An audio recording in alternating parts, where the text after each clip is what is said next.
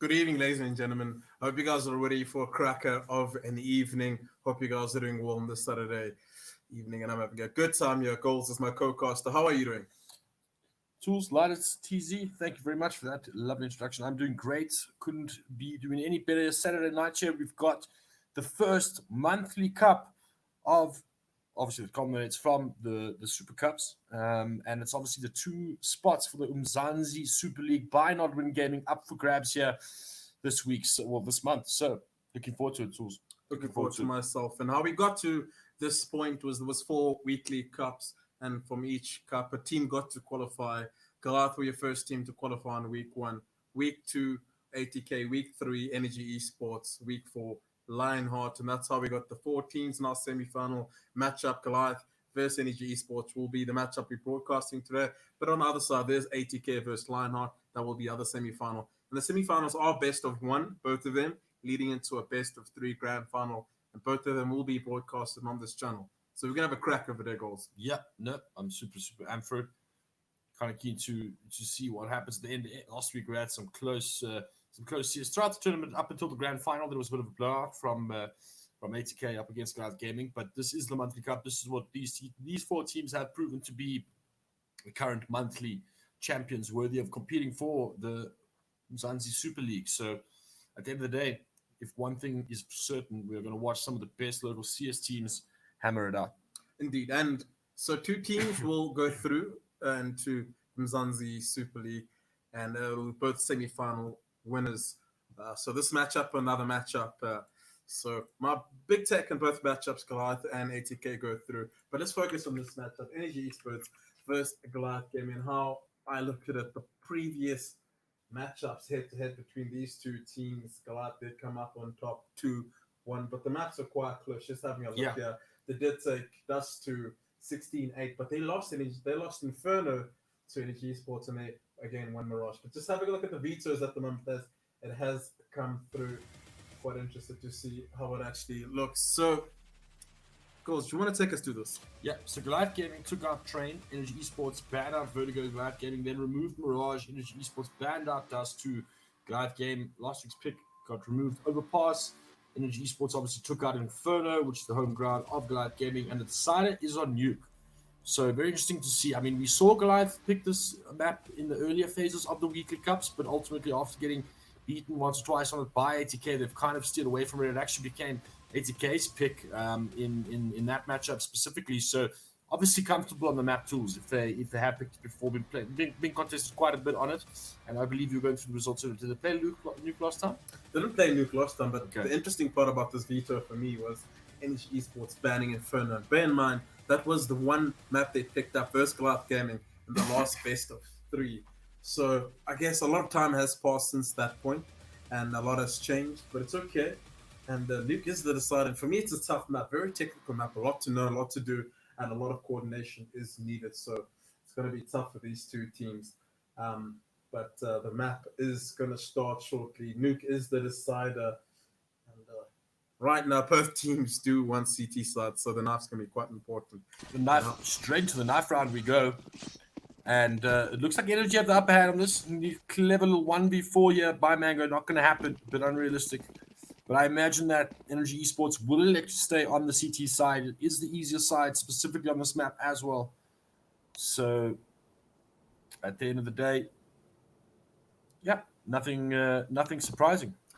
Yeah, Energy Esports surely will be opting to take the CT side. It is one of those sides that do favor it.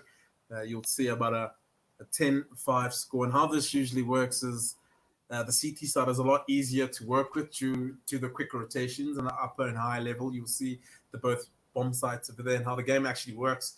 To those who are new to us, you get 2 sides, the attackers and the defenders, with the terrorists and the counter-terrorists, the blue and the yellow, as you would see.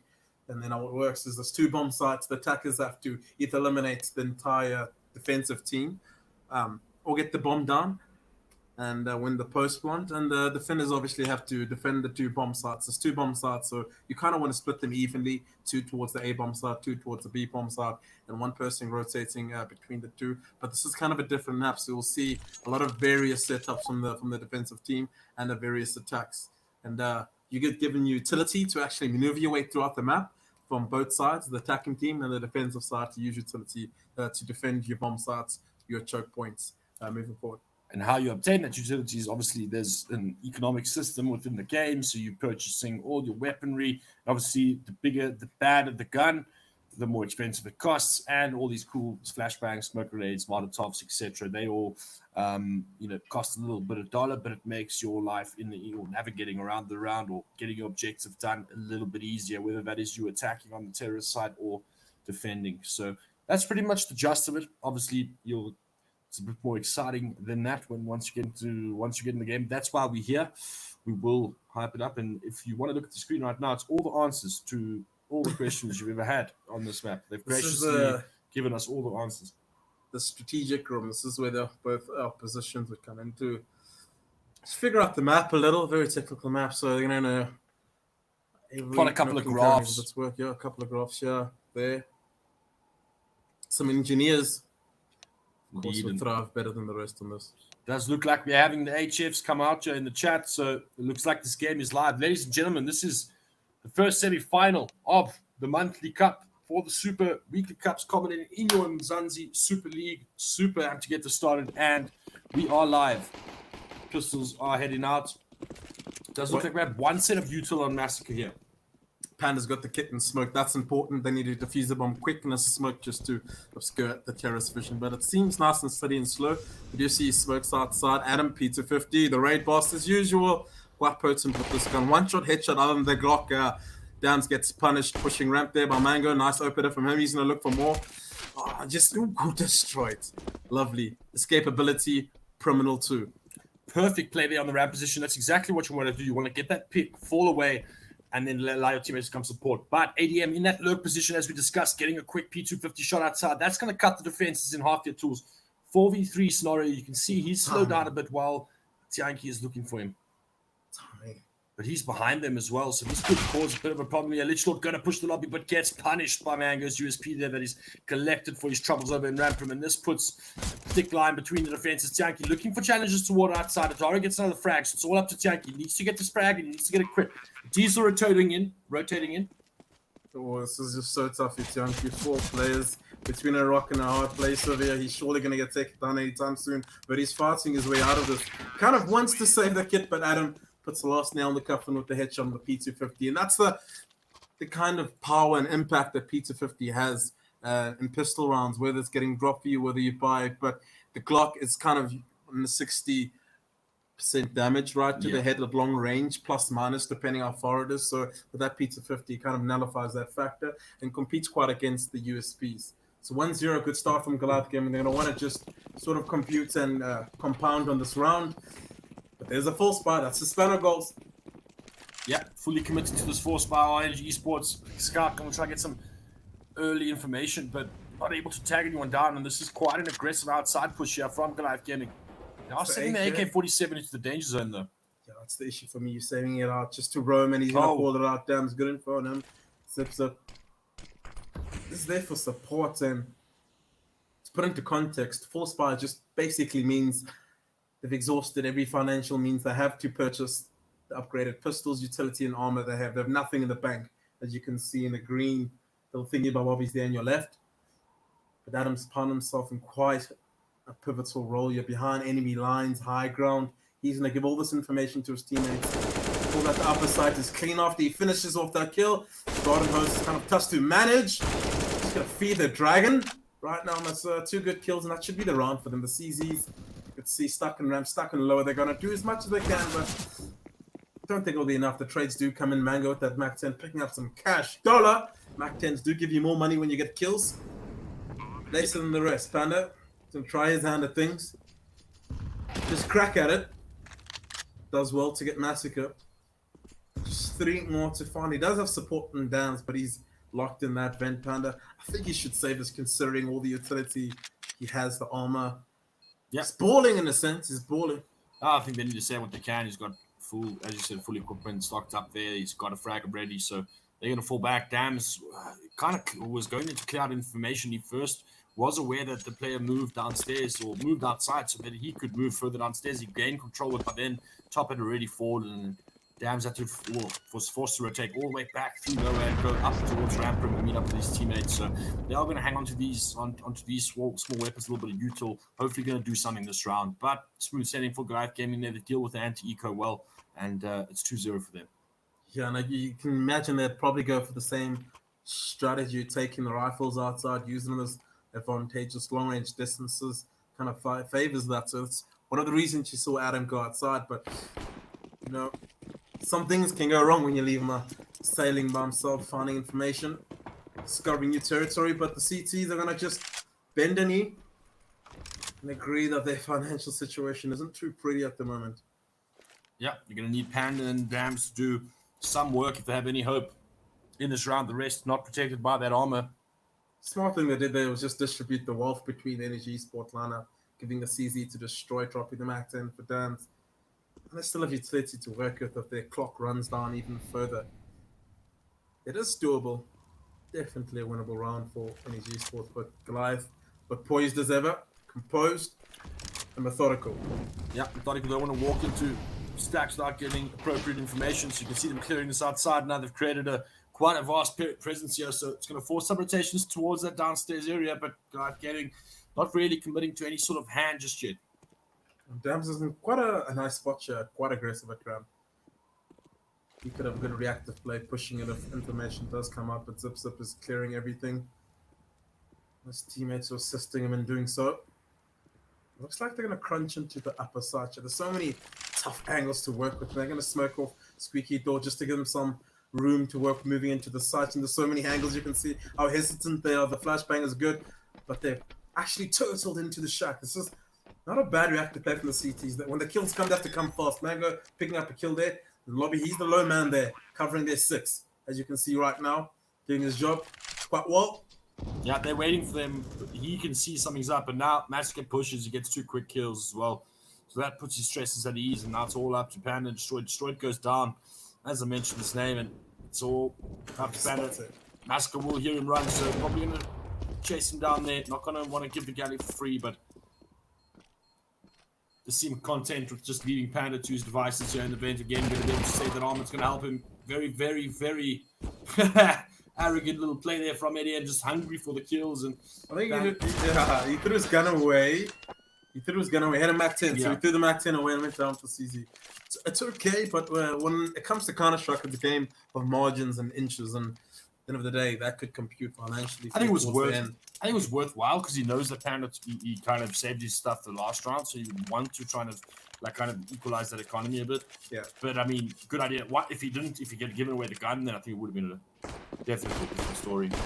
But with that said, full buy on both teams, both with one weakened rifle. Galley, of course, on the side of the T's, and Chunky wielding that FAMAS, the one that betrays you so much tools. Stock standard protocol coming out of both teams right now, making sure aggression isn't there in the upper side, but meanwhile, look at them all hurrying towards the lower bomb side. Good line of smokes to gain protection. Chunky is the bomb side defender. What can he do? Good smoke. Just to delay a bit, 18 seconds, that smoke will last. Well, that could be a juicy nade. He looks for the volley. How deep Mango's playing there by lobby area. He is understanding of his role is he cannot die as the solo player. He has to take second contact and move him quite late into the round. Just has to get information and wait. But Chunky, good jump spot over here. But is it enough? Good counter Molotov there. Just chipping the clock down even further. Good flashbang, but there's no molly here. Is there a diamond formation set up? You usually see crossfires here, but they've left the FAMAS all on his own. Yeah, Tank's going to have a hard duel to win here when the trading comes through, and ADM clears it up, and now this bomb site is under siege. Mango's still waiting for any sort of rotations, waiting for adjustments, and needs to perhaps reposition, getting involved a bit more this round, but it's up there. Massacre takes one in the vent. That's tough when you're controlling one of the important rotational points there, Dams. Getting mollied back into Mango's arms. Very soon, that's a headshot into Dams and he's the second player. Does he win this kill? It's quite important. They need to save these guns, the CT team. So Mango is aware of it, takes the fight, wins it out. It's a good engagement. Starting the younger nice and early. Lichlord, he's doing his best right now. He's going to go for it, looking how determined he is in his stride. He's got utility work with. That's a Kobe if he throws that. Mango's super low. Yeah, but there is the triangle set up here. waiting for contact, and Litchlord just unable to get any fight left for him, and he's going to have to run for the hills, save this gun, preserve the economy on the CT side, and looks to be 4-0 now for Goliath Gaming at the start of their T campaign.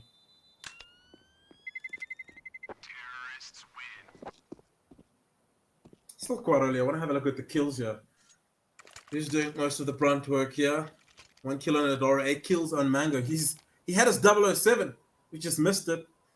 And the zip 0. Gets assist there. 5-3 on Adam, and Massacre Junkie sitting on 4, destroyed in 4. Actually, it's opposite 1, staying on 1 actually. Adam. Panda on 2, Litchlord on 2, 0 on Dam. So the kills haven't come through quite yet. Not in a hurry, not in a flush. Now forced to eco now. They've of course got the one gun that Litchlord managed to save. They have elected to position that in the turret or some sort on the top bomb side. I like Mango's angle over here. They do commit to his kill, they're going to do more. Litchlord, he's the gunman. He has Mango losing his life there to Panda. At least the trades are going quite evenly at the moment. 3-4-3. Zip got lovely 2k then Lobby backed up just in time, but the 8k has been retrieved. Destroyed. Doesn't have armor though, Susan. Maybe you want to give it to Dams. I want to give it to Dams. He's got the armor. But look what's happening right now. Downstairs control has been established by Goliath Gaming. We're going to do the due diligence, clear everything out with utility, and stick together for trades if need be. There's still utility to block out left and right hand side of that ramp area. So that's exactly what they're going to do. But look at Destroyed's angle. He needs to be good for 1 year. Yeah, and they're going to fall out this window to this corner. Doesn't look like they do it properly. They pretty much sort themselves out. And finally, assistance comes from Massacre to deal with that threat, but that definitely favors. The CTs have managed to even get into position now. Bomb still needs to get retrieved. EM loses the duel, and now it's all up to Massacre. 2v1, both players are low. He is pretty aware of where both players are as well. Finds the skill, he should be able to just move straight to that top bomb side, and that's the decision he's going to make. And we should see an equal rotation coming out from Litchlord. He's deciding which rotation he wants to make still. Seeing if Massacre will second guess, he's going to straight for the plant, and it comes down to the reposition here. How strong is this post bomb? Still giving his position away. Litchlord still hasn't come up the bench yet. Sankyu has come out, and planted behind the silo, so that could be a tough one considering Litchlord does have a smoke still to work with, but the opening of this door is perfect. Nobody has manners. They left the door open. Yeah, Litchlord gonna have to assume that he is in the hut, but he's not. He does the all walk around switcheroo, if you will. But again, Tools, I must say that if that door was not open, he was in a spot of bother there, but they probably needed it earlier at the beginning of the round, so probably a sure thing. But that said, I mean, it was plausible on the other side, but not much you could do if you're in the spot Massacre. And he, of course, heard the sound cues. That's all she wrote, man. 5-0 now for Goliath Gaming. Energy Esports had pretty much nothing to work with the previous round, so they had good with what they had, chipping down Goliath's economy. Now, it's their proper gun round. Panda has all. Everyone has what they need to win this round.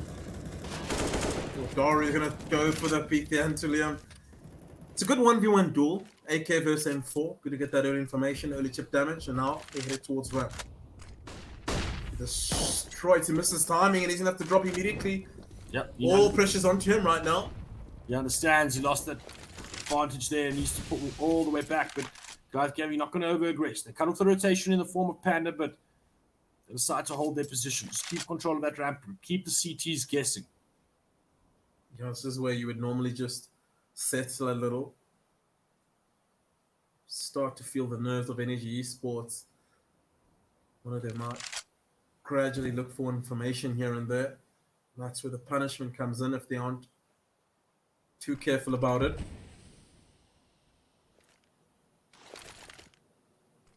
Perhaps just a lower fake coming out of Adam here. He's not really going to commit. He's just trying to find out where they're actually positioned right now. And got a good lower setup, I'd say. So 30 seconds, 35 seconds on the clock still to work with him.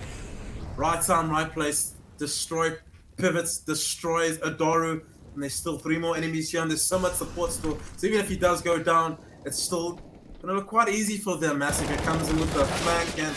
Oh! ADM! Spray by Destroyed, and The rotation once again been handled by Massacre. That's his job, and he's doing it well. Gets out just at the right time, and once again, Lich Lord, all alone, no teammates to work with. Oh, where exactly where he is. Massacre spotted him as he was trying to run away there, and I feel like that frag on the site by Destroyed, he had done so well. He threw that molly down to force all the players to look on that left angle. He adjusted to the right, called it a pivot. It was a great pivot, and he ultimately just got unfortunate with that spray there, and subsequently rotations feel comfortable and desperate, and at the same time forced the players down ramp, and ultimately, well, Massacre's waiting. I felt there was a fail-safe there, in a sense, even if he did go down, but the Massacre's flank was a bit too strong there, and worked out quite well, but Destroyed, he's going to be feeling a bit hard about that.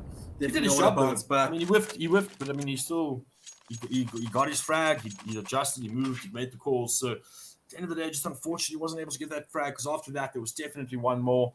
There was one more, he definitely would have wanted one more. Round-changing situation for sure, but unfortunately, not the case here. 6-0 goals. Running away, maybe? You know, it is the CT side map, so you're looking at sort of 10-9 rounds on the CT side.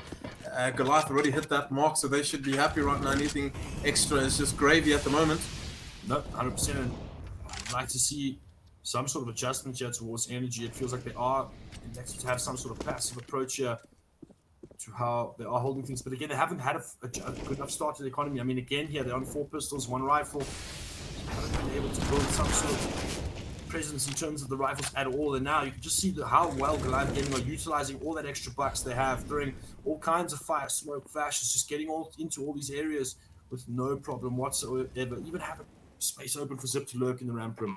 That's important. It's important how to deal with an eco like they just did right now. Everything was complementary, from the pathing and angles they were running to the utility usage they were using at different times, and now ultimately they collapsed into that upper side from Squeaky Door and out, and you kind of look at that sort of structure and coordination comparison to Energy Esports at the moment, and it is the T side, so things aren't looking too good. They need a quick turnaround now. They need to get this gun round. They need to get this gun round, for sure. They got all the utility right now. They're just missing an AWP. This is the first round they've been able to do this, tools. Yeah. A complete buy. It's the first round after the original gun round. So, I mean, this is the one they need to win. This is the one they need to put all the effort in. Maybe get some aggression, adjust it over, because Goliath Gaming look comfortable with this default. And you can see they are keeping things the way they are, the way they like them to be. Again, with this outside push, getting numbers down without real info at all available to Energy Esports. Yeah, 4 players have dropped down. Mango is going to be the guy holding their tail. Good time here, smoked by Panda. Decent grenade on the noggin of Adoru. That's going to slow them down and just quieten things a little bit, give the players time to think and assess the situation. Does have a molly to back the smoke up though. Good jump spot there. Lower just waiting for it to come, but they molly out first. He does throw one in return and forces them back. They do take the fight though, able to get out quickly, not too much damage done.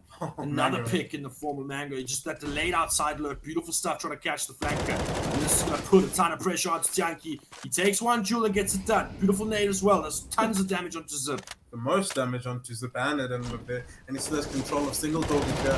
Opens it up. He needs to win this frag, and he does so. The bomb spawn to the opposite end. Back to a 3v3. Tion is doing the Lord's work. Can he carry on? Rich Lord, it's your turn now. Does well on Zip. Back to it. It's not 2v3 at the moment. And the kills are just going all the way of Energy Esports front. Now it's down to 1v3 and Adam.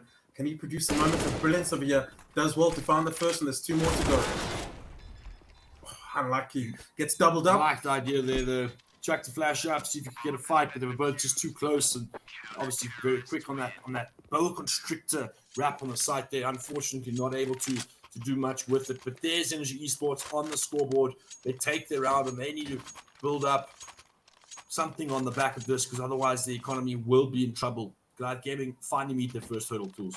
That round was off the back of Tian getting that double kill over there, doing all that damage, softening up the rest of the players for the eventual 2v1 clutch or the eventual 2v3. So big ups to them. If they can just switch it up to someone else, somebody needs to come back to the party.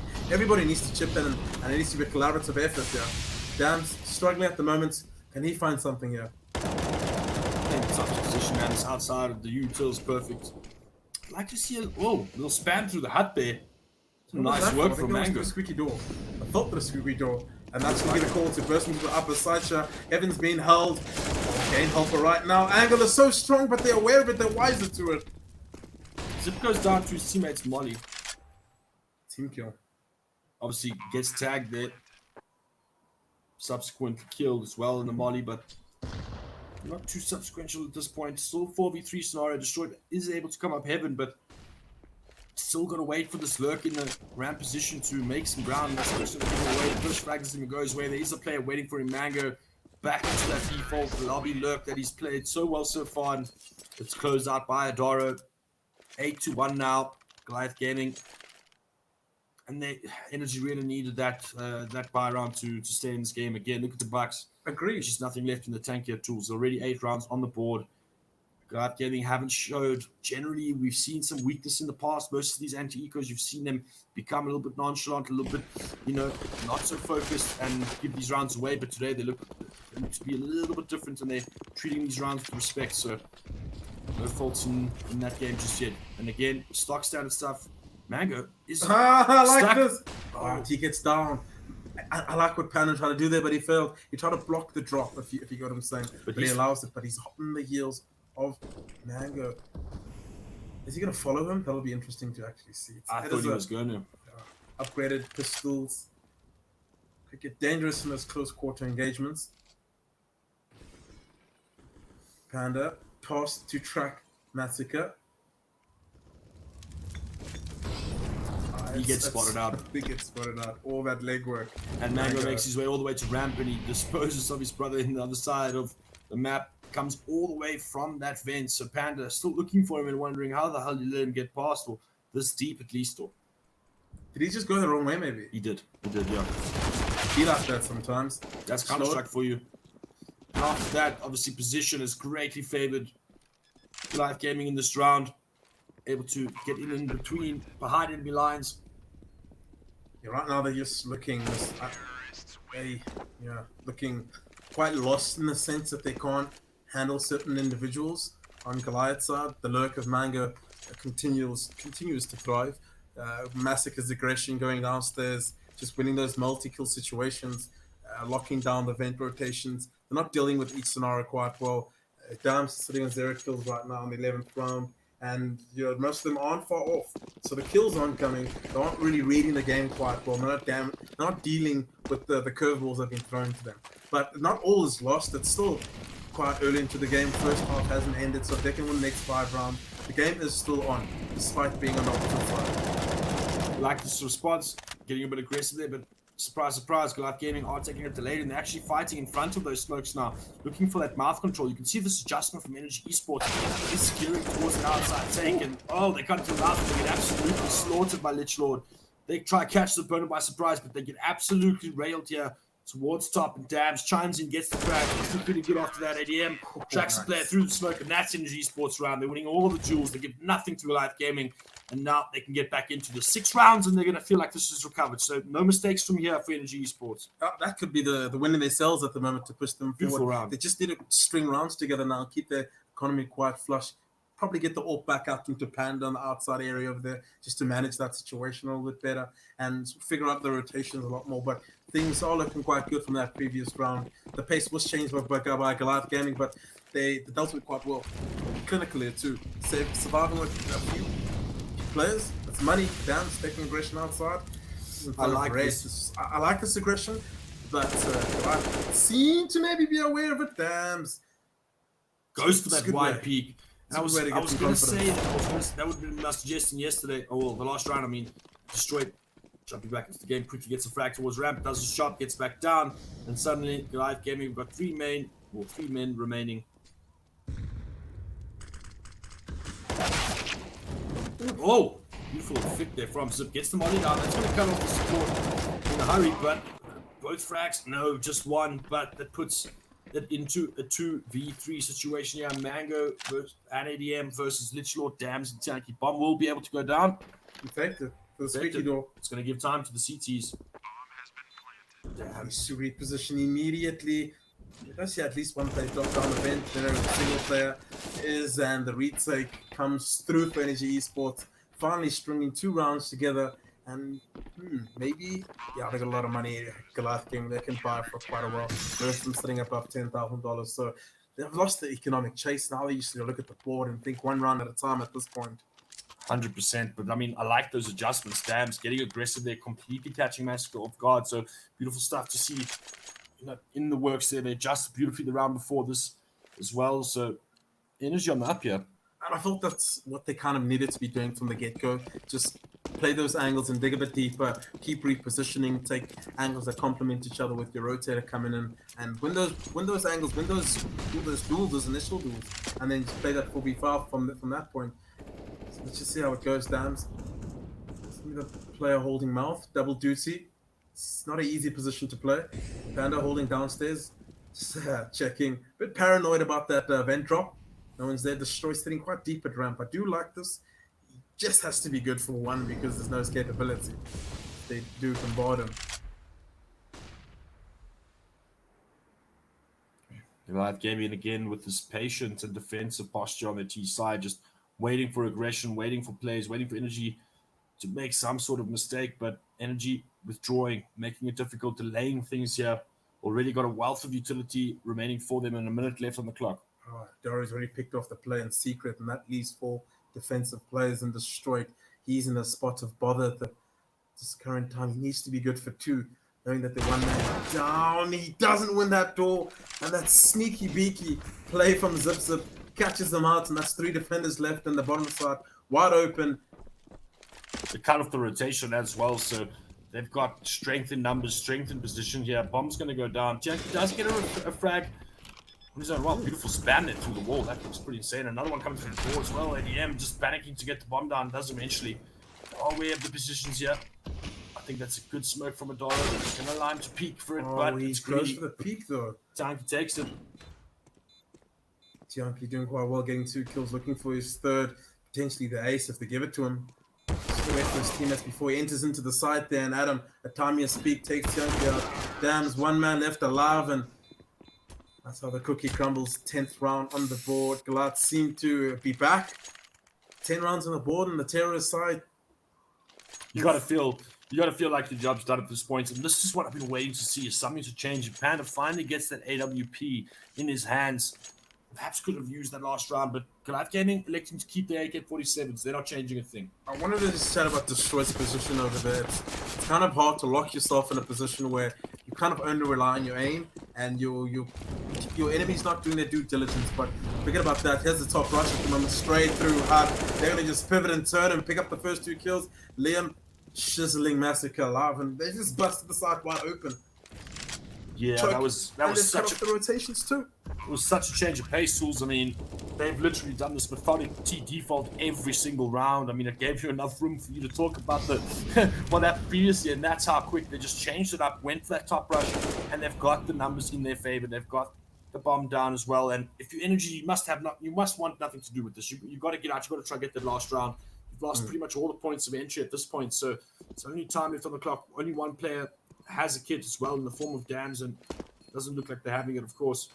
It's true, and they did protocol, right? Energy Esports, you molly door, you molly HUD, but when you have sort of next layers from Goliath Gaming, putting down that smoke to extinguish the Molotov, letting entry fraggers go through, flashes popping at high ground, and if you're not aware of the pace that potentially could come out, or aren't aware of that specific strat, you're going to get caught with your pants down, just like Energy Esports there. But let me just dial it back a little to Destroy Sound. That position was sitting in so deep there. When you're sitting with utility and you're a man down, that's at the point where you need to push forward. And when you're sitting with the molly and a flash, you can't lock yourself in a position like that. But you know if they do come for you, you only go to 1 maximum if they don't trade you out, and you're relying on enemies' mistakes. And Goliath aren't really making many mistakes at this point. Yeah, indeed, pretty much. Hold the line into your pockets before you choose that defining duel. But Goliath Gaming up to base again. This is Doro gonna be trying to kill all the angles, but unable to do so. Quick rotations from Dams, gets taken up. ADM, quick spot on the side, gets 2 now for his troubles, and that's the top side again. Just reach another change of pace, but this time they adjust back to their usual default and pull out a mouth, switcheroo, and now it's all up to Destroy. Angle for days. Not enough. Panda now in the middle of the site. He's quite a good position here. Definitely do something. Gets a quick scope now. Are aware of him. Oh, White Peak from Massacre comes in, clears it up 12-3, and Goliath Gaming, one hell of a T-side campaign here. It's commanding half goals. Very commanding indeed, Tools. What do you do if you're Energy Esports? You win the pistol. You win the pistol for sure. You win the pistol and you win much more than that. You've got to convert the next round. The first after pistol, that. the first gun, the first anti, all of the first you need to get. First frag, first flash, first name. All of it. It's going to be tough, but you have to It's just been done. dig deep and you just dial into their senses. They need to just tighten up. They're all on the terrorist side, I must say, and it's a tougher side, but they could catch Goliath stumbling here and there. Did see them struggle with ATK on their CT side, so let's see if they can replicate this. Putting pressure at ramp, the esports and holding hut. There's a beautiful just display of presence there. So, Formation. but Massacre has got this flank, and he must be hearing these footsteps. The top breach is coming in. Tanky is going to make his way out of Shack. Mango, just one kill, but quick traded by Adaro. Eventually gets overwhelmed, but Adaro with more finally gets taken down. But it's put them in such a good position here. 3v2 on the retake, and the bomb still needs to go down. Does look like they're going to get the hell out of top slope, but there is a player door. He spotted this. They dropped. I'm pretty sure he spotted them. You can see the rotations are coming in from Goliath Gaming as well. All three players just moving to posture themselves for this plant downstairs. I'm not too sure if they're aware that Goliath Gaming are onto this so quickly, at least. Listen, needs to find a kill here for them to have a chance, and a trade does come from Dance, but he doesn't get the double trade. And Zip knows and understands the situation. He can't go down. Have a smoke to still work with, and he's by a single door. The mountain gets steeper and steeper from, but the mouse one almost pays off. Massacre Spams him through the smoke there. He just needed one more bullet, and Zip would have been down, and it definitely would have been in a precarious position. He had more than enough space to work with. But that quick and swift rotation there from Goliath Gaming saves the day. And they put yet that pistol round on the board. Yet another round for them, 13-3 now. And now Energy Esports find themselves in a tough position. You have to save. I mean, you got no real choice. They're going to elect to buy a nade, do a little bit of an airstrike here, or something to that effect, I imagine. Probably an outside grenade, if I imagine. squeaky door maybe, but it's Squeaky so door, hard. hey? Squeaky door seems you can't go outside because that's a big gamble. $400 a grenade. That's a lot of money for a gamble Looks like like a that. squeaky door, yeah. Squeaky door nade. It is the lobby. Should be reaggressed, and they're dropping vent dive. ADM already pushing that squeaky door, picking up that money. Bomb's already down there, so it's already potentially planted. It is. Jams almost. He needed more bullets in that CZ. It betrays him. Good flank by Tianki. Mango picks up Panda, and Dora clears it up there, and that was just Goliath Gaming reading the situation. As soon as they're aware that those players pushed through the molly, and also all those grenades came, they obviously knew, or alarms were ringing, that the opponents are through or in that area. Quick, swift rotations again. Just able to pinch Energy Esports as they do get the bomb down though. Remember, that was full save just with nades, so job done on their part. Don't get me wrong. And I mean, look at the greedy buyer for Goliath Gaming. yeah, it's a greedy buy, and you can afford it. Looking at the rounds, you have a lot of rounds to cushion off, even if you do lose this. And that the gun picks up a lot of money with his MP7s, full AKs onto Energy Esports and utility. Massacre is going to play into the smoke, and Panda smells it. Dam's already picking up the first kill there to ADM, and a second from Panda. Good headshot into Massacre. Zips up. All alone at ramp, his rotation is going to be quite far due to those deaths, and the counter molly comes in from the opponent. Zips up. What choice does he make here? Does he pop flash, go for an aggressive play? He needs to stay close. Doris does ease the bleed a little bit, picking up a kill there in the hut, but again, all pressure's on Zipser. Unless Doru, he picks up the AWP. I like it. I do. One shot kill. But he needs to expect those players to know that he's picked up the gun. He was too slow to move up from the sound queue, because that does get off the sound queue. Long range MP, 7 kill from Mango. The showing machine gun dams puts a stop to that. And down into Zip. I did say he could have quite an impact and importance into this round. Down to the first kill though.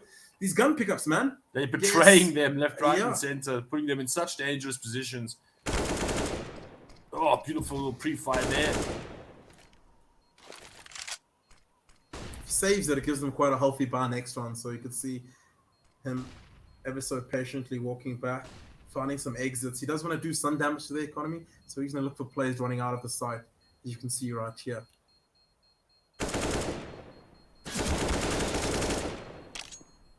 Does manage to clear one up for his troubles. Needs to escape. Save that gun. Good good round for Energy Esports. They capitalizes on the fact that Energy Esports didn't have those strong or impactful rifles like the MP4, the MP9. I mean, they had to keep distance close, and ultimately they capitalized that, played around the smokes a little bit, and Energy Esports too smart for that, picked them off.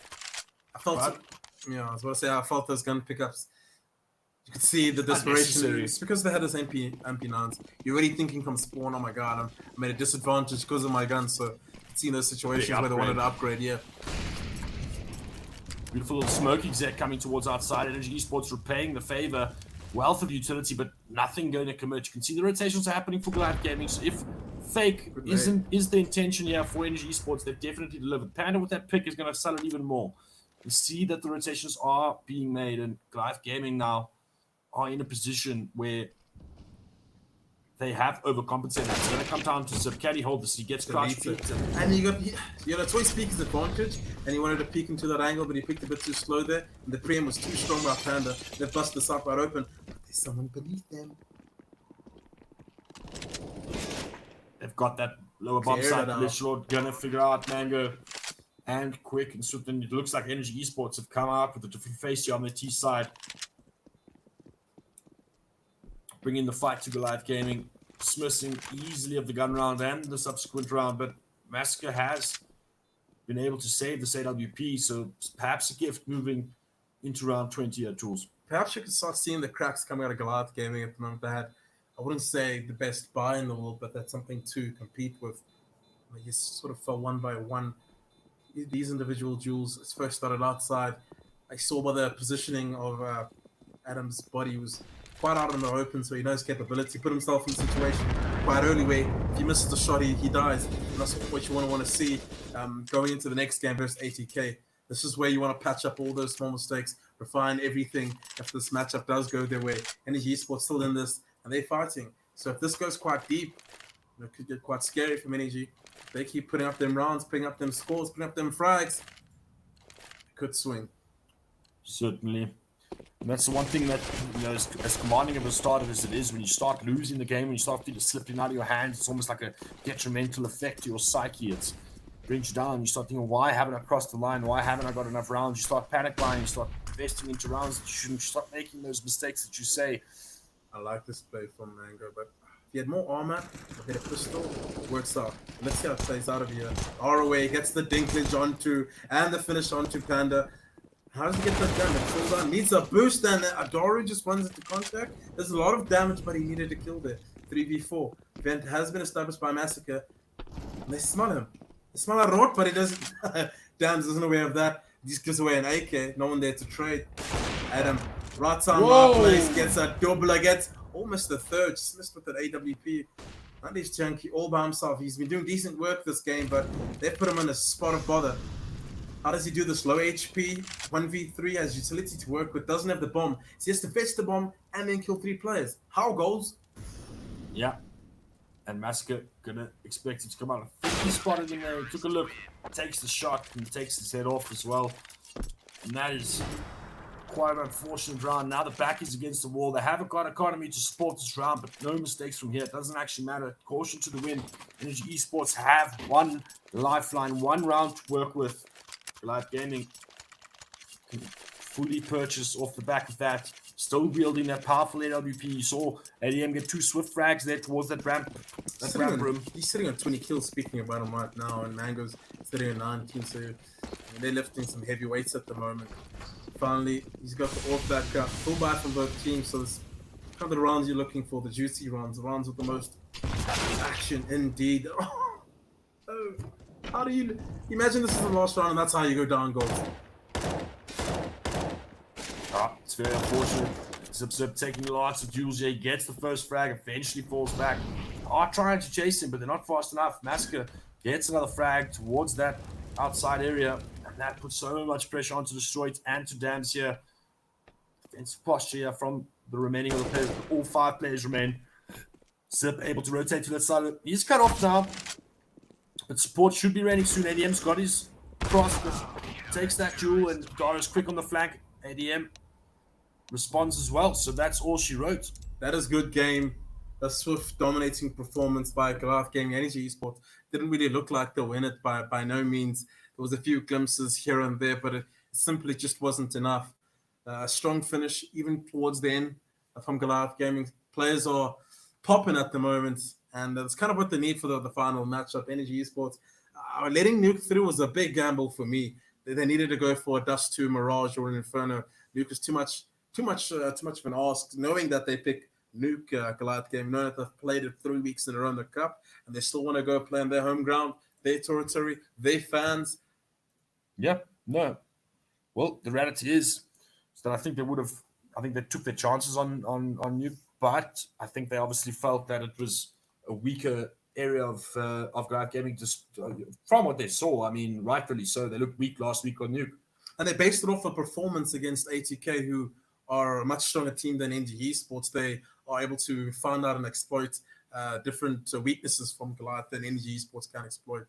Mostly because they have the players to do so, and they have the technical know-how. So we're going to have to just maybe find out later if Nuke is the map played in the final. I'll be very surprised to see it. But it will be a best of 3. So NG Esports, valiant and commiserations to them. They'll be buying out.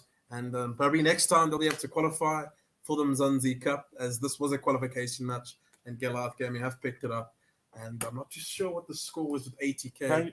Apparently they are still busy, but the grand finals will be after this, guys. So don't go anywhere. We will be back with you shortly. We'll find out those scores for you, and we'll be setting you up to watch the grand final of the monthly cup.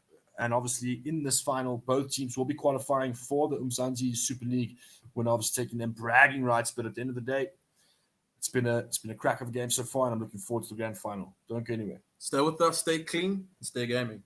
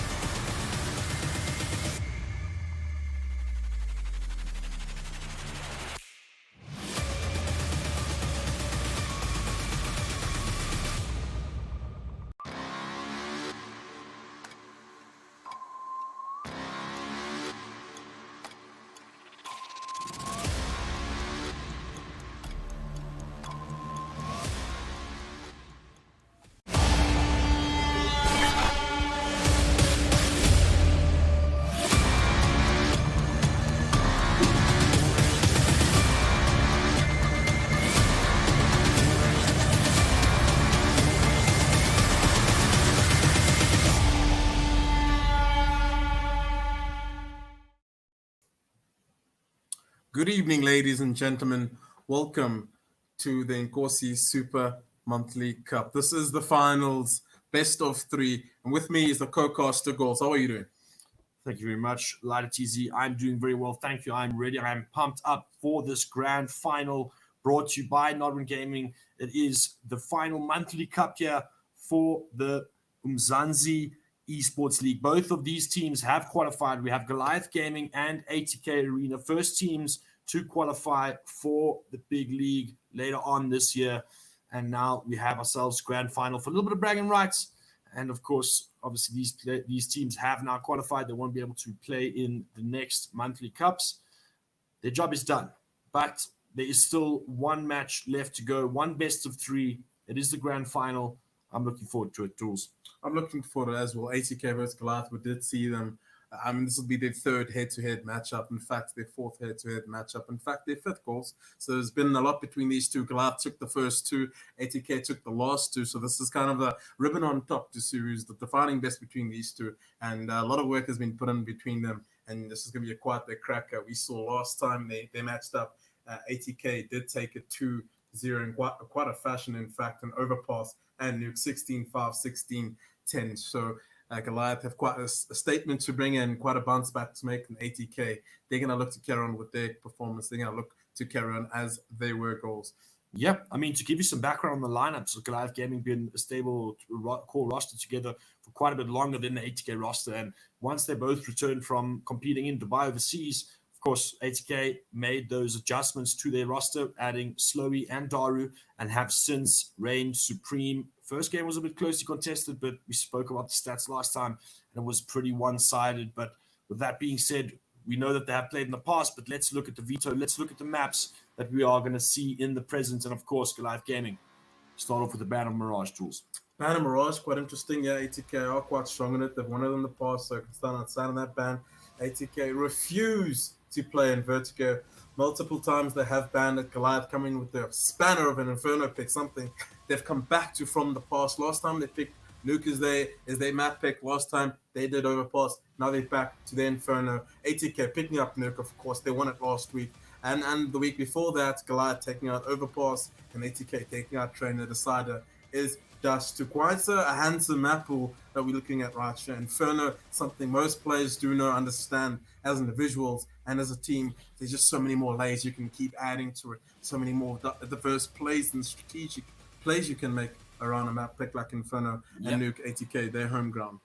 Yeah, and what we saw was recently is Goliath Gaming with having some defeats on the map of Inferno, which is considered their home ground, so to speak. They've actually finally stuck with their guns here. It's looking like in the finals of this monthly cup, they're actually choosing to pick it, despite the previous iterations of how this went. We can't fit it on it, we're going to play on it. And the same goes for ATK. They've since had a lot of success on Nuke, and they're going to stick with their firepower. The last decider, if we get to it, Tools, is Dust 2, and that's going to be an absolute slugger of a match. So I cannot wait for this best of three. Beautiful map pool, strong teams, grand final. I'm ready to go. I'm definitely ready. And I just want to have a look at both lineups at the moment. On the side of ATK, we got Slowy, the new hybrid AWPer in a sense. He's the impact AWPer everybody looks for. We got Fady, the star player, Dora, the new Blaze, the new gun coming in, the kid coming in, and Mistim and Blaze. On the side of Goliath Gaming, we have Massacre, we have Doru, Eddie M, the Ingame leader / AWPer, Mango, the young on their side, and the support pillar in the form of Zip. Massacre, you would look at the impact player on that side, and your X Factor player would be a Doru in that sense. And those are the two rosters that have been racing most of the finals throughout this season, throughout all the weekly cups. And just to paint a picture around how Counter-Strike Global Offense works, this is Counter-Strike Global Offense. You get your two sides, your counter-terrorists and your terrorists. You would call your attackers and your defenders. Your blue would be your defenders and your yellow would be your attackers. There's two bomb sites. The objective for the attackers are to plant the bomb on each bomb site, either eliminate the defensive team, and then vice versa, the defensive team needs to defend two bomb sites. And as you can see, there's only 5 players. So you would normally see 2 players going to each site and a player in the middle bouncing towards the two based off information. There's bits and pieces of utility you can work with. And Ash will explain the financial sector. Yeah, the financial sector. Yeah, I got to put that bloody accounting degree to use. But no, so the reality is there's a whole built-in economic system. So as you get further into the game, you plant more bombs, you win more rounds, you get cash inflow. This will allow you to buy weapons, to buy cool things, flashbangs, smokes, grenades, those sorts of things to kind of help your entry or your defense of whichever part of the map you're playing a little bit easier, blocking off the enemy and so to speak. So the more rounds consecutively that you win together, the more economy so you build. There's obviously little intricacies on how much you get per kill or round win, etc. But at the end of the day, that is the gist of it. So that is Counter-Strike, and now you're about to jump into a grand final here between two of arguably right now as for 2020, two of the strongest teams in South Africa, and it looks like we finally have countdown timer and we are about to go live, tools. Ladies and gentlemen, this grand finals time here. It is the UMZANSI Esports League grand final qualification for that, brought to you by Nodwin. Shout out to them. But into the pistol round we go. We see quite a bit of util here, board on Blaze. Yep. Kitman is zip with a smoke, and Adam's gonna fish down middle. How far does he get? How far does he quickly extend? Missed him. We're gonna take him out, and that's how patient he is. The rest of them are just gonna settle. They've done the first part of it. Very static and slow and banana. They've got a tower going there, in fact, and Dora, he's being left there alone. Dora is a sole defender, so he has a lot to work with. Yeah, he needs to get out of dodge. He continues. He gets the headshot into Doru. Does he escape? Yes, he does. Brilliantly done by him. The rotation is coming in form of massacre. Do they engage into the side? Do they commit? ATK, what is the decision?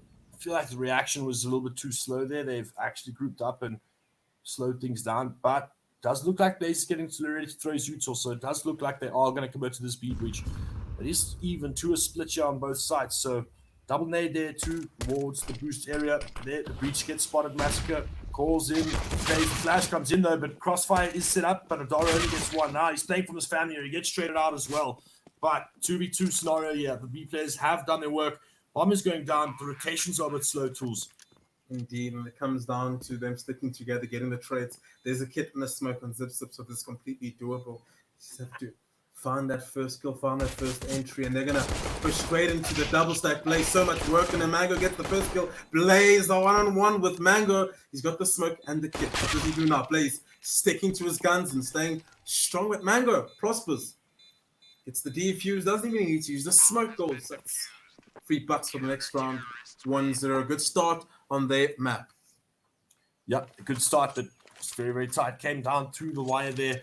But both CTs making the right call, pushing together and isolating those duels. I think this is actually the first pistol round that Goliath Gaming have won in probably the 3 matchups that they played in the past. Agreed. And then ATK, I'm going to bounce right back with the force by AK and Fady, Mac 10s.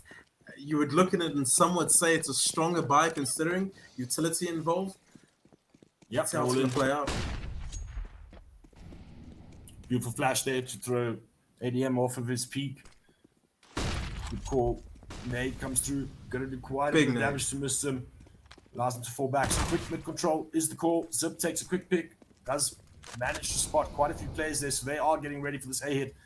Fady, last time we saw him play this area, Zip gonna get picked off there towards the bomb side. Oh, Mango, they're aware of his position. He's gonna drop that defensive smoke down, but it isolates this play in the side. Adam had to go big here. He does it slow, gets a double, and they still play alive in pit. Mango gets off slowy. Torres left alone. A beautiful defense. It holds and it prospers. There's work to do. Dark upgrades at least, but Mango standing huge in the pit. We saw him play that position, and Fady gets a quick entry into the site. That forces the rest of the team to move in and try and push both plays. ADM beautifully has a 5-7 ready to load it, and they want to rush the site. They know that he has the scout. They want to try pressure him, but he gets 2 quick picks with that 5-7 and ultimately turns the side of the fight with Mango remaining in the pits. And yeah, they deal with the force spike quite well, and now ATK forced to obviously save in the scenario, invest nothing into this round, a couple of nades. Let's see what they can do here. Looks like a B hit. It does get spotted though. There comes the util. Little nade bouncing off the wall. It should be a load of damage. So much damage and eventually burns. Fady alive. ADM gonna push down middle. There's so many players here. The trades are in fact in favor of Goliath. Considering they have the guns, it makes more sense. Slowly last man alive. It's an eco. This is a round that should win just like this. Nice and clean. 4 players alive. Yeah, so what we saw there was obviously ADM getting up close and personal with the SMG. Obviously favors that gun. Got to keep the range close. But they had Mango at the back with the AK, holding the same angle and covering the fire. And ultimately, that's what allowed for those trades to go in the favor of Goliath Gaming. Of course, combined with the very aggressive util getting thrown from the B players in the form of Adara and Massacre. So textbook stuff coming out there, pushing from both sides. Obviously, putting a lot of pressure onto the team that never had much financially invested into the round. But that said, now they've purchased the full AK-47's tools. This is where it starts. And the full utility, something they really need. And Goliath Spy's looking weak. Yeah, exactly. And it's kind of the juicy round that we all need. And AWP up into ADM, nice and fast there.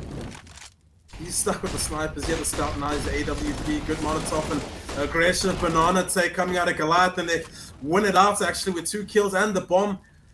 Oh, this is going to be perfect. He's going to smoke it off based on the timing. And ADM picking up a kill there in the middle just puts the needle further into ATK's side. Oh, what did they do here? Did the pop flash go through this? And they hear it. Easiest kill of Adora's life. The second one's the spanner. Waits for his teammate to support. Waits for all that.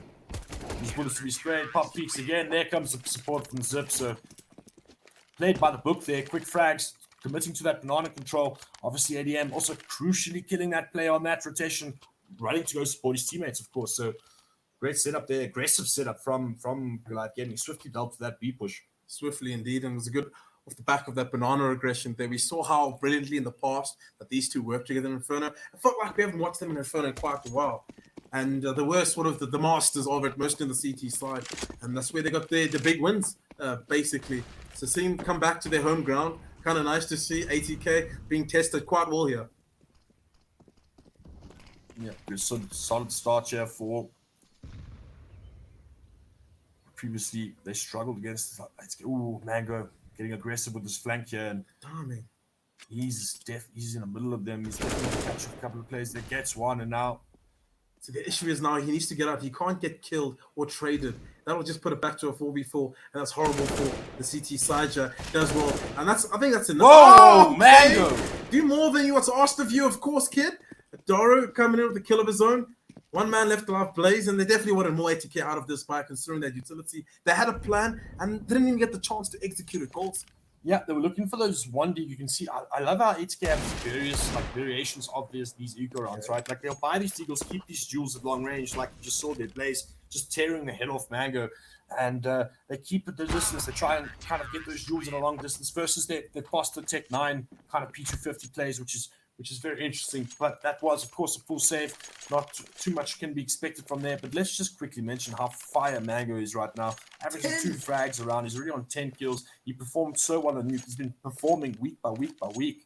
I think if maybe one game where he hasn't, been at the top of the frag or very close to it. So he's got more kills than ATK combined goals. I just did the quick math and it checks out. I used the calculator, of course. But they got their bar. They got a chance. 5 rounds on the board. Goliath, good start. ATK. They need to answer back. Yep, let's see how they respond. This, of course, is the buy round here. So it's the first one since these beginning rounds. So this is where you see the teams equally battle it out, and you can see a much slower pace has been adopted by both teams. A little bit of more isolated aggression. You see how dynamic the defense is being right now. They're changing their setup from round to round. The util usage. It's quite timeless in that sense, and Massacre is the player to look forward to here as they creep up ever so slowly in the middle, waiting for the opportunity to strike. Smokes are coming in to isolate a section of the map. The flash comes up. They preempt the play in high ground, but the spray control from Adar is huge. And Zips of Cabales, his teamies out there getting those important trades, and Fady. I'm just well aware of his antics. Takes him out with a headshot. That seemed like such an on-the-fly adjustment there. You could see Adara's waiting. He's waiting for that smoke to pop, and he decides to pull out his molly, and then he decides, screw it. Probably heard a call from his teammates, commits to play with them on the other side of the smoke. Beautiful adjustment, hands-on, in the moment, and well executed. It's sort of depending on the setup, they're looking at it, how our player was high ground, underground, below ducky. Daru had to commit there. It was just based on his timing and when he pushed the smoke. Right time, right place, and he did well to help the teamies out. Fails zip out, and could have gone down there, ADM. Slowy, whiffing a few shots there. Definitely would have wanted that to get them back into this. Good time here, smoking to middle, 18 seconds on that, zip. It's the player holding left of middle, ADM holding the right, and the player in bulk. Stock standard line defense coming out of Goliath. Yeah. Also playing very, very defensively. I don't want to give away any early advantages, give away any weapons, keeping these distances favorable on the angles. So, quick 2 picks go their favor. ADM is going to be looking for a third jab, but missed him. Going to be able to smoke off the rotation. The pop flash comes through. Is it enough? It is. Beautiful spray there from Zip, and a great flash from Mango. All players completely blind. Even gives him a little bit of time to work and pick each and every single one of them. 7-0 now for Goliath Gaming. It does look to be a technical pause here. Something obviously happened. Probably a little bit too much excitement. Spilled a glass of Coke. Who knows? Been there. Grand finals. It's serious, baby. Hope no one did that. I mean, of course, not wishing anything on the players, but TS crash. That seems to be the call. So just a little bit of a communication thing there. So all the guys obviously hop onto TeamSpeak or chat and speak about what's happening in the game, call the strats, etc. So just going to get that back up and allow for fluid communication during this time. But I think we're back. ATK need to string some rounds together. Game seems to be running away on the CT side. This is a game of 2 halves. We need to bear that in mind. And CT-sided maps, so you kind of want to stock up those rounds there, banking them up like ATK are doing, like Goliath are doing, bear in mind. Slowly, he catches the run boost across. It was incredible. I don't know if you anticipated it. It was a quick flick. He is known for his quick flicks, so I wouldn't put it past him. And Mango at least comes in with the kill of his own there on Fady, someone who dominated in the previous matchup we saw. So quickly even up the odds there for his side as he gets that aggressive frag. Little jump boost there. Fancy footwork coming from Goliath Gaming, but doesn't actually pay off for them. Adara gets a quick pick towards Banana as well. He's been holding this B bomb site all on his own here for pretty much most of the half, obviously with the call of his own support. But now holding with the AWP gets the first frag. If he's good for 1 year and plays the retake, he's done his job quite well and survives. And he's still got a Molotov or a grenade to stop the bomb plant or slow it down even further. Time is ticking. The 50-second mark is on the horizon. And he's a bit fidgety here, trying to anticipate a pop flash, anticipate utility. It does rain in. What does he do? The Molotov's pretty good. It forces him back or forces him to commit to that duel. And you don't really want to get yourself locked into there. Yeah, the call has been called out and the rotation is coming in, and he whiffs an all-important frag there and slowly catches Massacre unawares. Yeah, boosted up onto that little silo box with those barrels there. Manages to get the first frag while Adaro misses his shot, so that evens the odds now. 3v3 scenario. Of course, they've got that AWP in Slowy's hands. They're just waiting for these CTs to come in. And Goliath Gaming, of course, no rotation coming through this Banana side. So Slowy's going to have an absolute field day. Beautiful time Molly there as well. Flash comes through the smoke there, completely blind. Slowy gets the first frag. All the focus turns towards him. Mr. gets mollied out. So Mango gets the final player on the side. He's got just the Doro to work with. Gets the smoke down.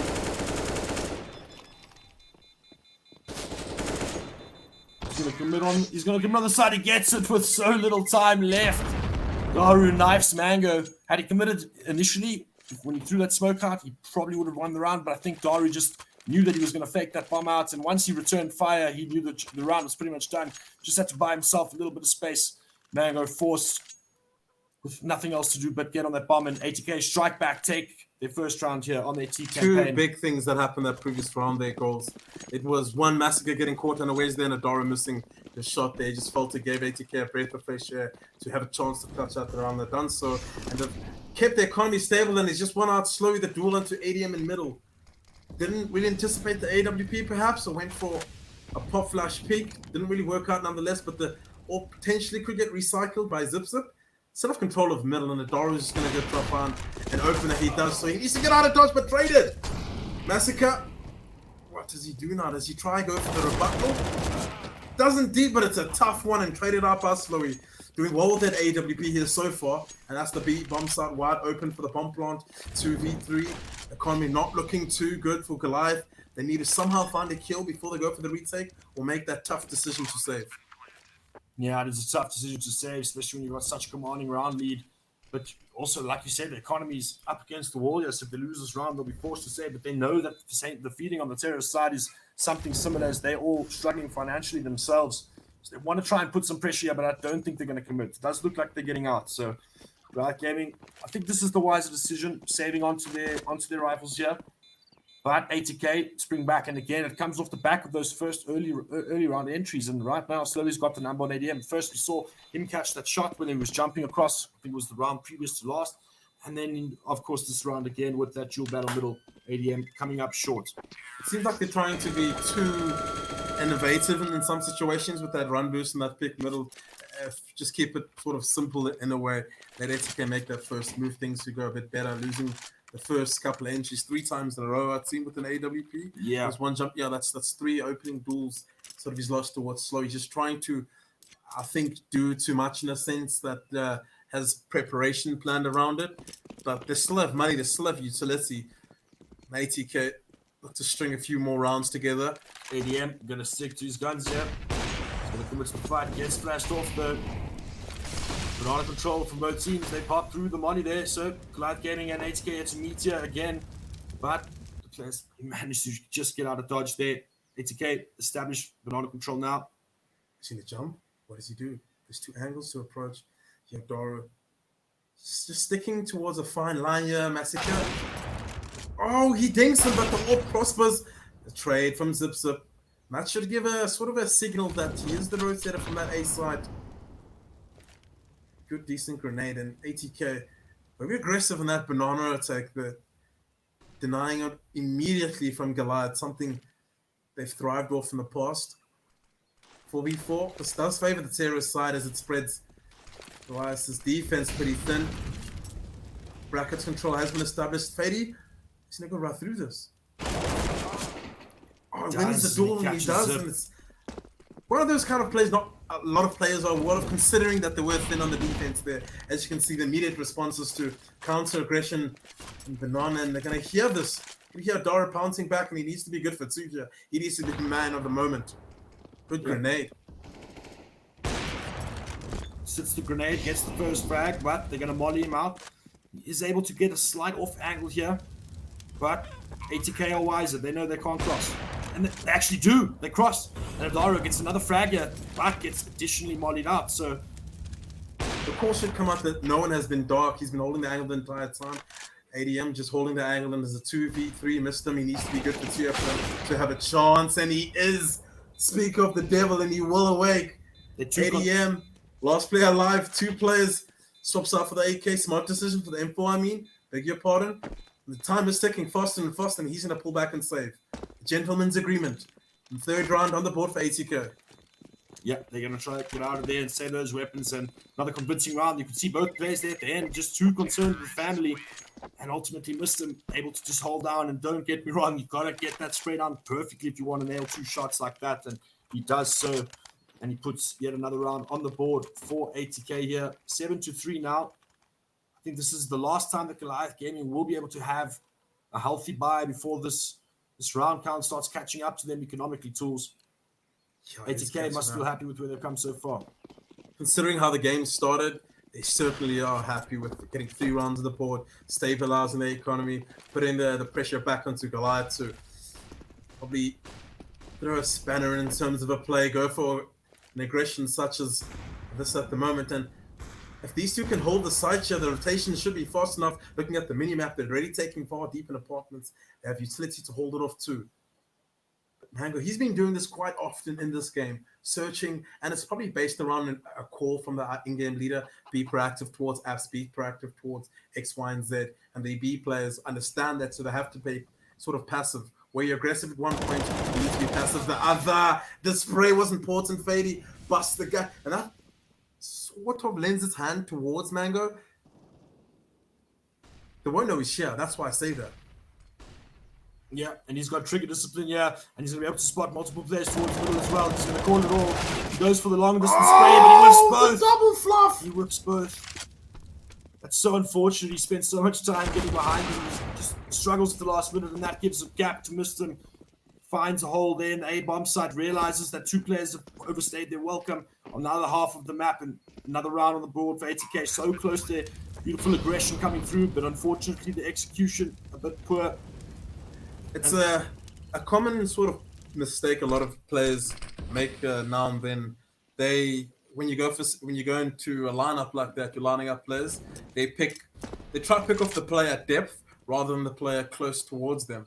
So over there, you obviously went for the player further up middle. Couldn't really finish off that kill and immediately transferred to the second. Whereas normally you see a lot of other players in the higher divisions that would pick off the player close, and even if they couldn't finish off that player at depth, they still survive due to moving that angle. They can still get out. Yeah. So that's one of the that's how much detail this game comes down to, boys.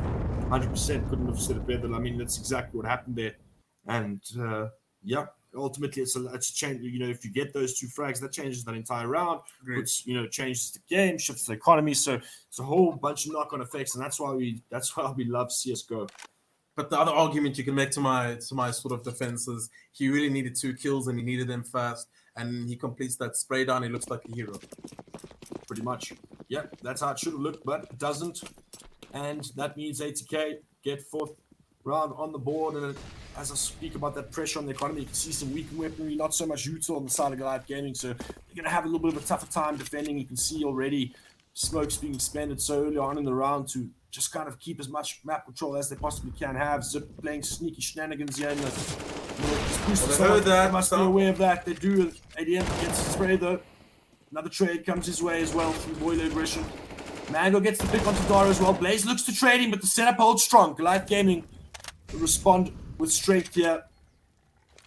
That's number 12. And that's kind of where you see Goliath's strengths coming in, that close quarter engagements.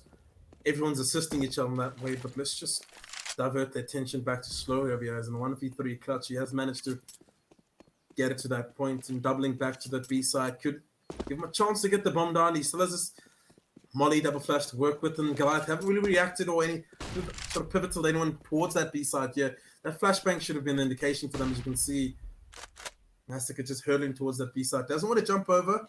Doesn't know what lies beyond that point. Molotov just obscure a bit of vision and try and find an advantageous fight. That flashbang. This is what Slowy needs to be doing, being proactive on the post plant, finding these engagements, presented with timing is not on the side. So that's what CS does to you. That was so unfortunate. As he decides to look away, Mango comes elephanting up Banana, no cares in the world, and takes the fight. Very favorable to him, and Goliath respond 8-4 now, and still nothing to worry just yet for the economy of ATK. They can still buy into this round. Strong as well. You can see that AWP coming up to Slowy. Why? Can't really find a reason why he wouldn't. He's obviously had lots of success here in the opening duels. I mean, look at the frags. 4 kills on Daru, 6 on Mistem, 6 on Fady, 3 on Blaze, 9 on Slowy's doing a lot of work. There's 16 on Mango and 15 on Daru, the big heavy hitters on that side. So kill distribution far more skewed on Goliath's side. Could be because of the angle and the direction they're going in. Huge battle in Banana. Blaze taking a lot of damage for his efforts, and the second mid peak doesn't work out for ADM. Daru has to be the guy to do it and gets deleted in the process by Blaze. Not sure or not certain that the players had been able to aggress so much there. Blaze gets killed. Mango able to respond here. Takes one fight, gets another as well, so that's a response for him. But all is said and done towards that B bomb site. I think both players on the CT side here are going to try and get in on behind them. They're still deciding. You're seeing looking at the minimap, are they still going for it? Are they not? They're all working together now up Banana. I think the big thing they need now is a smoke for this retake to actually work. Just to cut off one of the choke points, CT or coffins, because that's a bit hard to deal with going in for the retake here. Molotov. The support from Slowy prospers once more.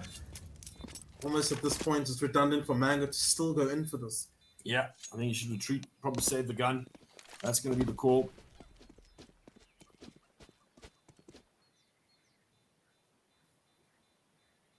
Desperate times calls for desperate measures. Goliath found themselves stumbling to find some rebuttal frags during the transactions of kills. ATK come out on top once again, and it feels like early in the game, if ATK, they just play patient and slow and let the game come to them, let the aggression comes, and they handle that with care. They handle that quite diligently, finding those kills into the aggressive peak from ADM and apartments, same likely peak and banana from Dory, just handing them the platter, and they're not going to miss. They're good players. They've been doing this for years, and Goliath, when they play more passive, more introverted, setup based, that's where they prosper. Yeah, at least just so they come right.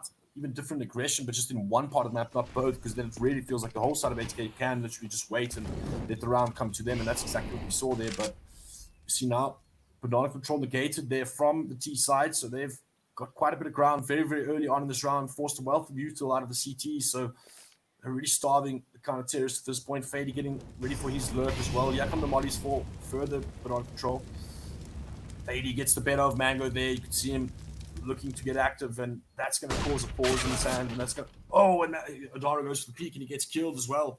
Over-aggressed. Flash not quite good enough. Zip does respond and trades out Fady, and that's going to force the hand here towards that B bomb site. Goliath Gaming are sure that middle is clean with that frag.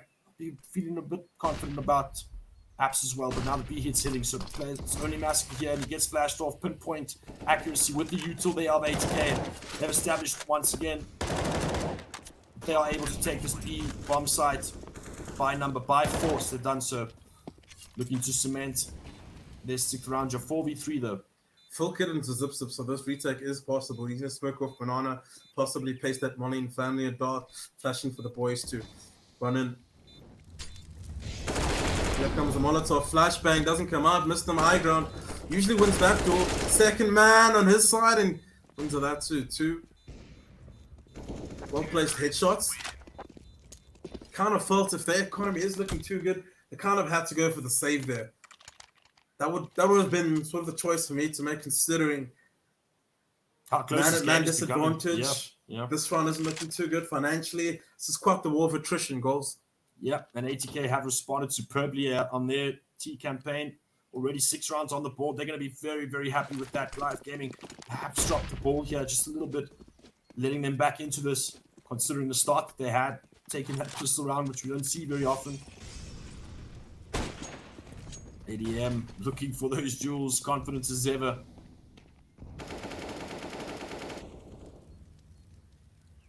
It does feel like he can take slowly by the duels he's been taking. Feels like he can one-on-one him at any moment in time. I think that's important for a player. To have that confidence, sure. Yeah. Sure. Despite losing, even if you go down on a couple of the entry flags, you've got to keep committing to the game plan, committing to your role in it, what you've learned, what you practiced, what you prepared for. And confidence in yourself is one of those aspects. Fady doing his best, his protocol, in fact. Very dicey to be taking apps with one player, but he's got the confidence to do so. And the know-how. Good defensive smoke just to slow down the aggression and map control from ATK. 45-second on the board. They have 4 players just. That's important to note here for Goliath Gaming. This is unusual to see. Normally you would see 2 at A, 2 at B, and 3 at A. But they got quite a reach, so they're going to use it. Oh, the scout play. Fady's been doing this, so Daru copies. Zipso does get a kill there. But it's in B. return, and they're heading towards B, and there's smoke about to fade, and that flashbang's perfect. Massacre has to forfeit the side and play for the retake. Quick switch up, so fast they're from 80k, smelling that stack from a mile away. Massacre gets aggressive, trying to kill the bomb plant off, and felt that he could perhaps overwhelm them, but it just gives another frag the way of 80k, and now they can solidly hold this post plant, all in favor here of 80k, or still up on Slowy now. Waiting for the smoke to dissipate. Goliath Gaming. Now they're going to move in for the kill. First peaks are taken. They wait for the re-pick. But, the AWP's dealt with. But trade frags are favoring Fady. He just takes 1, 2, 3, collects some skulls, and collects 7th round on the board for 80k and the comeback for that half. 8-7 now as we move into the second half of Inferno Tools. I mean, what a comeback. What a comeback indeed. Looking at how the game started, Goliath strung a lot of rounds together, and somehow 80k picked up a round here and eventually strung a few together to get 7 on the board. And it's the closest I could actually get here between these two teams. And looking at how they're number 1 and 2 in South Africa, it does show Goliath 8 rounds the first half, the CT side. You'd be okay with that? An ATK with that comeback? I think so. They both should be sitting happy, and I think Goliath would be a little bit more disappointed than ATK would feel, you know, right their half, just based on the fact that they had such a commanding lead, and I think they're gonna know that their aggression kind of ran away from them, and they literally gave an inch and subsequently gave a mile as well, just on multiple rounds, which snowballed out of control, and now suddenly they don't really haven't progressed much outside of all the progress they made in the first 8 rounds. So yeah, definitely want to start and shake things up, perhaps take another pistol round. Like we mentioned, it was quite a shock that they won the last one. So, you know, if they can win that, maybe that puts a kick in the stride. But if I had to look at this scenario and how this folded out, if I, as ATK, I'd be the happier team, for sure. You'd be the happier team, for sure. And the map pick of Goliath Gaming, Inferno, they're on the T side, and in the past we've seen mount up once again a strong banana take, and they seem to control it just like they did on the CT side. They would like to control on the T side, give them more maneuverability moving towards the A side, knowing there's 3 players there. You fix the CT defense. But here's the pistol round, ladies and gentlemen. No raid burst on ADM, no opted for 5-man armor, no utility. So it is looking quite straightforward. Straight into the middle, and Doru's hands the kills do open up. But Doru pulls up the silence and use plunder. But that's what teammates are for. Man, Stim comes out, and Mango, the Trey K. But there's one more sitting in cubby. Did I avoid him? Oh, Mango. That's a 4K on Mango. Go get him, boy. Go get all of them. 4K. He's looking for the ace. So far away. I would give it to him. But they've given the duties of being the bomber. Did he get all of them? Yeah, I would have definitely switched over the bomber. Blaze has to find these 1v1 duels in this 1v3. Can't do it. We have seen it in the past. He's got a smoke to work with, but he's squishy. No armor on him. They're not giving him the light of day. They're not giving him any peaks. They're playing patient. Using this how this team works. That's the ace. That's the Asu. Mango comes in huge. The CT performance has been sublime. As you can see, he's sitting on 22 goals. Yeah, that's a lot. That was an insane round from the youngster, for sure. Just traded left, right, eventually with that long distance USP shot as well. And that's the start they needed if they wanted to kind of get a kick back in their step. We've seen them look a bit lackluster since they took such a commanding start, but they seem to have managed that pistol round and fully invested into this. But so ATK again, force buying, same as the last half as well, fully committing into this. Feel like they can take the fight to Goliath Gaming. Slowly, of course, aggression down middle here with the scout, looking to tag some damage, get some shots off, unable to tag anything just yet, forces him back. Just kind of have to forfeit middle over here, no utility to stop them from progressing forward. Doru's just gonna scout around and call up the coast is clear. Mistim's position has been exposed, but he's gonna go back. I mean, if he goes down, that just splits up both players on the A side and the B side. That's a perfectly timed smoke. They're on the 1-minute clock. They can just play around it for the next 18 seconds. Potentially go for an aggressive play here. Slow, he's got a scout, and that's a sound cue that something could be fishy around that corner. They go back B now. Doru, he's going to call it out. He needs to be good for one again. The flashbang, it's a bit too late here. 1 play left on the side here. Yeah, can't even use that smoke because he's stuck on coffin. He just waited way too long there. He was waiting for the sound cues to come through, and ultimately massive jiggle peaks to that angle kills him, and now quick frags into the side. Mango secures one of his own, and that round fell apart pretty quickly. Quick burst there from Goliath Gaming. Very confused what Doru was doing at that point. If not jump spotting, playing anti-flash. But he had no read. There was no read for him to make an anti-flash playoff. We killed by Mistim, so it's a Mac 10. They're going to hunt down. They could lose too many on this hunt. In fact, Slowy just deletes Massacre there. 2 numbers, that's okay. But like I was mentioning there, what was my actual point there? Refresh my memory. Well, I mean, it was about... what was it? 10 rounds on the board for 8. Yeah, there we go. I'm gonna get it. Short-term memory is a thing. He was Doru's position there. He was doesn't make sense. wall, That's how much it doesn't make sense that I actually forgot about it with the quickness. So there was no read for him to make a play to go anti-flash, and second of all, there was no flashbang to use anyway. So I think what happened was they double smoked off mid. And obviously that warrants a response like, well, if they're not here, they could be coming to B soon. So he kind of committed. He waited for that pop flash sound, and he just committed to the anti-flash. But they weren't even throwing a flash. They were actually just throwing smokes. And he ends up kind of fooling himself and ends up losing the site, unfortunately. Kind of the gambles you would make in an eco, so it's okay. I mean, Yeah. In a different day, it works out for him. Still a bit, some pistols, bits and pieces of utility for HK to work with. Formulated plan Massacre, putting a lot of pressure into this B side. Baits out of smoke, in fact, on 1 minute 30 mark. Well played by him. Doro, clear out middle. That's your teammate, my bro. That's my teammate. Mango just dinked him there. He needs to lean back a bit and let the other players with high HP take first contact. If Fade's still on bulk and loses out the dueler and zips it, that's huge because now they kind of can assume there's no one in pit because he is the pit player. Yep. They're going to molly out and do their due diligence anyway. Slowy's got no armor, but he's got the scout. He needs to land headshots only. Slowy gets does. It. Oh, he gets another one. Slowy, disgusting stuff. I was about to comment about his close positioning with that scout and like what he's doing, but that's why he's on the server and I'm here talking about it. That's true. And the other thing is, you had a teammate there to sort of play off and bait off, so the teamwork was kind of good to net two kills. Okay. They did the most over there, so it's okay. He did the most, so it's okay. You can be happy with this performance in that round. It's going to be the 11th round on the board for Goliath Gaming. Looking strong, actually, on this T side. Again, they won both pistols and then capitalized and closed both the 4 spy / eco rounds after that. So you immediately have 4 rounds on the board, not considering what they're going to try to damage the economy. I understand what the ATK were doing there, just trying to kill them before explosion, put them on low HP, let the bomb do the rest.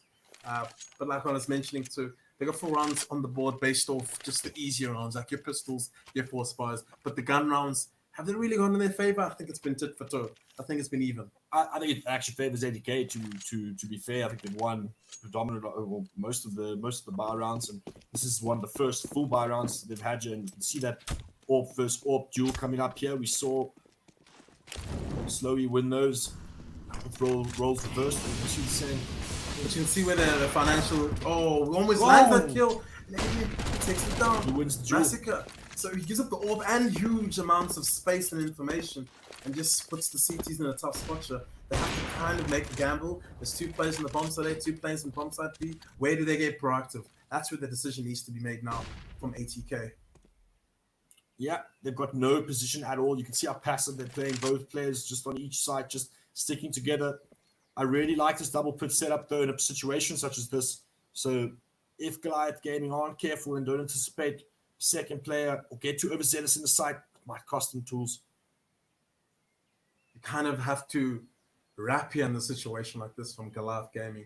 You have no information to work with, but you have to trust that they're going to thin out their defense. So you want to go through the middle, and that's towards archers, towards library. Give yourself a 3-pronged attack, wrapping around first lane and bulk. They're doing that exact thing right now. It comes down to utility management by Mistem. Still a smoke. He's going to drop it down. Mistem, he's the linchpin here after Fade's contact. He gives away his position with the Molotov. He does manage to get the first kill. Does he get a second? Fade's still alive, and they're going to respect this Goliath Gaming. They're not going to go after him. Fade kills the bulk player. That's one of the most important players in this attack.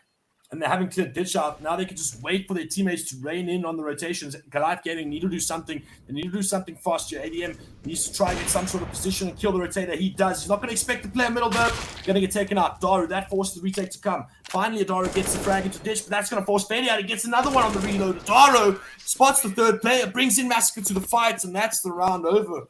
All is said and done. Goliath Gaming put the 12th on the board, and what a round from Daru. That looks so tight and so in ATK's favor.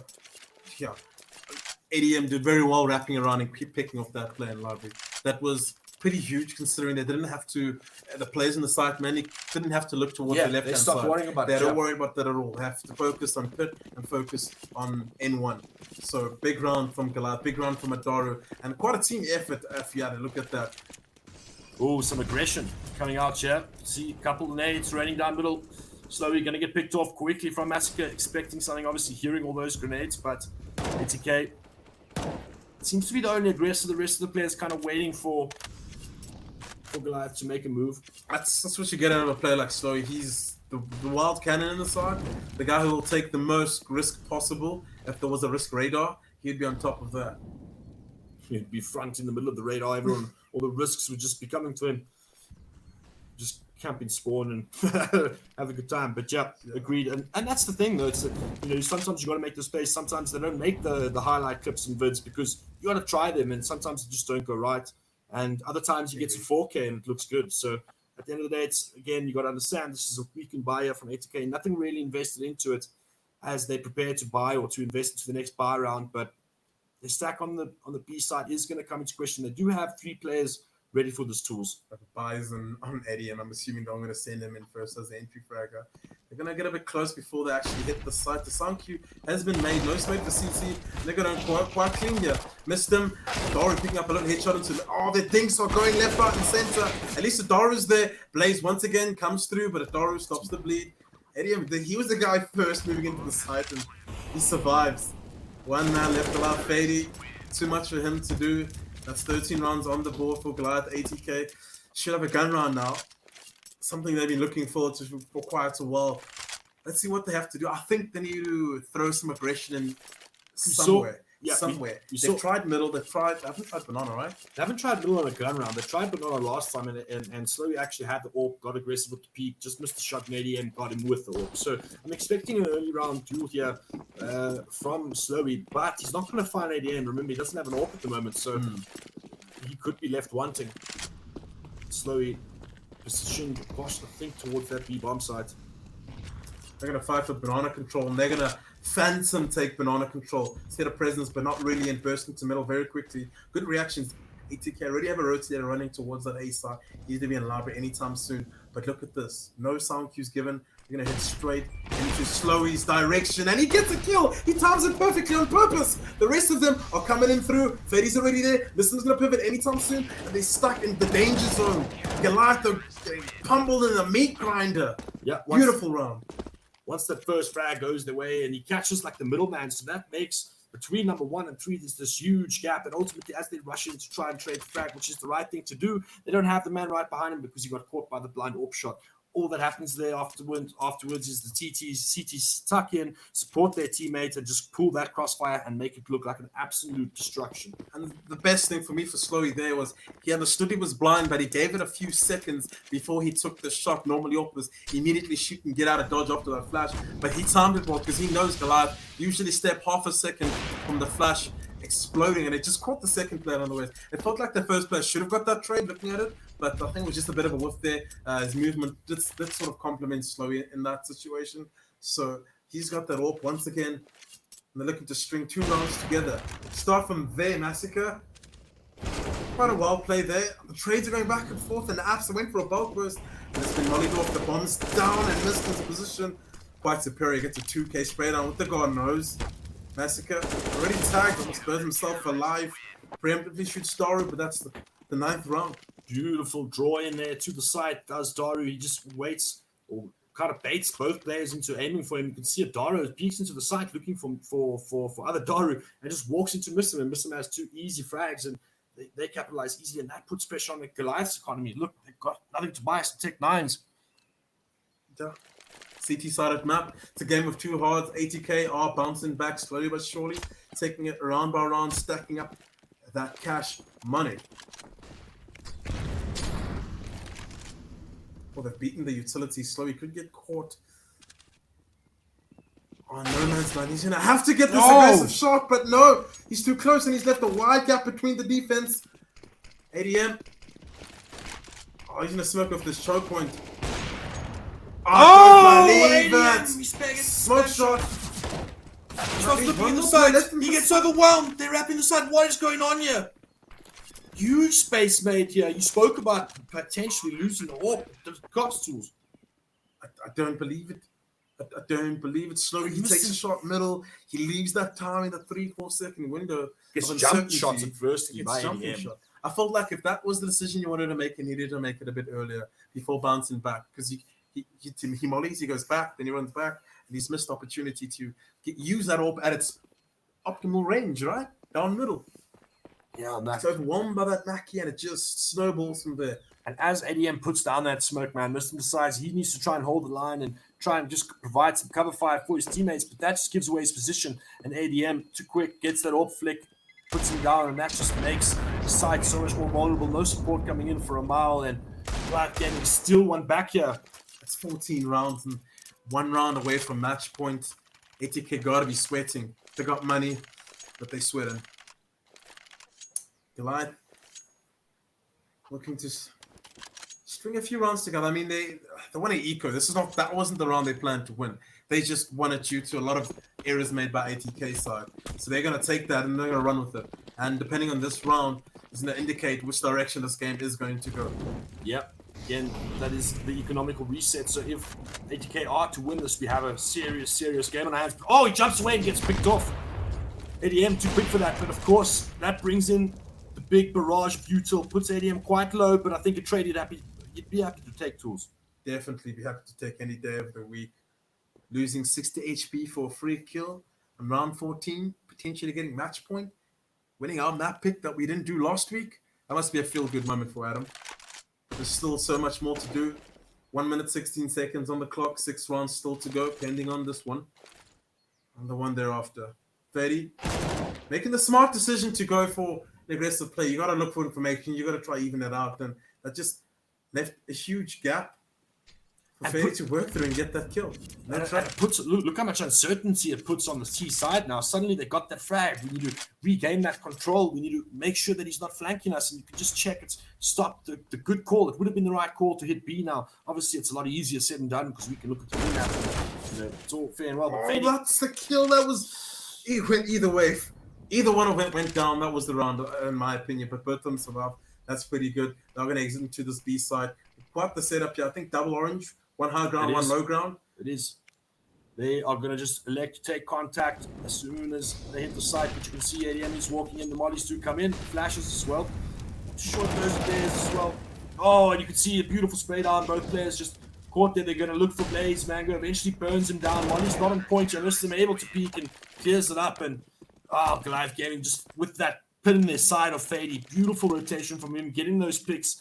Pushing Mango back. Unable to convert the frag. And ultimately puts a lot of unsurety into what Goliath were committing to there, and they just walk into a stack. That's the importance when you look at a default. You have to push the CTs all the way out of bulk, like off the actual balcony, onto the ground, playing on the ducky, and with no accessibility into apps to look for that information. Because what happens is that you get a free kill based on timing over there. As the Dora move to line something up, Fady's there to capitalize, and Mango's in no position to get the trade. But war of attrition, it is Goliath go for the force by Dora sitting with just the deagle. They're going to go straight up middle, slow. He has to back off his angle. Oh, it's a bit of a close flash. Molotov, man. That's brackets control established at 1 minute 30. It's going to put a lot of pressure into ATK. As you can see, Mr. has to make a few decisions here. He's double duty, holding an entire lane. Zips That's the danger man. Fady. I agree. That is the danger man. That's the guy who's making the mid-round plays, helping them out in these sticky situations, and he's been taken out. So the mantle has to be picked up by someone else on the side of ATK. Goliath Gaming, not going to just overcommit to that, not going to react too quickly off it, but it allows Slowy to re-aggress towards middle. Bear in mind, he's going to pass this information over to his team that they are moving towards B, and this is perhaps a ruse. Because Goliath Gaming are waiting tools. The false information has been given. They left middle to clear it out, to make sure Slowy clears it out, and there's no one at home. But they're still going into his waiting arms. No trade after that because of the AWP. And Mango, he has an uncertainty of what's behind the smoke, so he can't really push. And the regress towards this lane is potentially going to catch the player in middle guard. Slowy movement guard, reading the game so well, just helping out their squad. Even if he goes down, it's still a 3v3. Oh, he gets taken out from the side. He almost got a third there, Tools. But, I mean, despite getting the last frags and the bomb down, they are still in a 3v3. So the CTs have a bit of equipment to use. They only have flashbangs, and for me, you need a smoke in the situation to open up a lane for you to push through. Create yourself a lane to maneuver yourself there. You can see they only can go for a burst. And I think after that HP being taken by Mr. They should get out of there. Doru, there's not much you can really do, lad. Trade it out, and they're going to wreck. Big disasters for me. They had to go for that retake purely because of a match point. They didn't want to give that up. But at the end of the day, what do you really want to do? Do you want to win the game? You want to win the game? That's a save in my eyes. Because now you're stuck with basically little to no utility. They can't go for a full buy. There's guns out. You can see the skimping on armor. There's no Molotov on Mistem. One kid only as well, so if it comes down to the wire, looking at there by now, you can understand why they went for it. I can tick off that retake, but it was so hard. It was so hard. Don't know what decision I would have made there, in fact. But back into the penultimate round. Well, match point here, really. And Banana Control has been taken. Massacre gets 2 quick kills. They decide to commit through the molly, and a lot of damage has been done here for that hold, but 2 deaths is the price. Tools on the last round here. Slowly going to try. Just does get 1 back for his team, and he's going to keep that aggression. He needs to hold strong here. Both players on 80k just playing extremely aggressive with no trades inside. Liston's now going to get aggressive as well. But He's just survived. Slowly gets straight off. But the bomb is down.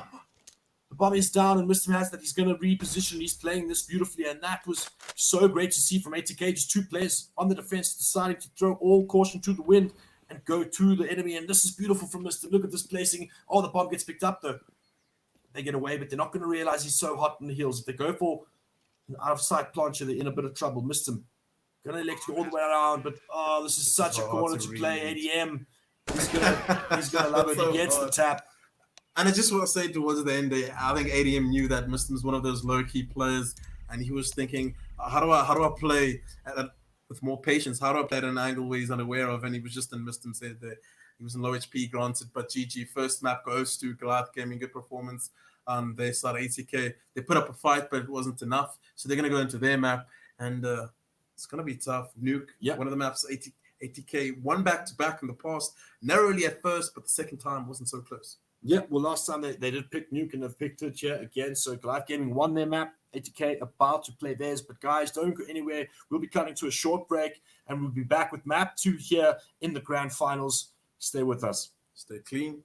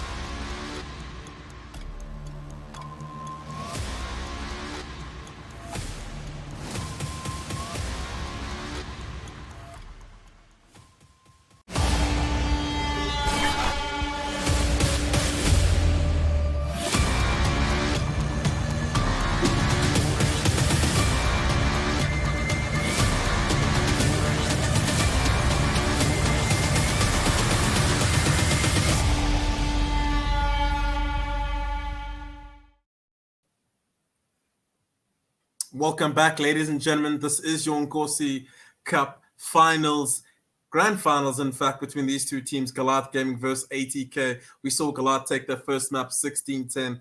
Will ATK survive this battle and take us to this third map train, or will Goliath trip again? Dust 2 is the third, but beg your pardon, it is Dust 2. Whether they go to the third map, ATK, of course, this is a must win. We saw, as you mentioned, Goliath Gaming take Inferno. That was their map pick, though, and they took it convincingly, 16-10. It's a solid, double digits for ATK, so it was close indeed.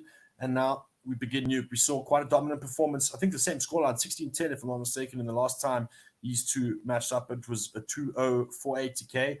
But, yeah, new stride for Goliath Gaming. We saw them win some pistols, and they won a map. So going to Nuke here. Yeah, interested to see how this plays out. Will we see a different Goliath team? Because I definitely saw a different Inferno from them. Again, Inferno is one of those maps that I always reckon should have been their first map pick for quite a while. Yeah, you get bait into the fact that every team knows how to play it in the stock standard map, but watching it working, and they sort of deviated for the last two matchups between these two teams. ATK won it 2-1, 2-0, and there was no Inferno played, so finally we get to see it over here, and Goliath finally come back. But Nuke is something they've been stumbling on at every point in turn twice already versus ATK. They've had their number once going into overtime, and once quite a clean win from ATK. A lot of work must have been done for Goliath to allow this map to come through into the map pool, map vetoes for allow ATK to pick it. But the same token, ATK be looking quite good on this map, quite comfortable and quite coordinated at that. Yeah, we saw Fady doing absolute work. And to talk about the performance of the players again, I mean, Fady and Miston showing up, getting some crucial kills on the side of ATK, no surprises there. And again, on the side of Goliath Gaming, we see Mango reigning supreme with his form, but again, Adaro just popping off as well. We spoke about Mango quite a bit, but I don't think we managed to catch all of the frags on Adaro's side, and he had quite a game himself. Indeed, and he's been flying under the radar for the past series between these two teams. Hasn't really had big performances, and he finally came through. And it's one of the maps he's very comfortable on Inferno, so you could see how flamboyant he was moving around and how he's using that AWP to his advantage and picking up some kills here and there, important ones. So it's nice to see him shine right through. If you can carry on that performance through to Nuke, he is the upper holder on the defensive side. It's quite important for him to be on his feet and aware of what's going on. Yeah, and for Mango as well, he must just carrying on for them to sort of come through. And Fady got sort of neutralized and silenced that entire map. Mango had his number a few of those times, and the apartments, they're pushing quite aggressively from round to round, so he needs to come alive for them to have a chance. And Fady's sort of not playing like he is. That doesn't give Miston space to work with, right? Yeah, it feels like both of those players combo off each other, causing chaos on either side of the map, getting multi-frags left, right, and center, and just bait and switching, push and pull. They work so well together, but not together, just on the outskirts of the map. And they both need each other to be successful in order for them to achieve success themselves. But that said, I think if, Slowly had some really, really great AWP duels. He was winning, against ADM, but not as much impact as we saw last week. Like, he absolutely took over, man. So perhaps we see a bit more of that today. But we're going into this, I believe it's the ninth round. It's the ninth round. It's just to decide who's going to pick which side.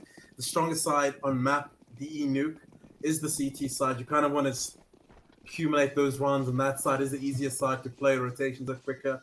9 rounds, that'll be a good job for either side. And on the T side, it's the attacking side, much harder to play. A lot of strategies need to be put in place. A lot of coordination needs to be put in place just to be able to get your plays dropping the outside at the same time, attacking ramp quite late, making sure you're not sort of pushing and pulling in the same direction and making it too easy for the CT team. So that's going to be quite tough for the Terrorists to get through. We see that HK do choose to start on that CD side. No surprise there. Surprise. Not today. We saw how, as a CT, when Goliath Gaming had the start in Inferno, got the pistol round, got the rounds after that, and it looked like a nice, comfortable start for them. And that's what you want to achieve here, and that's what ATK are going to be looking. They want to take their first pistol of this match. Indeed, let's just have a look at what utility these teams have looked to pick up. A kitten and Adon to miss them, and the two players in Goliath side, ADM and Mango. Lots of utility themselves. The grenades will probably bang open the door. No need to. Miston has done it himself. Gives him a nice angle to look at with the USP. Good distance, taking advantage of it. The fact that one-shot headshot is in the cards for him. Mango, he can't go down as a utility player. Here he goes down. That's a big blunder.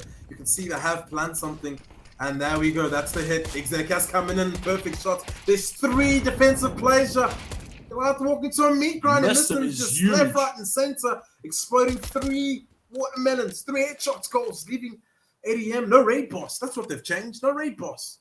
Yeah, you can see that all that was happening there. Mango calls the position of Mistim. He says he's kind of baited that attention, and it kind of pushes the hand of Goliath Gaming to hit into that top reach. But little did they know it was a stack. Mistim was the last of their warriors. 2 players just completely catching the entire Goliath Gaming offside, back of the silo, top from the higher ground advantage as well, and just decimates that push and makes quick work of it. Really, it's too much of a tall task to try cluster side. ADM Mistim's and low HP is not going to show, and they're going to wait for him to get into the crossfire zone before they feed that player up there in rafters. As you can see, he can't obviously see him. He's the money man here. He's playing squeaky door as well. This is so difficult. They're playing this so well. HK Fedi's even got the long range duel when he has to cross. See if he can even get to that point. But here he come out, and now there's just too many people shoot at him. Beautifully played there from HK, just suffocating ADM and all of his options, and they take that pistol round and begin their CT campaign. Usually they would be getting a P250, put pressure outside, expand the defense before hitting the upper side. So some banter coming out of ADM, don't be nervous. You can see how important the pistol round is. So they were playing to that fact. They're playing to the objective and not the man. But just in general, what I was saying, they usually Goliath went outside, put a bit of pressure there before making a final decision to hit the side. There was no pressure outside, so there was no decision for ATK to even put a play watching that. But they have opted to go for a full eco, no upgraded pistols, just 2 upgraded pistols, but no armor utility. They're kind of just agreeing that this round has been forfeited, and by the grace of God and divine intervention, perhaps win the round. Extremely tough to do. No armor at all. Oh, ADM gets spotted there. Fedi aware. He's going to receive some pressure pretty shortly. Goes for the wide peak though. Unable to finish off ADM. Get support in the form of Mango, but it's not enough. The last 3 bullets get the job done, and that's the ramp push. Completely negated. Now it's all left up to Massacre here in the hut, and the remaining 2 players outside with that bomb. It's tough. Well, the top bomb side is going to be a tough nut to crack for sure. Look at this beautiful angle here from Slowy. Yeah, you're not going anywhere with that. You're not going into mouth at all. And should be business as usual for ATK. Slowly struggling to land those shots. He is doing some chip damage, but should be able to close this off. You can't go down this M4. This is very important. You can kind of survive with them. That's the second round on the board, converting the pistol. Clinical stuff coming out of Slowy there. Just chooses a nice lengthy angle to hold. He knows that he just needs to worry about one place for all of his teammates, and does a superb job of dealing with both of the outside breach. Obviously leaves Massacre alone, all on his own to breach top, and pretty much an impossible task on its own. So ATK extend that lead even further. 2 rounds on the board and only 1 frag on the side of Goliath Gaming. So pretty much uncontested at this point. Yeah, you can see they're going for a force buy, Goliath Gaming. So when a proper buy the next round, usually you would get the AKs up now, but this is okay. Maybe a round just to get the bomb down, some smokes down for some space to get into that lower side. The spam from Mistim does prevail. It's a last second headshot there into Massacre. He's going to be quite bummed about that. There's still a player low in the form of Slowy. He's going to fall back. Just choking them out in the lower section of the map. Eventually it will dissipate and they will go through, but maybe try expend more utility from ATK before concluding the round. Complete adjustment there from Slowy. Now puts himself behind that silo, so he's going to just give so much space away, but Goliath Gaming are taking so much time to clear it all out. They're kind of all here, right? And they have a smoke, molly, and 2 flashes. So they can cut off a few angles before moving into the site, but the rotation becomes in just as quick. Just nullify that. This smoke is quite nice to get the bomb down. Still unaware of Slowy's position. I don't think he can do much but give his position away. Does get a kill for his efforts and sprays down. Zips it. Adam left alive. Does catch the vent drop and he's going for the flank. He's reading the movements quite well, but the pistol, it's not going to work against the FAMAS. 3rd round on the board for ATK, at least the bomb plant for Goliath to maybe get this AWPs up. Does Dory hold on to that sewing machine gun? Yeah, we are going to see them move into their first buy round. Beautiful bomb plant. They must be thinking at the end of the day, they got down to that bomb site with only 3 players on the team alive. But ATK playing respectful CS, but just still strong CS. I mean, only 2 frags on the side of Goliath Gaming. I know I touched on it last round, but again, just solid pistol round, solid, against the force buy. And now we get to see the full gun round.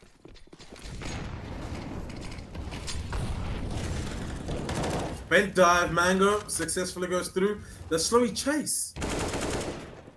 He does indeed, and Mango punishes him. That's the kind of sort of loose player Slowy is. He goes for his gambles, but Fady, this is what he does actively. He wins the duel out on the AWP. He picks it up. He was all alone. Eddie had double duty. He had to watch the door, had to watch the hut, and he also had to be aware of the ramp. And now that's just going to dig a bit deep into the lobby. And that map control's gone.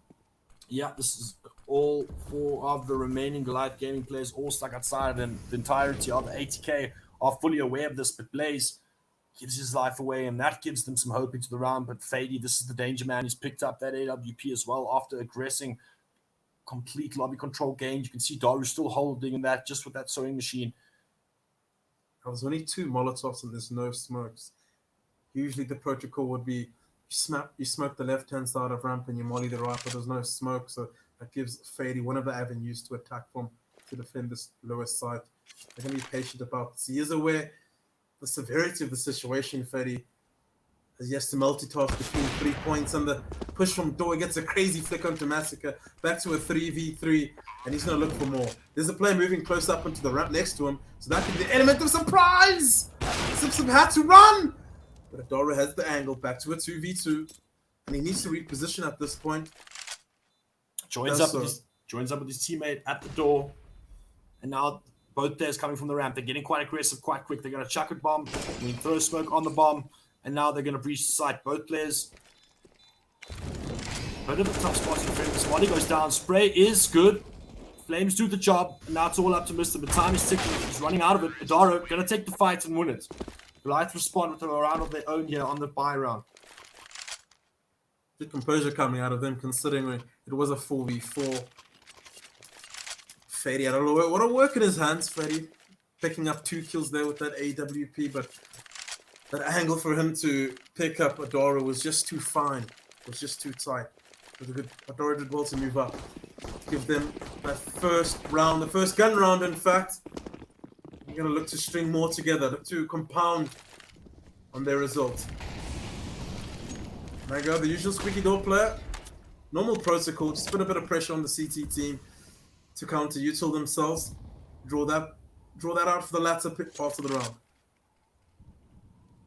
Delayed out smokes coming out of Goliath just to neglect that Molotov that usually throw in front red to stop one of the smokes from creating that perfect line. Missed him. Usually isn't this active. You'd put that towards Fady, and he does come right versus Mango in the lobby. And that's the hard part about being alone, and Dora did well this year. A little Jilk peek there. Good way to use your mechanics there. Yeah, I was going to say textbook stuff there. I mean, just waiting as he spots one player, he is aware that there's multiple there. They've just got the whole of lobby, so all he needs to do is fall back and wait and just allow for his teammates to support him in his duels like Fady has positioned himself to do so. He's fallen all the way back from ramp. Beautiful Molly come, pushes him a bit further back, but stands up. This is going to allow for Goliath Gaming to press a bit further, but they need to press. They need to press quicker. They do get the first frag there, but time is ticking. 35 seconds left, and they have got control. Fady is out. He's managed to move all the way out of the window room, but they are aware of that movement. They do see players coming through from that ramp room, and Goliath Gaming are nowhere to be seen. They still haven't been able to engage the top side. There goes the frag, the way of Zip Zip. 3v3 now, Tools, and the CTs are well in position, but all of them are in the ramp room. Where's Eddie in with this? He's still stuck. It looks like they're over-rotating back towards top. I don't think they're aware that Goliath Gaming have made a move on the side. There goes down the bomb. 10 seconds left. ADM trades him out. And now it's Massacre. He's got 5 seconds to plant. 4. They need to cover him. Need to cover him. Ramp and the bomb down. No. There's no cover. Les gets it. And he runs away. They had time to plant behind the door. The panic ensued and there was too many angles to cover. And Blaze, right time, right place. 4 rounds on the board for ATK in emphatic fashion. I don't think they were aware that all 3 players were coming from that ramp room. You can see that doubt wasn't there once they got the second frag. And ATK steal that round at the last second. The reason why I say you plant behind that single door, it just creates the guy planting the bomb. His life is a lot easier. He just has to hold one angle. Whereas they plant in the open. There's multiple angles they could have got peeked from. There was 6 seconds in the clock, so a lot of pressure in that. But the upper rush, Daru, Tech 9, with that movement speed, takes out Daru, and the A side is busted wide open. The rotation is getting destroyed by grenades. Just like that, they lose around and bounce back with the haymaker. Yeah, they caught us off guard there. We were busy discussing how badly they played it, and then they instantly come back and just ravage that top, almost catching ATK just as off guard as we were. Goliath Gaming able to collect 2 guns here. ATK need to keep on to these. They don't want to give their opponents too much to work with. And Goliath Gaming probably want to hold on, not get too overzealous either. And judging by Fady's buy, ATK is not looking too financially savvy. Not too many coins to the league card for the rest of the boys. But this should help them, should supplement them moving forward.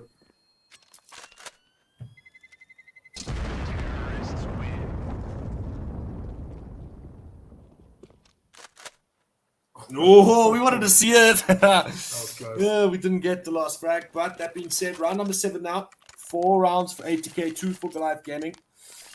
Spoke about a bit of pressure on the CT economy. You can see them crossing between all their guns, throwing down some SMGs. They've got a Deagle and Daru alone. War of attrition, as they would call it back in the days. ATK don't want to let up the lead too easily, so they're going to go ahead and throw some cash at this round. They have the utility for early mid-round, but the later it becomes, the harder it gets. Slowly aggression to the door. He gets right in there. That's quick aggression. That's super fast. Now they can just hold it and sort of shift around the rotators towards other points of contact there. Just a boost to open up those windows. Jumping is hard sometimes. They're aggressive at all angles. Squeaky door, hut, passive at ramp. And 2 down towards... Oh, and that's a lobby pick. They've all gone back and they're aware of this aggression that's been unrelenting so far. And that's a quick gap, but Zub gets taken out by Fady. And they are stacking it downstairs. They aren't expecting other player towards ramp. He goes down though, but there are players down in secret. So they have got this bomb site under control on the side of ATK. You can see Mr. waiting for his teammates to support him. Massacre gets up close, but he's only able to get 1 ADM. Quick on the trade, and now the door gets opened. Which one is it? Going to clear it out. Fady, too quick on the trigger. Mango way too far to even support ADM there. Gets a bit overzealous perhaps. There comes the molly. Blows up the door as well. Lovely crossfire there. Fady was in a swing anyway after slow to contact, and felt like Goliath. They were too quick and they stumbled over their laces a little bit there, having the utility out to the ramp before clearing that corner and a Daru. And then again towards the single.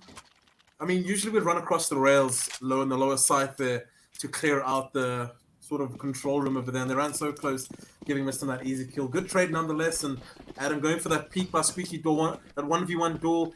They both kind of knew where they were, and he just felt compelled to take that kill. I don't know. A lot of different things happened that round. But let's move on to round 8.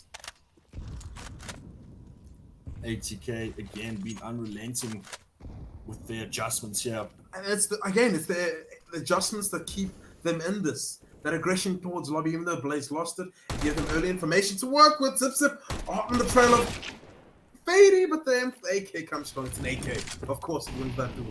Yeah, slowly he needs to kind of get over aggressive there. I don't necessarily disagree with the play. He had the pressure, but unfortunately not able to land the frag. And I felt like this was missing the whole time. Someone playing aggressive at Squeaky door like that, punishing Daru trying to get down. That's the perfect way to respond. Now Blaze is going to try his hand at things. Got the inferior weapon, but timing could be on his side, but no. Doesn't really want to take that peek, and there's no one at ramp, but unbeknown to Goliath Gaming, they're going to take their patience through it. That sound key should come out. And there's 2 players sitting on the lower side, I do believe, looking at the minimap, but not really clear on that. Fady's already here holding secret. Rotation should be coming in soon. Is there utility? No, nothing on Goliath Gaming. Clean plant it is. ATK have more than enough information here, and they are definitely aware that this is going on. Bomb is going down, but Fady gonna get pushed back. Massacre able to trade him out though. Oh, a bit of a team shot there. Mango gets a frag though and puts it into a 2v3 scenario. Blaze and Miston to retake for ATK. One coming from secret area. Oh, that goal was important for Miston to win. Blaze at least is able to help things out by getting that third kill. Two kills left. He's got a smoke to work with and a kit. This is quite doable. High ground. That kill's important. He's gonna go around, but there's someone holding low ground. He can't cross beyond this point. He needs to go for the all-in hold. It's gonna happen! I don't believe it! It's the bomb. Blaze! Oh my god, Blaze. Phenomenal! The spray is not there. He's not sure where the plant is, and that smoke just actually deceived him. He threw the smoke down a bit skew, and kind of that's where Massacre thought the bomb plant was. And just after that initial spray, it goes south, and he pulls out the knife, runs into it, and where have we seen that goals? 2014 don't bring back the ESWC nightmares. qualifiers. Oh man, PTSD at its finest. But again, ATK just Copy paste moment. definitely that's exactly how it happened, and ATK just again grip another round at the death of it. Stolen from Goliath Gaming, but ATK take their 6th round. Blaze gets aggressive again. More aggression coming through here, and now they're just starting to style on the side of Goliath Gaming here. Despite the weakened weaponry in certain areas, they're taking the jewels that make sense and they're converting them into advantages, and now they can just play it back, chill out, get onto those bomb sites, tuck in, and get the job done. Goliath Gaming under pressure yet again here on a buy round.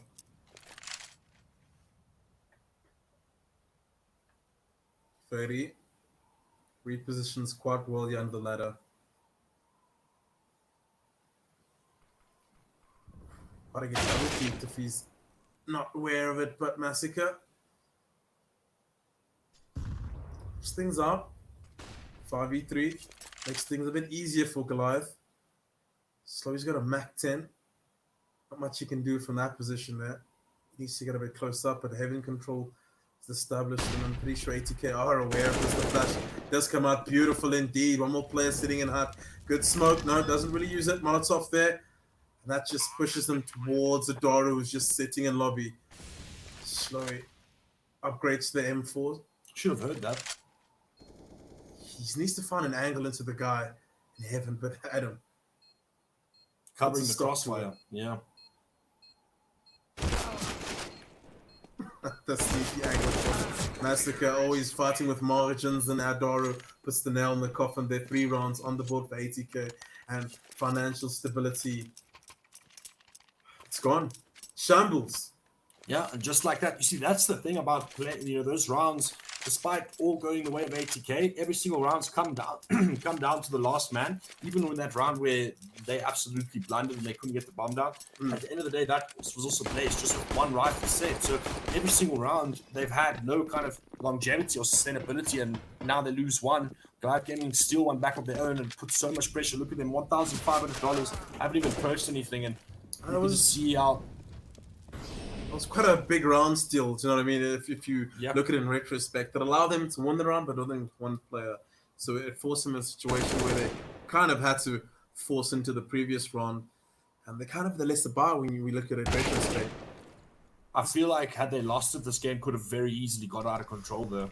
Yeah. Like ATK would have just been feeling so damn good, and they would have built that bit of a cushion that would have allowed them a mistake, like this. And now Goliath Gaming cruising their way to an early 4th round. And the last time that we saw these two teams go out, we saw their T side was definitely one that left a lot to be desired. And here, 4 rounds early on, but ATK yet to respond here with a bar round of their own. Still going to have to save your tools.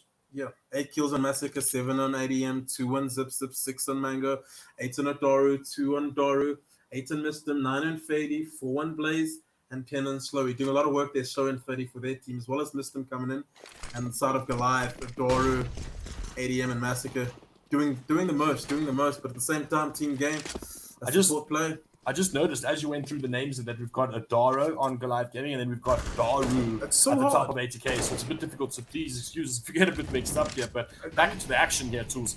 I felt like they should know each other by the confusion in the names, but They kind of don't. Good flashbang, aggressive play outside from ATK. Taking the game to Goliath, high ground, always wins at the end of the day. Zip, zip. Backing them up, it's the bomb down. Adoro doesn't really want to go down. You still get the bomb there and skittle daddle out. They're going to proceed forward. Discard of the AKs. Smart decision there. Make sure Western can't get any at the end. He's throwing all of the AKs over the fence. Oh, this angle get checked. It's such a hard angle to check. Someone check this angle. He's sitting there. Missed him. Getting all the sound cues. There you go. The spidey senses do tingle. Oh, and he can get like all of them. He gets Mango, and they're going to run for the heels. They know that Mistim is going to be hot on their tracks. He's going to change up position. He's going to move towards that vent. There's our planting. He's going to get a quick rotation down. Has to break the vent, though, so they are aware of his position somewhat. Zip. Couldn't get into this angle behind the box. Straight through the smoke, and he wins the duel there up against Zip, and that's Adaro's on such low HP, and Mistim. He has no kit, so the calculations is right, but that fake, it's enough. Yeah, Mistim takes the round. 1v3. 1v3 with the eco as well. That's the second round snatched out of Goliath Gaming's hands. It's startling to see, really. Definitely, you can just see they're not as comfortable or not as sure on this map as they were on Inferno, and ultimately missed them just making quick work there. And I don't know, I kind of look back and I think like once that player died on the steps, just maybe step back and kill him. So last player, like they ran away, they separated themselves, they gave him the perfect opportunity, and unfortunately Zip, they're losing that duel. I mean, he ran all the way through the smoke. It's just an unfortunate one there, and obviously Adaro is playing defensive because he doesn't have HP. But ATK find themselves back in this. Full buy, though, on the side of Goliath Gaming, so they still got a cushion to work with here to perhaps get back in this. But I fear the same thing that I thought before, which is if they manage to win this, if you start thinking about those rounds, it must be getting a bit emotional, it must be making you a bit bleak. And it's taxing on your emotions, it's taxing on your energy to lose rounds like that. But Mango wins out that duel. Squeaky door finally versus Mr. Probing problem pretty much every round there. So at least that's a little bit of hope there and happiness coming through for Goliath. But at the same time, Fady consistently making good decisions to be very active there by that ramp lobby area. It's good information for his team at the very least. But this off angle, it's an angle you could be good for too. Slowly taking some shots there through Squeaky door, finds one in Mango. Eddie did check ramp, but Fady's gonna pounce. He's gonna pounce right now. Slowly, so alive, and then there's still Blaze after that, and then there's still Fady after that. And the last man standing is Zip that needed to move all the way back from outside, but it's unable to catch Fady, who's already got aggressive in towards that lobby. And now 8 for ATK, and pretty much nothing to work with. Once again, they seem to struggle with dealing with situations of aggression. They give too much map control up quite early in the initial phases of the round, that when they get the man advantage, it's pretty much redundant due to the fact that they've lost map control. And for them to go into certain segments of the map, they are definitely going to lose one with the guy playing with an angle with escapability, just like Slowy did there. You got 2 all kills there. And not only that, ramp is still available for aggression. They're going to go for an up and take something that's worked previously. But these grenades, Mango does get the trade, but Daru, Blaze, they there, and they're so squishy, ATK. Zip, last man left alive, 1v3 and missed him. Finishes the round off. Nice and strong. 9 rounds on the board, ATK on a roll. Sailing away with this game, absolutely. Look at the danger man. It is Mistim popping off again. Fady just below him, but Slowy chiming up with that AWP, doing tons of work. And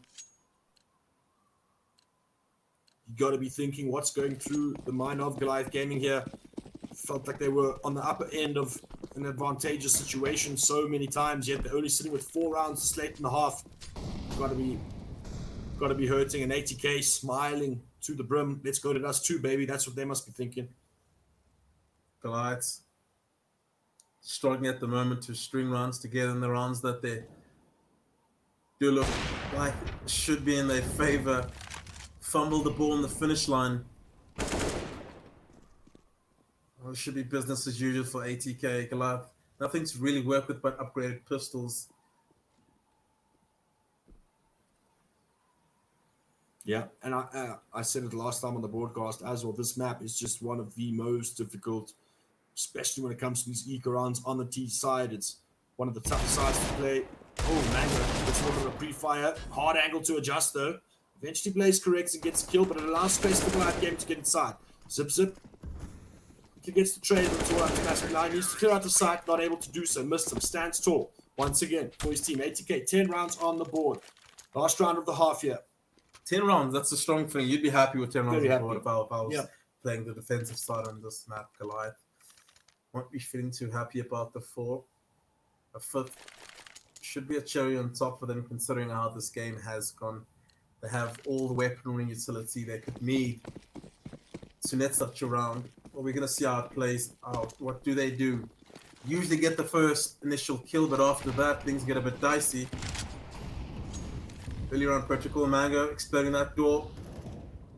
And there's someone playing around Rager. Missed him. We have seen him do this in the past and successfully at that. So he's not loiter around you just a little bit more. Look for some bobbing heads. He's got an AK, so it could get taken right off with the headshot. Zip. He's the man in his crosshairs and Fady. Missed him. Pulls at the right time and plays, reads ADM spot. And there's no one there to trade. It's such an off angle. And it's not like they did the line smokes now to prompt Blaze to go for that kill. He does it before. He just goes searching, exploring without any information. Wow, this gap in the smoke. Missed him. He's not going to let that go. You're going to give that. He's going to take it. And now it's down to missed him and Zip. That's a 3K. He's hitting all his shots. He's playing in the right positions. He's making good decisions, and it's what he kind of needed in the first map for them to take it through. So he's working up a little coming into Nuke, and you could see it coming through. Yeah, not only him, Fady, Blaze getting a 2 kill in the previous rounds.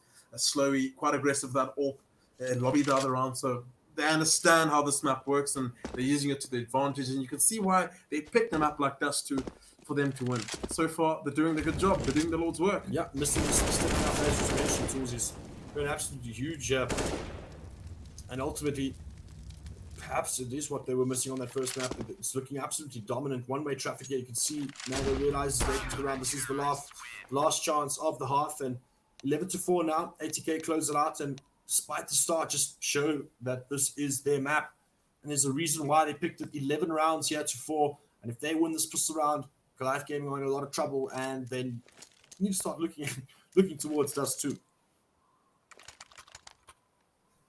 Sure. Taking pistol round, I think that could be a little glimmer of hope they needed to actually pull this back. It is a CT-sided map, so you can understand the 11 rounds, but a lot of the ball was dropped from Goliath's point of view on the terrorist side, so let's see if they can redeem themselves on the CT-sided map. Kid smoke bottom to Zip. Let's see what ATK employ here. What strategies do they go with? Fady, first man in contact into ramp possibly. He's the entry fragger most of the time for ATK. Zip has been given the duties to hold ramp. He's got the kit and smoke, so he can't go down. Missed him. Picks up an aggressive push on outside. Massacre. Slow and steady, doesn't show for ATK. They're forcing the mistakes out of pre-fire there. They're going to chase him down though, gives his life away. And now the top site is given, and it's all up to Mango. He's at the vents, he gets blind, he gets one though. Can he get more? He does not. But both players quick in rotation now. ADM pushing fast, but quick digs from Fady. That is insane. Quick movements there. And you can just see from that perspective how fast and how deadly that was. And he's just tearing apart right now. All I saw was a lot of red sparks and Fady losing a lot of HP. And then an insta 980 flick onto Adam's head. He didn't have a chance there. He shot one bullet onto him. He got goosed, killed immediately. Might as well have a deagle at that point. Might as well make it one kill. One shot headshot. But that's it. Goliath Gaming do force into this. Fast little play down Vents. Goes down Blaze. They do hear him. No one gonna chase him though. It's very hard now. They have to focus. Change their focus better yet into the lower side. Your line smokes is just gonna set in their minds that there could be another player outside. A good way to fish outside. I like how he's avoiding high ground there. He pulls the trigger and should get traded at any point there. There's a gap in the smoke. If he gets out, he goes into this angle that exposes him. Like, I don't want to get out there after that kill, in my opinion. Fady quick to support there. Oh, Gets taken out by Adara though as he goes down. Gave quite a bit of a sound cue. And now players are coming into this lower bomb side. It's all up to Zip. He gets one. Can he get another? He does not. 2v3 now. But ATK still need to get the bomb down. Quite a bit of time to work with. So Mr. is able, wants to express some skill. ADM with a quick frag. He gets traded though. But is that too little too late? He's going to be pushing up ramp now. But waiting for him is Mango. And just like that, Goliath Gaming respond to that force by pressing the hand of ATK towards that lower bomb site and just having it covered tools. Yeah, they created a bit of chaos mid-round. Put ATK in the back Massacre there actually. Sorry? From off the back of Massacre outside, creating all that chaos as they were trying to cross. That's true. I mean, you put them in those kind of situations. That's where you kind of be a lot more composed. Experience would come out and stay steady, stay as a unit, keep the trades in your favor. They really struggled with that, and it was a utility battle as well, despite getting a man down quite early. And now they stuck with the Nico. Still get pistols. Smoking double flash. Right, steal around back. So you could say that's 1-for-1 in terms of rounds you shouldn't be winning. Daru doesn't want to give this AK, to be honest. Especially in the hands of Freddy, he's quite dangerous. But he's having a decent game, so you understand his aggression here and there. ATK going to reposture towards ramp. They've realized the jig has been figured out there towards lobby. They don't feel comfortable hitting it just yet. They are going to clear it out and renegotiate their top reach now. There comes the flashes. There comes the smokes. Mango holding a solid ball position. Adaro does the same for Shaq. Top hold strong. Blaze goes down as well. It's all up to the last flanking man in Mr. Gets one frag and he's going to try to bulldoze his way onto the site. But little does he know there is a player on his flank. Zip on the 6. Looking for him. Waiting for him. Executes him. Goliath put a 6 on the board. It did sound pretty dire in the first half of this game for Goliath, but you can see them waking up a little over here winning the first 2 rounds. But then again, it's only the first 2 rounds goals. Again, Still have to rely on the gun round, which is right now. I like, this is what I was talking about earlier. Look at the change up in ATK's purchase. Normally you see them roaming with those deagles. Now they've selected those tech lines. Can we expect something fast? I'm going to call that it's a ramp breach because the top has been pretty unsuccessful so far. So ramp is going to be put under pressure now. And Zip gets flashed off, and now they're going to overwhelm him. He gets 1, he gets 2, and he does quite a bit of damage. He gets 3, my mistake, and that's what he needed to do. He committed to the fight. I like to see that. He got caught out of position with that flash. Normally he's supposed to move down, get back, but he decides to commit, take down. The numbers are now. Mr. needs to plant. Door's going to get open. Adaro deals with Blaze, and the bomb doesn't even go down. Adaro with the double. It's something we really haven't seen Zip in the past. Usually he wouldn't be as aggressive as he was there to actually stand his ground and lock in. He would either drop or overcommit or play one of those angles that don't really complement the rotational point, but there he did it perfectly. He understood that he had to, one, get that first kill. The rotation was coming in quite hot and fast, and just commit to that spray. That's a narrow choke point. You're bound to get 2. Bad gun, and he did. He got 3. Got his job done, and I think obviously dealt with the ramp push. But this is the buy round now. The AK-47s are out on the side of ATK, and this is when they spread out and start looking for picks, and it gets dangerous. Usually we'd be seeing Massacre outside of the aggression, but they've changed it up. Mango will be the player outside. He'll give information that there's not much things or activity going on there. Good smoke into, or good flash to actually, and smoke to push Freddy off it. Looked like they were setting up for an upper execute, but things have settled down a little. Blaze goes for, gets a kill onto an aggressive Adaru in lobby. Didn't really need it as they have an aggressive player outside. Choosing to aggress Hut wasn't really the smartest choice they're considering. That pulls Zip off. He kind of has to forfeit ramp, so if they go downstairs, they're willing to deal with that, but not willing to give up upper.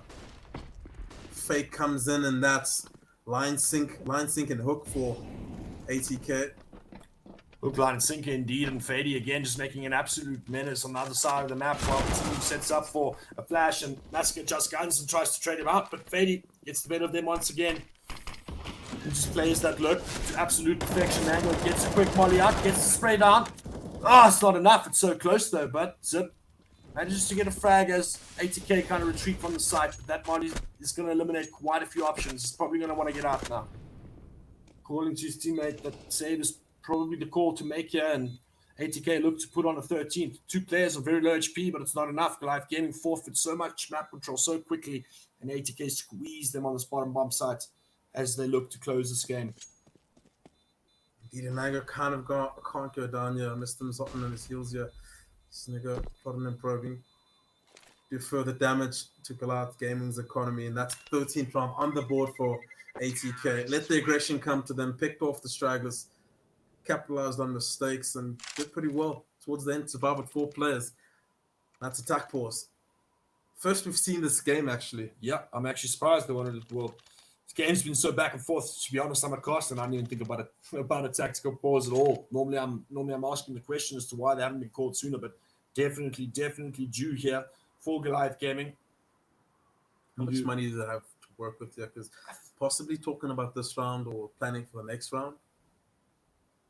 They saved a gun. They strung. They had 2 guns left over, so I think they're going to save, maybe just drop a couple odds and ends. But they definitely got to save or conserve quite a bit of their economy if they are to challenge from 14 onwards. I think they should force now, considering ATK's economy wouldn't be looking too bad. They saved 2 guns everywhere. I think they're forcing it up now. Here. They got an AWP, so it's a good decision. It's an all-in to sort of stop the train, and the same token, it's an all-in, like you mentioned. So a lot rides on this. This round is extremely important here, and it does look like ATK are going to go for a slightly faster outside take now. Spray does come through, but it's a little bit late. Nade is good though onto Daru. Does a lot of damage. And at least he's given the sound cues that players have dropped downstairs, so Zipster should be the next in line to do that. The loitering still in lobby, giving Goliath Gaming some food for thought. Yep, Freddy just playing that lurk role again. He's going to look from door this time. He's been very successful in the duels he's been finding. And now, ATK going to be able to put some pressure onto Mango there, push him away, deny that information. Freddy, complete lobby control up at this point. He's going to try to look for something late round, look for some sort of rotation gap that he can take. Now gives away his position. Liston gets the first frag onto Massacre, so this should initiate the push. ADM forced to look outside. It looks like a top hit again. They just ruse them completely. They've done this before, and again, it's this outside adjustment back into a top hit, and it works superbly. We saw it work before, and here it is again, forcing Goliath Gaming to retreat to the hills, and I wouldn't be surprised if ATK come hunting at this point for them. They must smell blood in the water. They should go hunting just to make sure they definitely get in the W at the end of the game. If they win and they get all these rifles off Goliath right now, including that AWP, they surely string the rest and move it towards that 3rd map. But these 3 guns surviving at least gives Goliath a chance to keep themselves in this game, keep themselves in this matchup. 2nd map, ATK's pick, and you can see why. Yeah, putting an absolute clinic here. Showed quite a formidable CT side, and starting to make the T side look just as prepared, just as solid, just as well-rounded. And I mean, Goliath Gaming finished the previous map 16-10, already 14-7 here. So both teams showing better side of the classroom on their respective maps, but it's not all said and done. Do see Goliath Gaming buying into this round. They only have 2 chances left. Quite a bit of economy building on the T side here. They're definitely feeling comfortable at this point in time. Yeah, I missed him sitting on 24 kills. They just can't put him out, and seems to be getting behind England's quite a lot. Fady off. They hit the top rush off this. That's a brilliant smoke to take out the molly, and that's the side bar open. They have to play for the retake. And not only that, they're getting locked out with these Molotovs. But what do they do? Massacre pushes up the vent, gets deleted. That was a haymaker. Zipson had to be good for 2 for this round to work. He knows exactly where he is, but there's no Molotov to get him out. There's no Molotov. He just wants a grenade and a Molotov right now. No, whoopsie daisies. I need that back. But yeah, I mean, that's at the end, fading through. What was that? It was the opposite side of the wall to take out the molly teams normally throw for her. Oh my god. That created so much space, and just that once the first frag goes down and the mouth smoke, the player Heaven has absolutely no chance. And suddenly ATK just such pivotal time to change the pace, and they just catch Goliath Gaming completely off guard with a new set of, as you mentioned, some counter util as well. So bringing out all the whistles and tricks here in this grand final. Taking the lead now 15-7. Match point here, Tools. ATK looking to close us off, looking to take us to dust too. And we do know that Fady and Mistem on that map are a danger or force to be reckoned with. So Goliath Gaming need to try and make some sort of comeback here. Otherwise, they got to be feeling a little bit hard done by moving into the third, feeling a bit of pressure.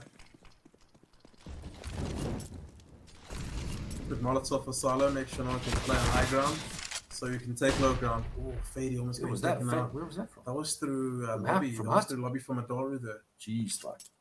Just quick in, quick out. 15-7. Every round is just as important for Goliath as for ATK. Match point. Oh, it's the fake, but Massacre spots them.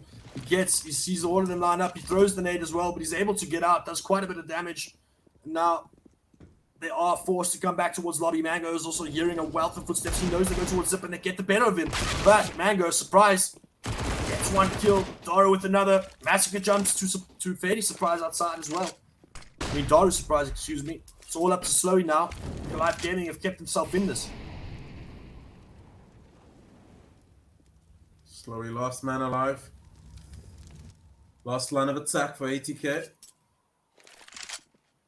Kind of giving him some respect here, but this angle from 80M puts the 8th round on the board for Goliath Gaming.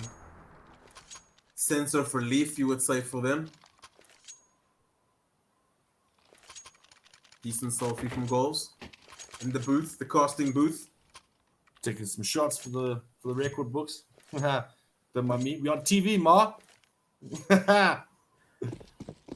Yeah, so again, this round is important for Goliath because if they lose, it's down to third map. Round by round, that's how they have to take this.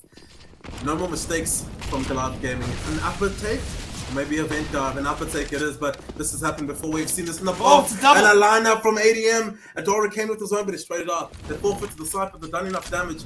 4v2. How do they play this? Fady with that ultimate look. Such a strong look. He can pick off two if he plays this right. Massacre. His eyes are wide open. He smelt him seconds ago. Down to Doru. Hasn't had the greatest game so far, but if there was a time, now is it.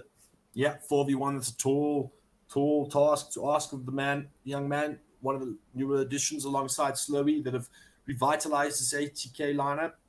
Obviously, since the departure to Cloud9, it's the rebuilding process, but what a rebuild it's been. Daru able to get that kill onto Mango. Does get the kill, but Mango gets the peak. So 9-15 now, and the economy on ATK is still sitting flush. They can buy this round, but next they're going to look at a save. So yeah, for Goliath, it doesn't really matter. They have to force every round. Buy every round. Even buy a deagle, everyone buy a kit. Just make sure you're able to win every round possible. This match point is looming.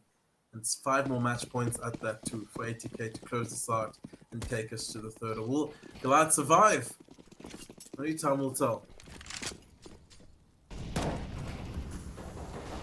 Stock standard stuff. We've reverted back to the slow-paced game here, it seems.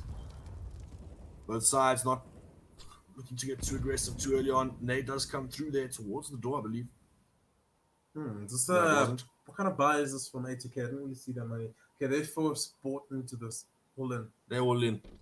And again, they're just waiting for some aggression, waiting for Massacre or Zip or Adora to push some ways. It's been happening quite a lot, but they're going to stand tall. And all this does is wind down the clock. We do see some smokes going towards the outer side just to fake their presence there. Potentially hit the upper side or towards the ramp where Zip is currently holding. They are going to hit ramp. Mistim just jumps past the first Zip, allowed to get down. He puts down a molly, but CAN step through the molly. Takes the risk to take the shot and it pays off. Trade will take any day, and you can see the players kind of forced down to go downstairs. Zip's already waiting. The rotation should be in. But they are kind of wary of this mouth take. They're not too certain of exactly where these players are. The mollies come down, the player gets spotted, but Zip unable to make anything of it. And now it's a 4v4, and the site has been forfeited. You can see that they've kept the top side strong and didn't commit. Oh, it's a beautiful molly there through. Is it doing work? It does. They get rid of the planter, but the bomb is down. And most of them are towards the only left-hand side and Massacre deletes Fady. Goals. How did they come back from this now? Mango steals another frag as well. Feels like it's all up to Daru now. He's making all the right reads, but eventually Massacre's too much for him. I feel Adora, he's got that game sense, understands what to do next, etc. It's just a bit of execution in terms of mechanics, etc. But you can see he's got a feel for it. You can see he's one to look forward for the future, and he's getting better and better. Most of the times I see him play, but He's getting caught in ways a lot previously, but he's doing his best, I'd say. Tac pause coming out of ATK. Forced tactical pause. 10-5. Sure, they invested everything into that round, so now they know they've got an eco, one, perhaps two. I think they want to try to get the bomb down. If not, they're going to just save up big and try and go for the kill. Obviously, want to just have a chat now to talk about what they can do to close this out, because it's been quite some time since they've won a round. Goliath Gaming are clawing their way back into this tools. I feel that previous force buy was one of those things you kind of look at, and if it does get to the point where it does go overtime, it was one of those, you got to look back on that round. That specific round. If they just saved and bought this round, they would have had all the utility and weaponry they would need. With a guy at Deagle in the previous round, it was kind of a wishy-washy rush decision, in my opinion. But of course, a different day it works. But when you have two teams that match up against each other quite evenly in this regard, it's not the case. Looks like we got Blaze going through the molly there. He survived with the vent drop through the molly. Oh, they put the molly down on the vent instead of... Don't really want to go fishing for that kill, do you? Especially considering they're going to eco around. To keep your distance with the rifles. ATK are going to make their way through some way eventually, and that's where you want to take contact. Massacre. He's been in lowest quite a bit. I think the call was made out, and he eventually ended his life. Yeah. Top hits coming in. Mango kind of sees it coming though. Gets the first frag though, but takes the second shot a bit blind with no support of his teammates. But Adaro swiftly still in the side, getting some frags, but he gets beaten, but quickly traded by Zip. The rotation is in full swing, and it's all up to Daru again. Slowly did the most of that game. So much work. It looked like it was a buy round. He opened up the whole site. Yeah. Now this is where the pressure is put onto Goliath Gaming. This is when you've got the AK-47 in the hands of Mr. in the hands of Thady, where any player could pose a significant threat to your side. Goliath Gaming put a couple of rounds together. The economy doesn't matter at this point. They're all in. They cannot make another mistake. Another round lost means we go to dust too. At this point, fighting for overtime. Can you imagine players' nerves at an all-time high right now? No more mistakes. I can imagine ATK are thinking the same thing. They need to close this out. Why can't we close this out? Can we close this out, please? Can we close this out right now? Patience is the name of the game for them. Mango. Quite aggressive outside. Has support in the form of Massacre if things do go a bit south. Once again, ATK usually always do this for the first couple of seconds of the round, barring those two fast bursts, but step two players, two different angles. Massacre's taken a spot. He needs to have a 2K here for things to go well for them. Does find the first, doesn't manage to find the second headshot angle. High ground, there's no one there at home, but now there's two. They're gonna molly him up. There's fire on them. See the pump from. Oh, he gets that kill. Where does he go? Into the arms of Fady. There's two flankers behind them anyway, so he did enough to hold them down for that much long. But the flankers actually activate. Slowy's watching it. Takes out Zipzer towards the ramp area. Now have the top side. It's open. There's no one at home. I think Story's there. Actually, there's two people at home. Just one's money goal. Dora's in the hut. Slowy needs to win this fight. Oh, and Dora. Chance. Cheeky peek there. Supports ADM. 2v2 goals. Bomb needs to get collected and planted, but they are no longer watching it. Adaro taking huge risks here. Just leaving bomb uncontested. He's going to go for that plant, and the understanding is that ADM's made an adjustments. The spot above hut is the winner for me here. If there's a chance, Dora has to win this frag on ADM. If it comes to... Oh, he tags him. It's not enough though. Adaro gets taken out and hut, and it's all up to ADM. It's not enough. GG. ATK closes it out, and that is all said and done. And both maps pretty much singing the same tune. Each opponent picking or choosing the map they're victorious on, and that wraps it up. 16-11. Pretty much the same storyline we saw in Inferno Tools, but now we go to Dust 2. Now the same back and forth, but for Nuke it just felt like ATK were in the lead and had the games in hand most of the times due to the fact of those two important rounds happening on the CT round side. Swings, yeah. Yeah, those two massive round swings there, because one is based off half buy, semi buy, and one was a game changer looking at the financial state. They would have been forced to buy anyway, so giving those up was big. But guys, we'll be right back. Third map on the horizon. We're going to see who's going to take this series. ATK 1, Goliath Gaming 1, Dust 2, third map. Be right back.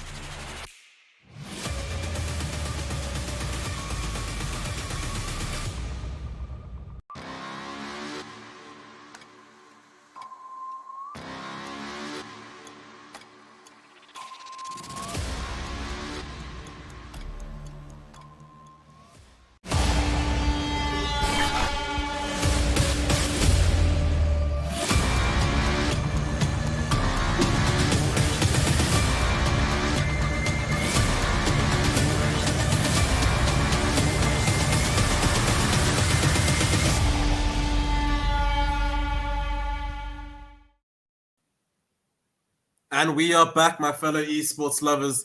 We have the third and final map between these two teams. It's been a cracker. It's been back and forth. Both teams have picked up their own map, Inferno and Nuke. And we're down onto the final map. Goals, what say you?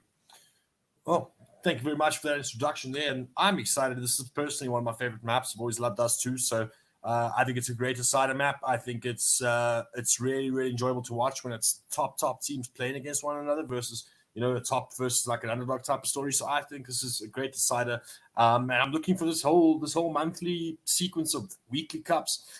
Going into this qualifier, both teams have qualified, but I'm keen to see who's the best team for the month, man. I do as well, and it's been back and forth on the socials, back and forth within the servers, back and forth in each other's minds. So this engagement right here is going to be the final nail in the coffin for now. And you're only as good as your last game, right? So we have to obviously say ATK win the lead in terms of that, but it's a whole new map. Dust 2, haven't really seen these two teams battle out on this for quite a while. It's a wide open map for everyone to play, everyone to have fun on. The AWPers especially come in handy and quite more impactful than this map than the rest goals. Yeah, I'm definitely looking forward to way more duels on this map between Slowy and ADM, the two AWPers for each respective team. So super excited for that duel off. And also, I'm quite nervous for the side of Goliath Gaming because I know for a fact that just from what I've seen recently, Fady and Mistin have been able to wedge themselves in. Shout out to that soccer ball there, CSGO.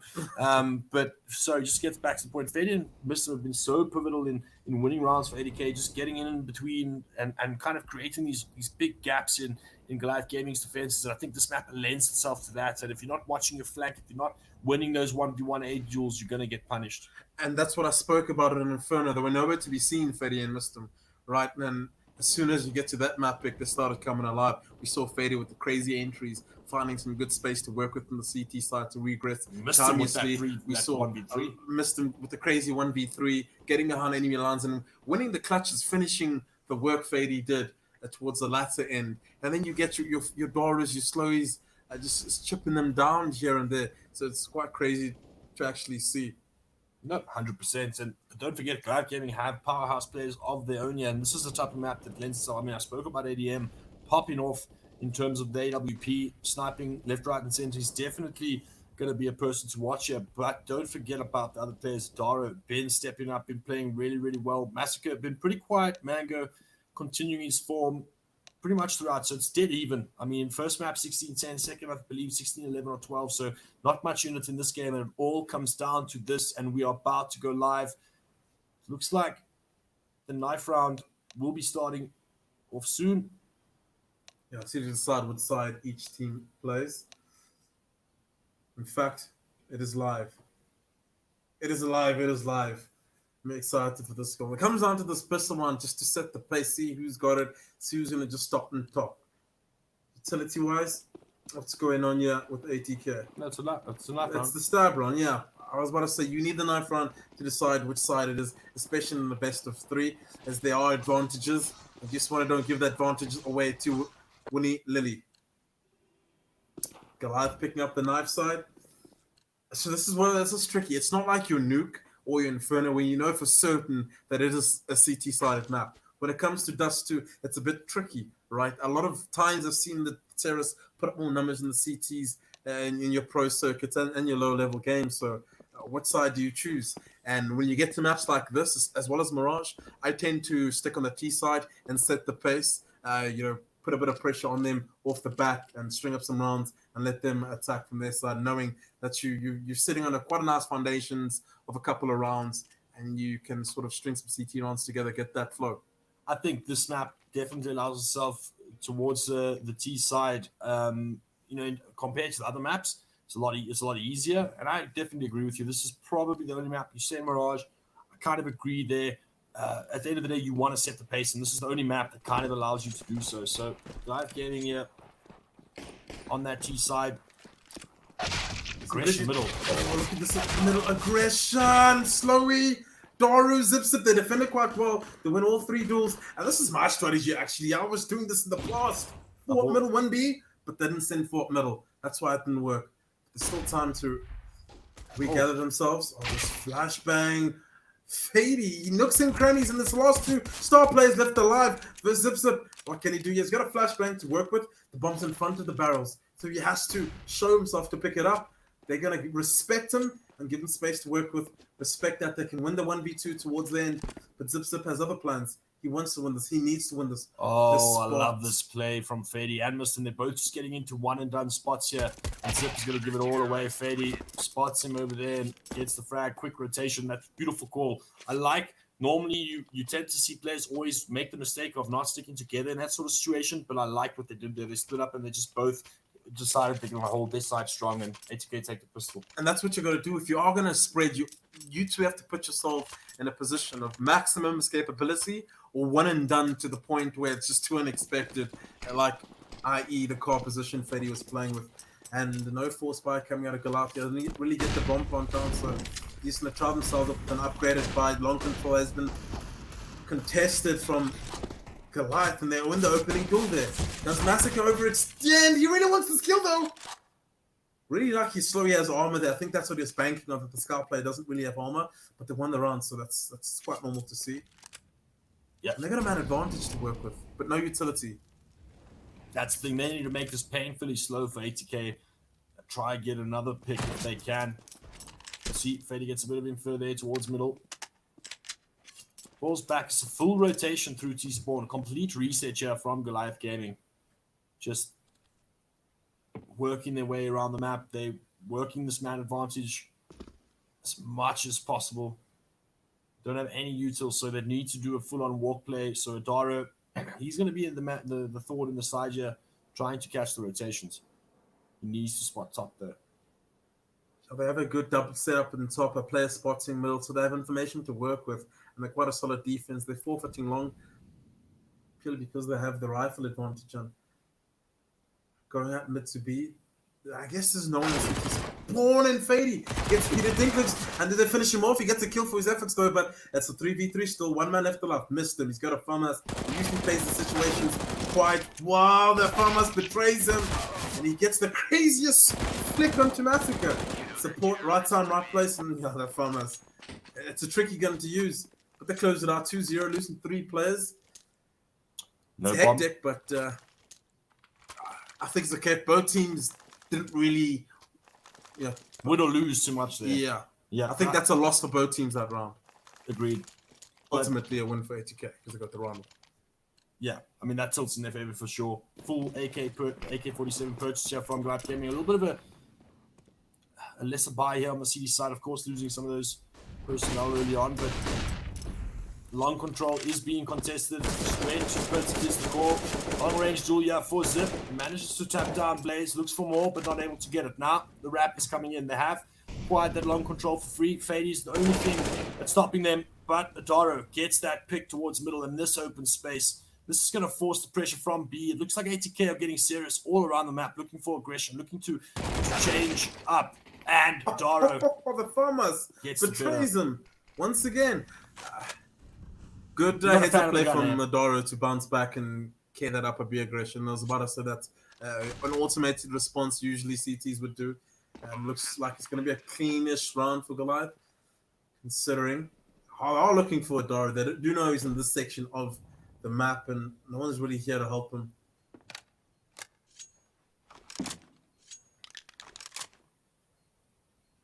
I like how ADM's just trying to bait out the push from ATK. They're jumping around, spraying, and there's quite a crossfire set up there if he does eventually. But they locked in long, but it's unbeknown to Goliath Gaming. So stalemate.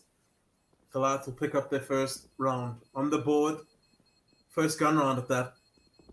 Quite important for ATK to save these 2 rifles to be able to buy up in the next round, because there's a lot of financial implications in CSGO. You win a round that's $3,500. You lose a round, your max round bonus starts to accumulate, and every round you lose, you start to get more and more money from that. So there's comeback mechanics and that sort of retrospect for Counter-Strike. That's what I love about the game. Gives you a chance. It doesn't. Right now, ATK have the chance to fully purchase into this round. They do at the expense of Fady and Blaze, only with Deagles to wield, but we've seen the power, the prowess, and the precision coming from those 2 players with those guns, so nothing to kind of frown upon. Goliath Gaming taking it slow. Again, sticking to that long control, basic stuff. getting a position in towards that long area. And now they're going to start looking at taking control of other places on the map. You can see that ATK have stacked towards top.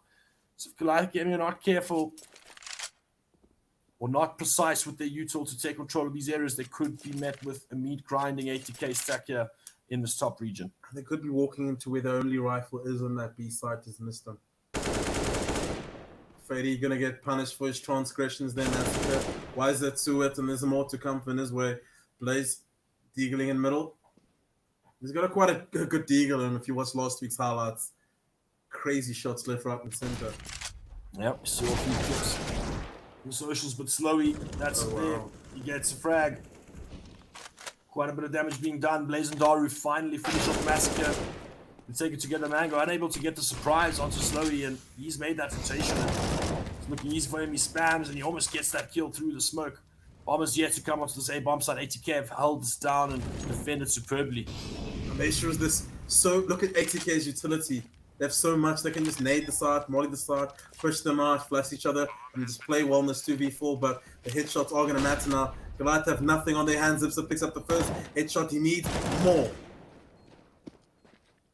Daru taking him out and it's left him. Mango is so low and Mr. cleans it up. That's the third one on the board. And it felt like they took long control uncontested, right?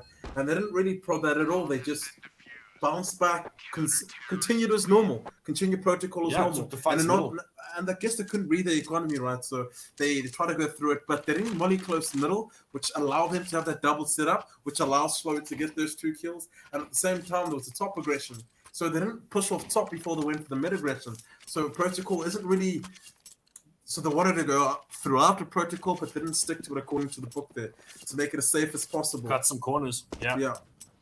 Cut some corners and cost them dearly. And I mentioned the tools. I said if they're not careful with the way that they take this middle, they could find themselves with some issues, and they did.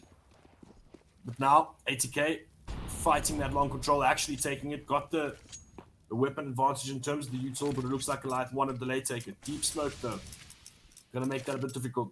Massacre instantly pushes back. Deep smoke comes in handy because it takes so much time. You have to clear the inner side of the door. Because Blaze is probably going to sit shine. If he does, he has that shadow angle advantage. So to clear him out of there is going to be quite the mission. Zip, zip. He's been tasked to hold off long doors while the rest go. Take control of catwalk. Zip, zip. He has to walk off this, otherwise Blaze will be hot on his heels. Flanking off the sound cue. Top control. Established. Shoot to forfeiting long.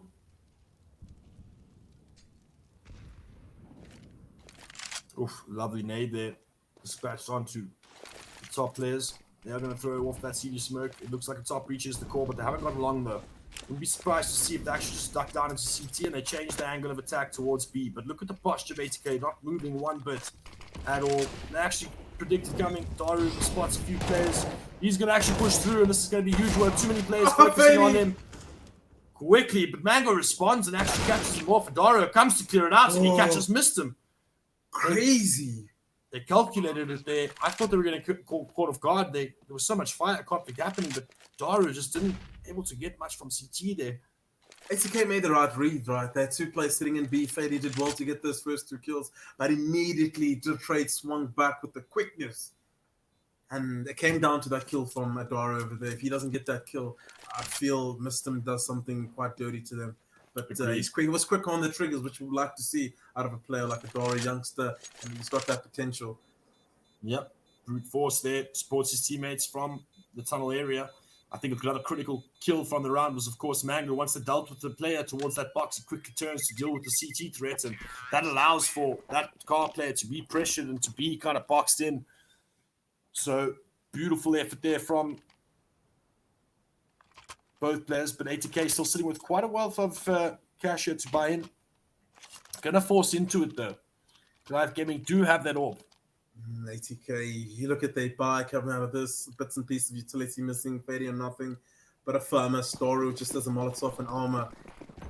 You play this out methodically, you play this out slow, and you kind of do win this. Looking at 4 players going long, not something you usually see. They're going to just take a pot shot, ADM, and fall out, bail immediately, reposition, find elsewhere in the map to prod and probe. And they're just trusting Mr. on that B side just to hold it. He has that one strong AK and it's hitting mid to B.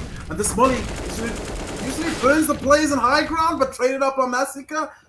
Fady has to pull back, he can't push through, and that's what he does. He's the Bianca and he usually plays that angle. So he's wise to it. It's still a 3v3 there, the bomb's still outside. Oh! They're gonna have to defend this. No, both players push through and it's all up to him now. Oh, and he doesn't get enough done. The player was so low and he doesn't get him. Oh dear. Daru.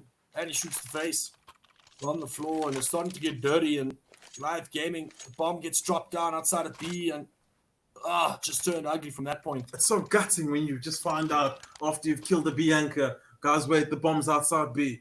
And by that point, it's a bit too far. All three defending players are posting it, watching it.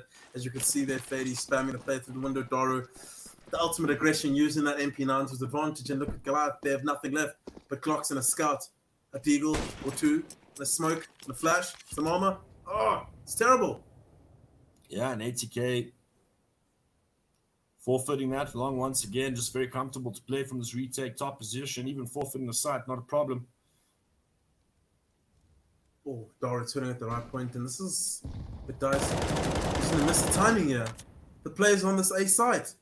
And that's going to be the bomb down. A players aren't even aware of this. Oh, he needs to get this kill. He drops into danger and loses his life. Mango, the other player is also low. He gets both top. He got, and that's the A. And Daru gets a frag on B as well. I've never seen that in my life before. What is going on, Zools? That puts the player top now, but they can hit the site. Are they aware that this last player is nowhere to be seen? He's so far away. He's in T-spawn. Now it's all up to Zip. They spot him out and they kill him. And that's the round all said and done. I don't believe Cannot assist from top. Cannot assist from long. And Goliath Gaming a fourth bit of their lead. They keep both scouts. Do they? They don't. They get away with both. And just when it felt like they stole the round from ATK, they steal it right back. That was the most abnormal round I've seen in a game of Counter-Strike. The A players weren't aware that Goliath was planting. And they lost two plays immediately, but at the same time, it was a 4v3 in that sense. But the players were just so far away from each other. Daru took the longest way possible to get back to the A side instead of putting pressure in sport. And there was just so much going on there. You can't really dissect it in this given moment right now, but missed him. He'll be happy with that round, especially how it turned out. 100%. 5 rounds on the board for ATK, 2 for Goliath. They're going to go for a B first. The flash is not good enough. He holds nice one in a situation like this. And that's the meat grinder just feeding the monster of Mistem. Trying to force the issue there. They felt like it was their only chance to go through that smoke. And there's just, as they pull the pins, he's obviously playing in front of it and he catches them all off guard. They all line up together as well. Not expecting him to play so close. Went for quite a desperate play there, hitting a B burst and didn't really play off. It's kind of an all-in sort of type play. You win again. Your entry fragger gets 3, you win the round. Your entry fragger doesn't, you lose the round. As we saw there, in that situation. Whoa! Daru! That's a knee slapper if I've seen one. Oh, but it's almost irretrievable at this point. The bomb is still stuck there. We missed him lay down the law in those B tunnels. So, ADM. Good attempt there on the shot, but slowly but surely ATK start knocking more rounds on the board here. 6 rounds, and there comes the T timeout. Rightfully so. Earlier than before on Nuke. Something you'd like to see in a grand final like this. Taking every advantage as you can. Tactical pause, just let's them decide and figure out what's going wrong and how to patch it up. What strategy works and what doesn't work. As from my perspective, they're getting long quite often on the gun rounds.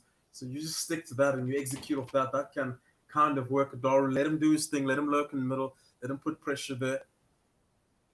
Let's see if that works out, because top control's been quite the focus from ATK of late.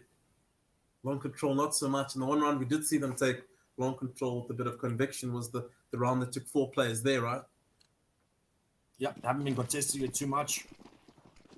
Very comfy with playing a retake, but one round it almost cost them. They still end up recovering it, so still a lot of success in terms of that take. So they do it this round. They push Goliath Gaming back. They do take a deagle shot, but nothing lands. No man lost here.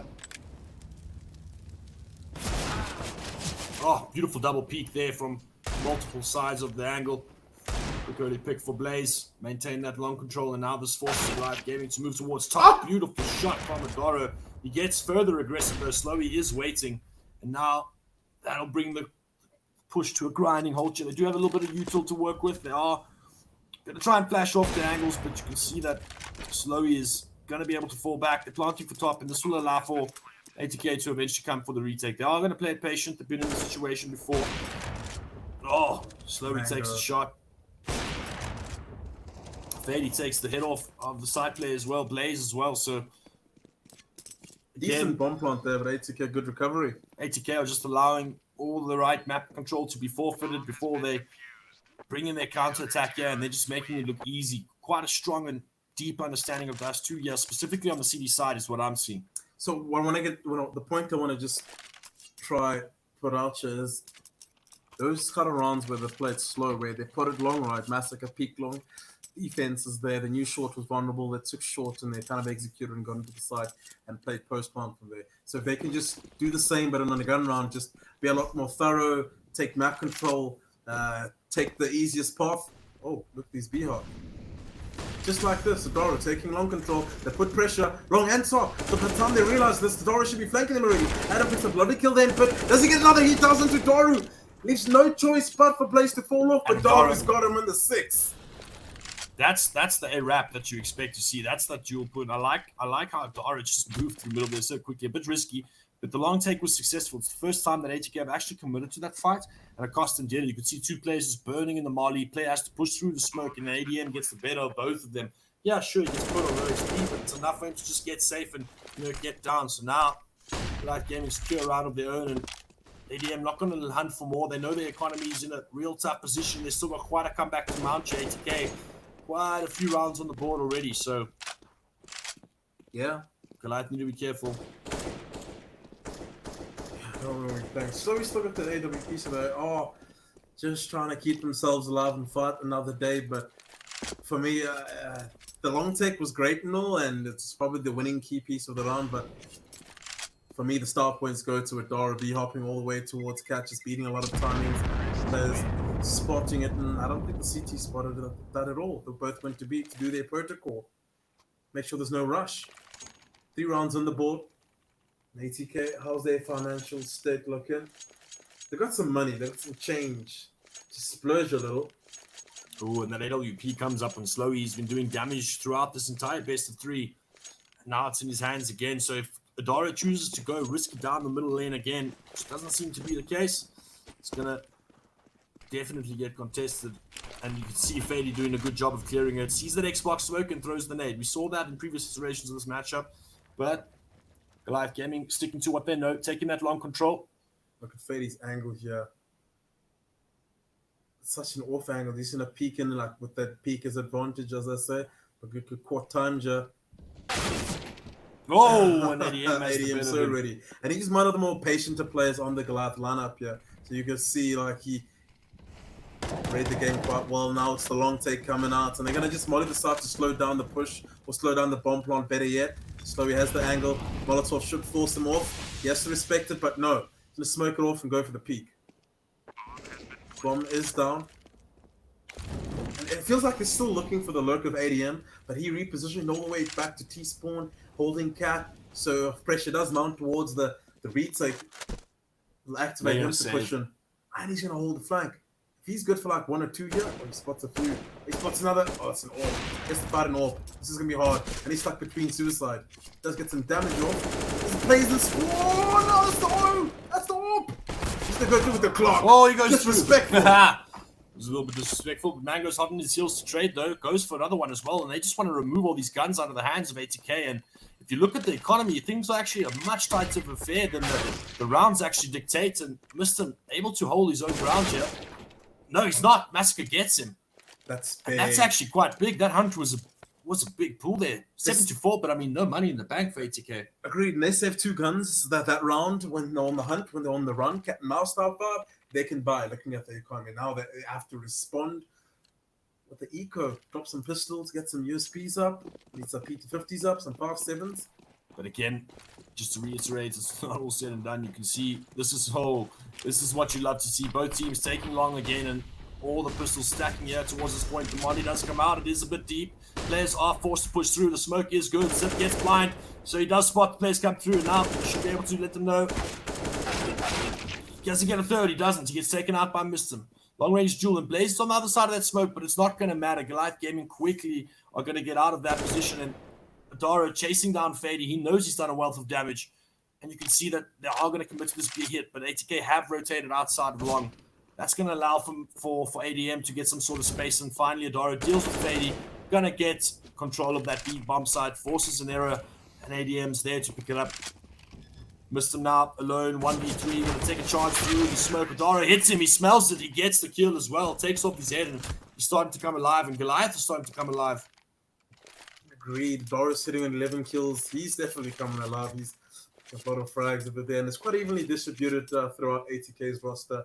Just 5 in plays, and the rest sitting between 8 and 9 and 7. So seems it's quite a tough matchup, and they finally got some guns up, but the utility is a bit shy. Molotov's missing on 3 of their players, 4 of their players, in fact. So they'll have to just work with what they have. Doro, he's taking long control. There, he's gonna get caught. The flash wasn't timed right. Massacre's there. He's the last player. He has to get this kill. He does get the trade, but the Norwegian now seems to be mollying him off. Now they're gonna forfeit long control. It's the battle along is won by Goliath finally. Slows in reposition towards cap. Number 1 rule: you lose long, you take top. You lose top, you take long. Yeah, and 2 orbs left to deal with here. See crouch peeking going on here in the form of Mango, but Fady's got a ton of control here. He's kind of anticipating this top control. My court. Oh, you think he saw Fady? Will Fady see him? Because if he saw him, the call should be, guys, I saw one going wrong. Care long, let's gamble long. It looks like that's what they're positioning up for here. They're going to flash slowly in for a peek, but protocol says one of them should be playing anti-flash situations. Beautiful flash. He misses that shot, and now the check is up. They're going to try boost him into side. They're already on bomb side A. He got blind, and now, oh, and Daru's going to get aggressive here through the smoke. He should be anticipating him, though. ADM's looking for the kill, but they safely plant the bomb. They're going to take care of long now. The boost comes up, Daru. Oh, he's not able to get the angle, and now he's going to push through, but he gets spotted slowly there to trade, though. Going to be spamming towards the car. Massacre takes the fight. Ends it now, 3v2.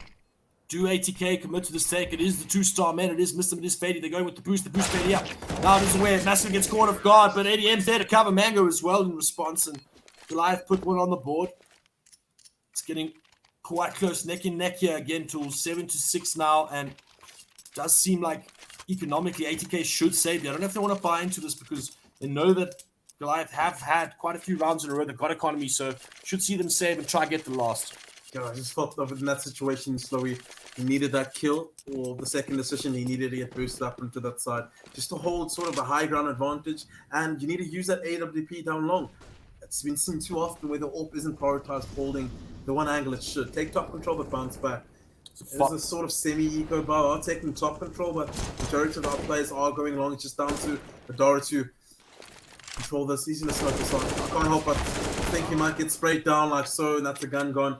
That should just spring the steps from Goliath to push long. Oh, Fady's doing crazy work here with that deal. Picks up one, he's still alive. Still do more. His team is all rolling in, but Adam deletes him off the face of the earth. Oh, so slowly. And that's how the cookie crumbles. They should be happy with this outcome, saving an AK.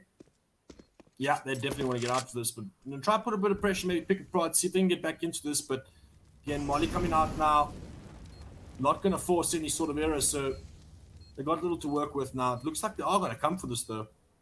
Yeah, there's no kit. I'm just trying to boost up and see if there's anyone inside they can get a free kill off. Like so. I do like this option. Kind of like the last one left. Last chance saloon for Mistim. Gonna fall back. Bow up this battle and fight another day. 7-all. Deuces. Goliath Gaming claw their way back here into the game.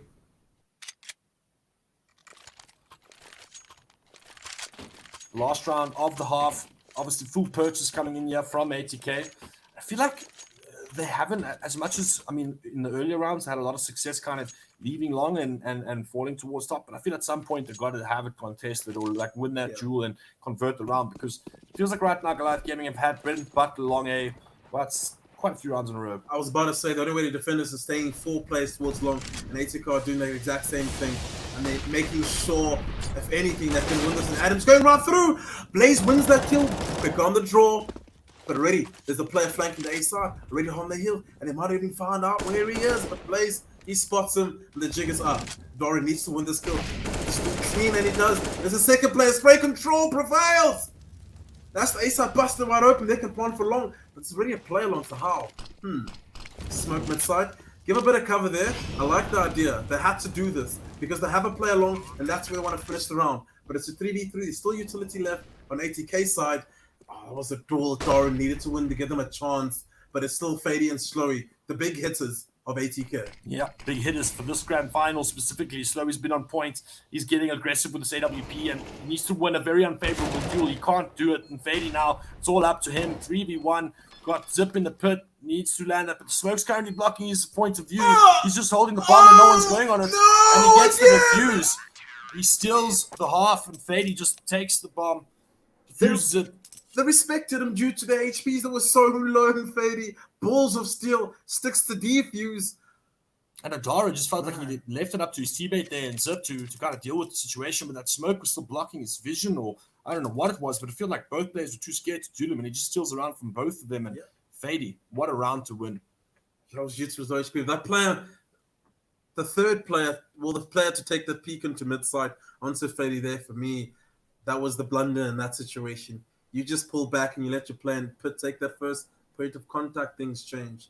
And the respect had to be given due to the players' HPs being pretty much red to Fady. I'm not sure based on information or just felt like that was the last chance.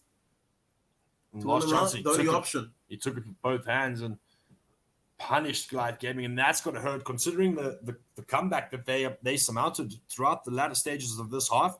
For it to end like that, it's going to be a tough one to deal with. But that said, I mean, both teams here are pretty happy with the performance. 8 to 7 rounds is 1 round apiece. Even as it gets, even Stevens here, grand final. What a display of CS that we've seen here. John already calling attack balls on the CT side, pistol round. Probably just devising a plan, figuring out what pistol they want to work with. I mean, pistols always come down to the headshots, body armor. You can't really get any helmets, so Glocks can't really do headshot 80 damage. USBs do 100. See, that's why you see a few P250s being picked up on the side of ATK. Missed them. They'll be the util man. Slowy as well. The rest, Glock armor. Does kind of suggest they want to go towards the A side with 2 smokes, right? I don't know. Or set up for a fake. Or set up for a fake. Massacre, the player with the smoke in the kit. This looks like the fake. Big responsibilities on his end. This smoke goes towards CT spawn, I do believe. He hears those tunnels. He hears them going through the middle. That's numbers. And that player isolates himself outside of the site. So he's going to get overwhelmed. It does look like he does, but he's got support in the form of Zip that's taking his jewels from middle, and he actually wins 2 of them. And now Adara is left in the site. Are they aware that he's here? I don't think that they are. And he's going to hear that bomb down. Sneaking around. Spots Fady there, but gets the one in the side. Executes him. Can't kill Fady, but eventually gets him. He does. Adara. Commonly didn't check him there. Zip going huge and Adara to follow. Indeed, something they really needed. Zip picking up 2 kills there, and Adara coming in from the 6, picking up 2 kills of his own. Probably didn't clear him out there. I guess it's a pistol round, you can't really judge. In the gun round, you'd normally think Adara's the A anchor, the B anchor. We need to clear him out. We can't get the bomb down. But they got the bomb down, so that's why they got a forced buy. Not all doom and gloom for ATK. 8K up and missed him. Kind of wanted them. Fady all missed them. You can go. Both of them. Both of them. They're going to straight down suicide. They're going to scout to defend the plays, going down suicide. So you can imagine they could be going fast cat, which they are. How did they defend this? Do they read it? Good early Molotov to slow them down. Oh, Fady already dinked and taken down. That's the big guy. That's the big man. That's your boy. That's who you look at for these rounds. Especially if you're going to throw him at AK. They are able to retrieve the AK though. At least. Oh. Slowy. Cost some HP though. I think they would give the scout to the other players. Whoa. They're hitting top now. It's all up to Zip. He needs to hold strong. He gets the first frag, able to adjust, gets the second. Beautiful flash there from supporting from long. But Zip's going to take the final fight, and he Zip. steps up. ADM Zip. stands tall with the flashbang support, and Goliath Gaming take the lead. Zip coming out alive, coming in big. They're clean, clinical kills, important ones at that due to a force buy, kind of denying the bomb plant as well, which has financial implications onto ATK. So he's bouncing back strong, sitting on 11 kills. But on the other side, Adara is doing the most, 17 on him. His back must be hurting a little. Yep, it's been a long night of carry for the young man, for sure. On the side of Goliath, Fady missed him as well. So odd when Fady goes down like that, it feels like Goliath have an advantage. Oh, when they're pushing up middle, they're getting disrespect from now. Fear. Going back in though, I don't understand. Adam has to save it and just survive at the very least. They've got an M4 now, but they've no armor to work with. Tries to bait the players through there with his reload. Not gonna bite though. Fakes it again. That's a lot of sort of players that do just to make sure. I have to respect that. There's two players on the A side, both sitting with flashes, so that's sort of the one chance to go for a refrag if they do get the first task with the challenge once again. A good run boost just to change the point of attack and make it very hard. He has spotted it. He needs to finish the first kill down. He doesn't get traded. Flashbang should come in at any point now. Boom, it does. Support at its finest. The bomb plant. That's what he wanted to stop. Gives away an AK and the bomb plant. 3v2 now, but Massacre's closing in from quite a distance. So if they take twos now, they're on the road.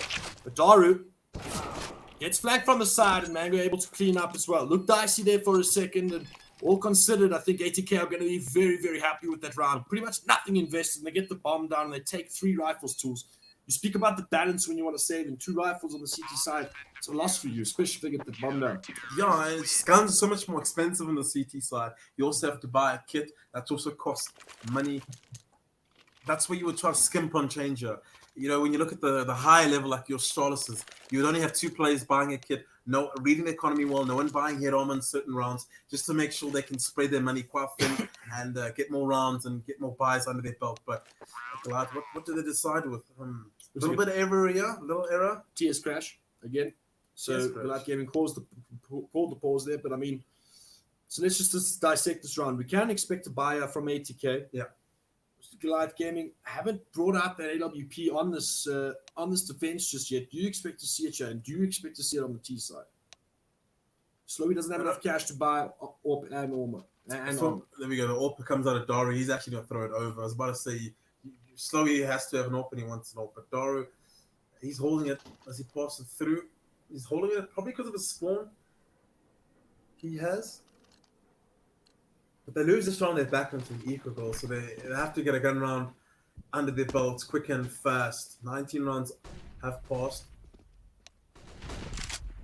And long aggression. Yeah, forfeited by Goliath. Oh no, at least. Is he going to get back in time? He does. Mango, he's going to hold off top. Number 1 rule, you let go of long, you hold off top. So you'll see them fight for this. Every bit of energy they have. ATK just ghosting at the moment, playing slow, waiting for any sort of plays coming out of. I'll go for the. Oh no, that was yeah. It's flashed off. I think he didn't expect them to have AWP. That's sort of why he went for that sort of duel, and Mango comes big with the headshot into Fady. Something you definitely want off the server. A lot less stress, suspense. Massacre, he doesn't really know how close they are. I like this defensive smoke. It allows them to maneuver around, try to get a first pick. Makes ATK's life a lot harder. And ADM comes through with the double, and the left hook is coming in soon by Massacre. Needs to land this kill 2v3. No flashes left. Does land the kill, leaving Daru all on his own. Massacre, you're burning a lot. Oh, Daru gets the shot. That is stunning. Blocked that was over insane. And you must be aware that Mango's close on the side, so if he gets information on Daru, this is definitely a round that he can win. He's got the bomb as well. He can safely plant in the site. Player needs to peek him. Doesn't commit though. He thinks he's baiting him out. Now Mango's gonna wait for the push to come in, and its patience is a virtue and it pays off. Goliath Gaming, sticky situation, despite giving the pick away first. They land up recovering. Beautiful aggressive shots there from ADM, but again, a critical flash coming through from Mango. Agreed. It's just the AWPs coming in big. Dust 2 is one of those maps where you have long, you have middle, you have B, so you want to have that double AWP just to make sure you expend less utility throughout protocol. You have those AWPs, you just make sure that terrorists have to flash off those angles like they were trying to do. When you run out of flashes, it gets hard. ADM coming in big there. Massacre clean up nicely, even though Doru tried his best. He's sitting 14 for 14, much better performance than the previous snap, but the scores are quite tight. Just 3 rounds set these teams apart. ADM spots middle. Goliath Gaming are taking long control. It is being contested by ATK. They're already in pits. ADM with the aggression middle though in response. So, and he turns. Doesn't get. He's overextending, but it's a good thing he doesn't really get punished. He's trying to read the game. He's trying to find out where they potentially are going to maximize his potential, maximize his impact. Right now, he's done so with getting an entry 4v5, but they've lost pit control, forcing them to just focus on top, focus on middle, try to get those trades there. Forfeit the site if need be. But looking at the minimap, majority of the attacking squad just lingering and lurking outside that B tunnel.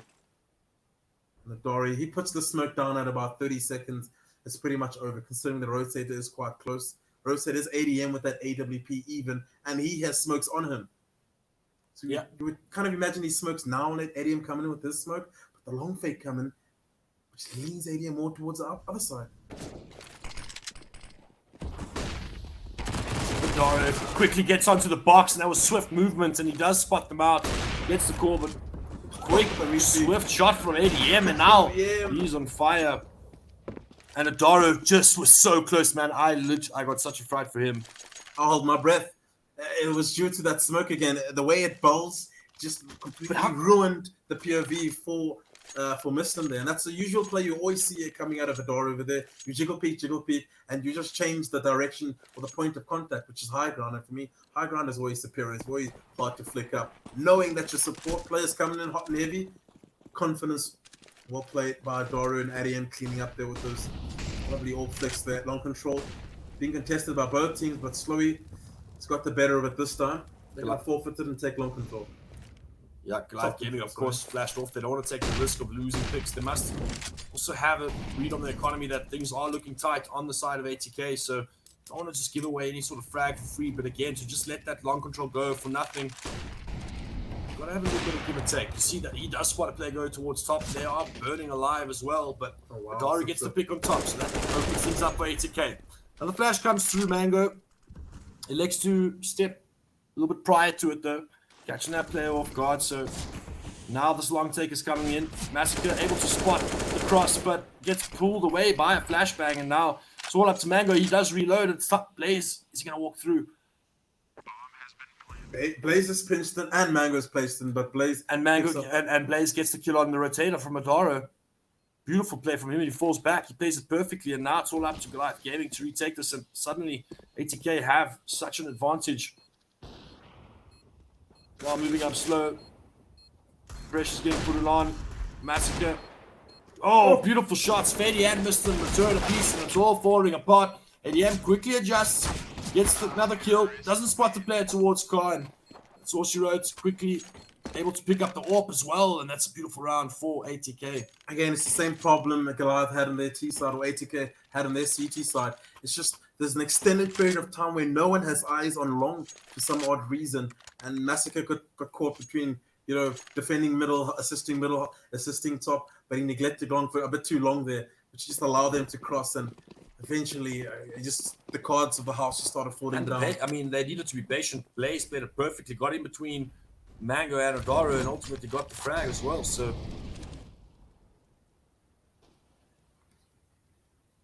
I missed him. This angle is just so strong. That basically means they forfeited B, and the rotation should be leaning towards that A side. This could work out for Goliath, considering the utility they have in the map control. They have to go towards the east A side now. They have no other choice in their hands. And looking at the mid player, Nodwin running out middle, he's going in for the supports, going in for the hard work. The exec is coming in. The flashbangs are making it so much harder for them to barrel into the side. Good defensive smoke there for Massacre. This flash is a bit too easy, but Massacre makes it work. He gets it's three! A crazy 3K! 2 players left to defend or to get this bomb down into the side chair. Missed them. Comes in from the flank, and Cat, as usual, picks up zips up. But Mistim gets the kill as well, and they recover it slowly and Mistim. So good. As soon as I see Mistim in those situations, it's like the recovery has a higher success rate. 100%. and he takes it around from them. And they even calling it tactical pause here. I'm not sure if that was called before or not, but they're calling it there. They must be psyched up right now, and they're just letting it sink into Goliath Gaming. And just look at the cash. They definitely didn't have the cash to sustain that, so they're going to need to probably save your ADMs. Got a scout. Beautiful 3K there coming out from Massacre, but it's not enough. Fady, I mean, missed him and Slowy with those deagles, just making absolute work. And what looked so far out of the reach suddenly falls into the lap. He did the most there. I'm sorry. Like, it just felt like he put his arms up and told the gents, guys, we're winning this round. I'm going to do it for you. But towards the end, they didn't realize that they overcompensated after that. Like, they disrespected. They tried to get in too quick, and ultimately that player towards top just had way too much space. And they should have doubled up the player on top. If you get me, they had all the numbers on their side. They're getting the entry kills. So instead of choosing the fight on the ramp, like they decided, they chose to fight on ramp. They should have actually just eliminated that player top that had already flanked them, and then try to take the duel together. But they unfortunately did not. And 80K, again, a team of that caliber, you just as much as they slipped up to give that kind of that 3K to Massacre, at the end of the day, if you slip up against them, they're going to punish you just the same, if not worse. And they've been doing it this whole best of 3. Yeah, they're really good at capitalizing on mistakes, especially players like Fady and Mistim. They see a mistake and they're very quick to respond to exploit it. But let's see how this long control comes out. They're going to just fall back and take top off to this Doru. It's in such a sick spot here. He could catch the AWP player. That's a free AWP player. There's a defensive player coming in soon to support them. One more man wrong and they're aware of it, but they're going towards that B side. They've already got B.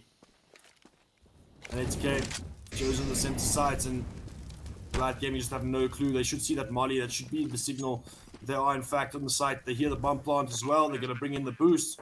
Adaro with that collected orb, looking for some sort of gap, but as we've seen, Fady is aware.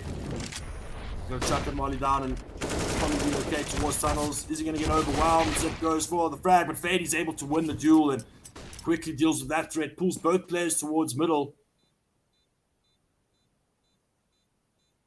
But again, not much. Yeah, Fady's an absolute monster. Fady and Mr. Man. Crazy combination of players.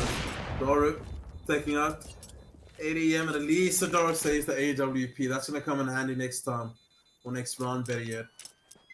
11 rounds on the board. Goliath Gaming in the lead, but narrowly in the lead. 80K hot on their heels and they're ready. But 80K even this out. Sorry, Tools. They built quite a bank rolling here on these rounds. They've won in a row. Look at that. Probably buy for quite a few of the remaining rounds. Goliath Gaming, this is all in. They get that AWP up, but Slowy's got the AWP up as well. Round 24.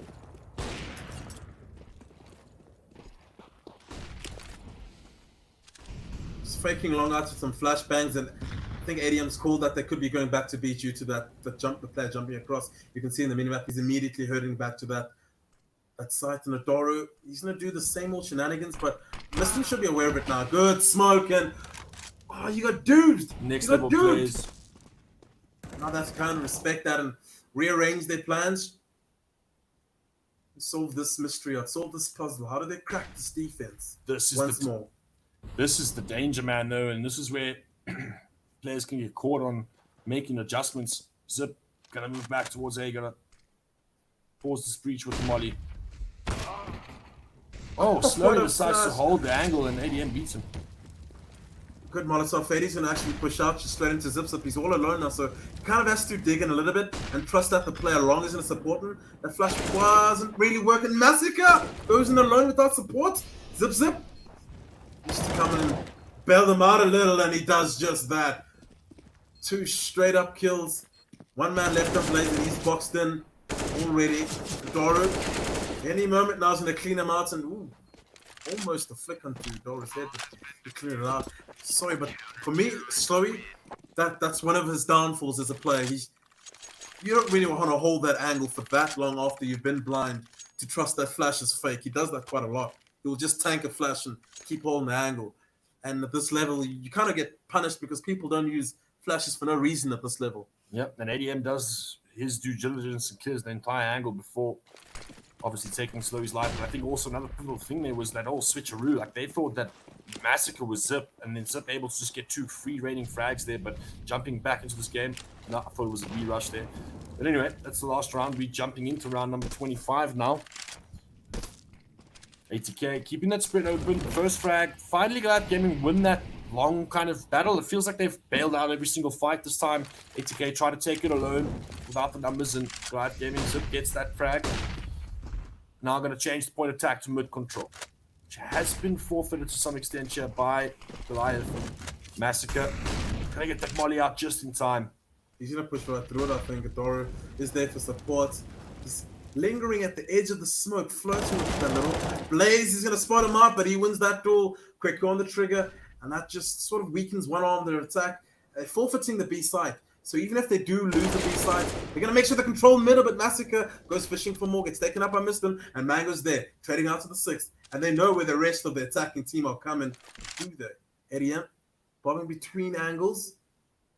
You can see they're kind of undecided, and Mango's run all the way back to T-spawn to clear it. So this gives ATK a moment here. So slowly, going to peek in, but Adara gets the better of him.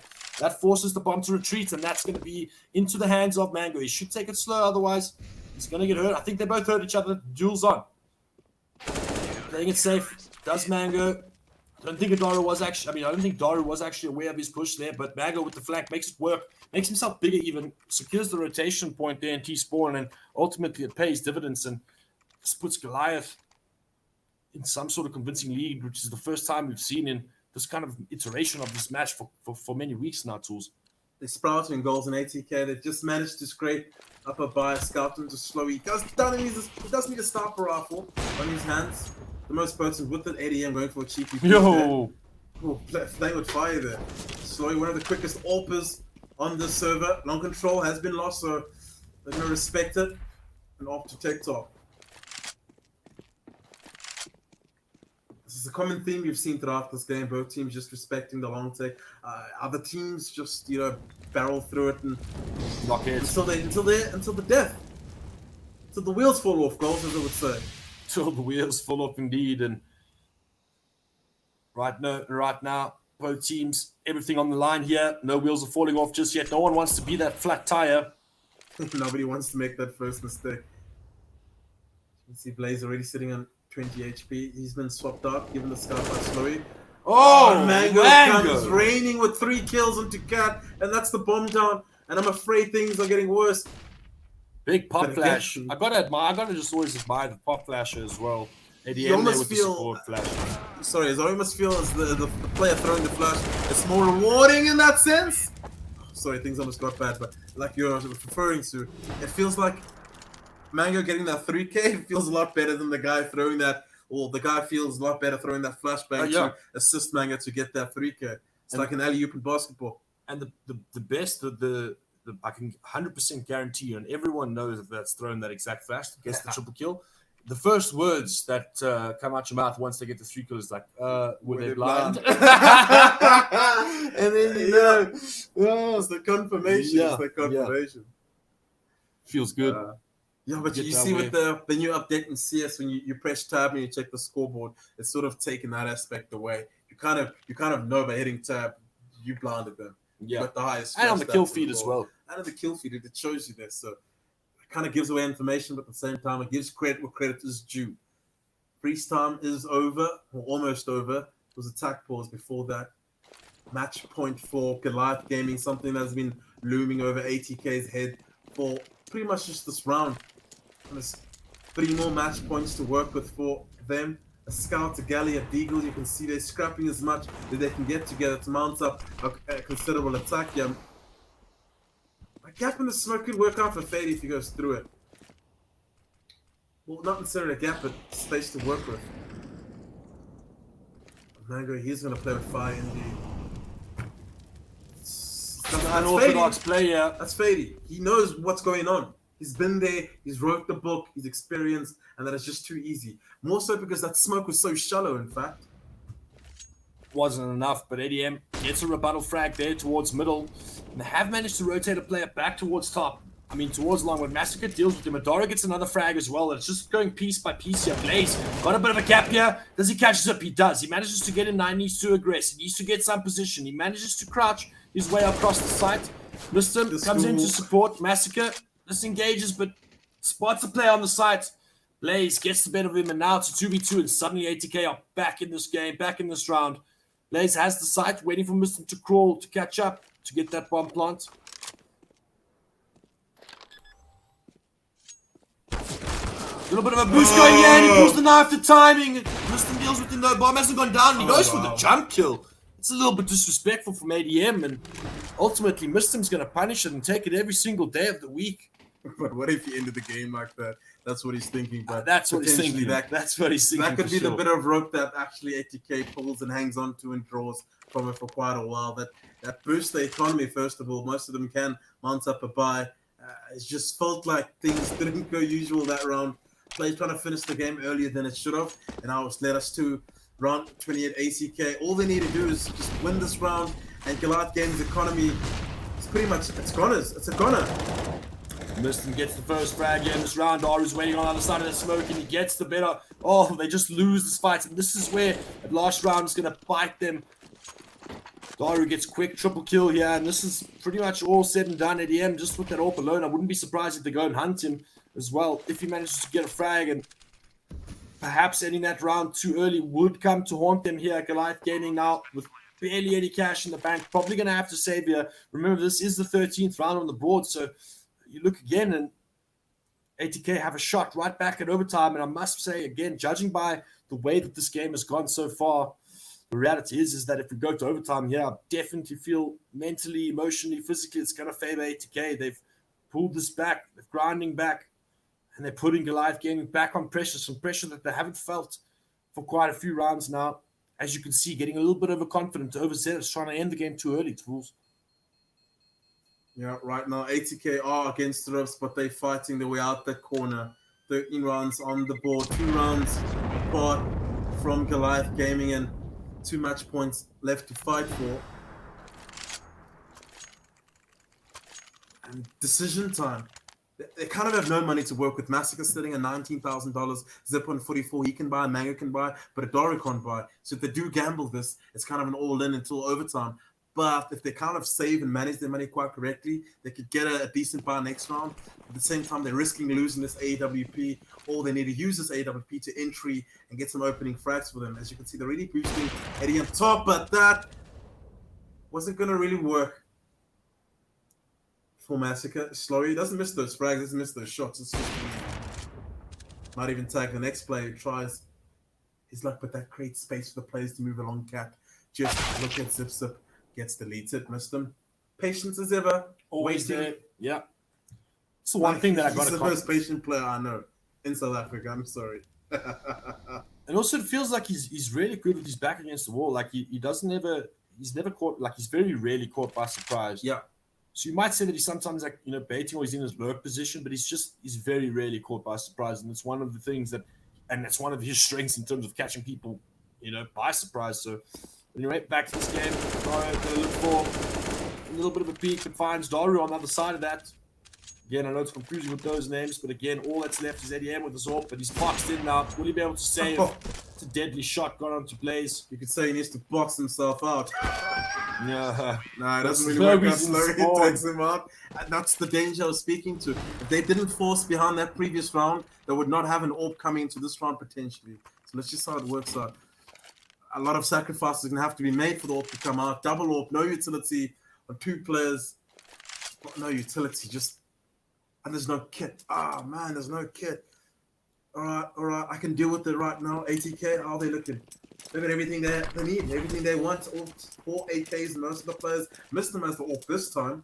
Perhaps he has a long spawn. Yes, he does. And he actually wins the duel against Zip Zip. Yeah, the AWP long.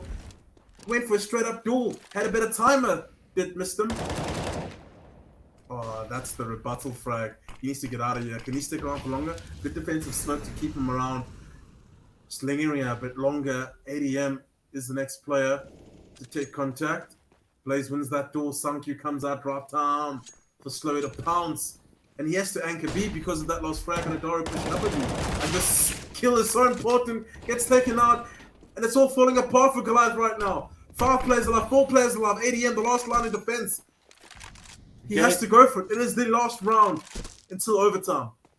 Yeah, you would hate to say it, but Goliath Gaming have let this one slip back at 80k. Squad of this quality, of this caliber, would not let you go for free, and absolutely executed them here in the later stages of this half. Bringing it back, leaving it all up to the danger man. ADM, he's on 27 kills already. He needs to make it a 30 bomb if he wants to win this and win the game. Thank you. That's the jig's up there. And the rotation comes through from middle. It's just too much of an unfamiliar angle, and ADM not able to clutch it out and go into overtime. Goliath Gaming will begin again here on the CT side, and the magic number is 19. These two teams couldn't get closer. This is the type of CS that you expect when it's the top 2 teams in the country. So final map, overtime. Here we go, Tools. We know strangers to this. Yo, what a game. Each opponent just clawing at it, grinding out these rounds. And it's just a lot of mistakes being capitalized off of both teams, in fact. So in overtime, you kind of favor the more composed team in these kind of situations. But it's still a grudge match. It's still a grind. It's still a struggle for both of them just to sort of clinch it out and get that victory, get that W. Overtime, MR10, MR3, 10K, I think. Yeah, it is. 10K on the board, 16K. That's a lot of money. Usually we'll see 10K, that just helps them out. ADM goes for a lovely pick there, and Doro on long.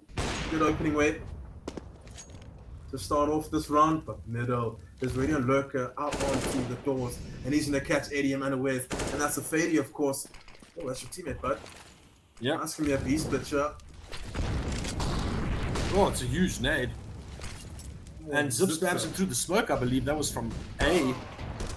And Slowly gets one through the smoke in response on Mango at top. This is a chaotic round, and all the players are now moving back towards top. And Zip does have that long angle. Not able to get that first connecting shot, and now they're aware of his position. They do know that he's going to fall back and try and take fire. Zip not able to land any shots, and Massacre's going to get aggressive, going to push towards that bomb site, but it's all up to Mr. He holds onto the side, he's getting tagged very, very low, but responds, does Massacre with one. He's aware of Mr.'s position, he looks for both, gets taken out, and now it's all up to Blaze and Mr. here both low. Mr. gets the kill onto Zip, and now it's all up to Adaro. Adaro up against one of the danger men. Oh, the smoke. Blaze has to commit, and Adaro plays it to perfection. Tools that straight out of the book, but what a disaster it looked to be for Goliath Gaming. Their Massacre taking that jewel after getting the first one and gets found out, but ultimately put it away. And yeah, thanks to Adaro. Thanks to Adaro coming through, the hero of the day, sitting with the most kills on the board.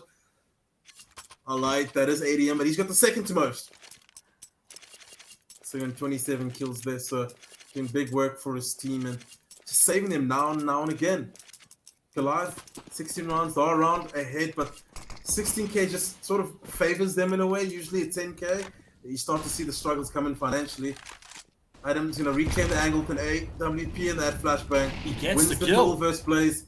And that's kind of the opposite of what you saw the previous round with Zip and his counterpart missed him, taking that tool. Well, Zip just had a yeah. waste of time there. Missed him, gonna play sneaky. He's in the smoke. Zip unaware, he falls through. Missed him, definitely knows the player's past him. He's in such a good position, and now he's gonna pounce as that player comes through, and it is a mess. But it is still a 3v3 situation here, so they only have to retake the B bomb site, which is one of the hardest bomb sites on the rotation to take, in my opinion at least. I still have a lot of utility to work with for this retake, and they can molly back plat, molly car, molly under the side. They have 3 mollies, 2 mollies on them, so let's just see how it works out. They smoked up a B, which does give Mango space to work with.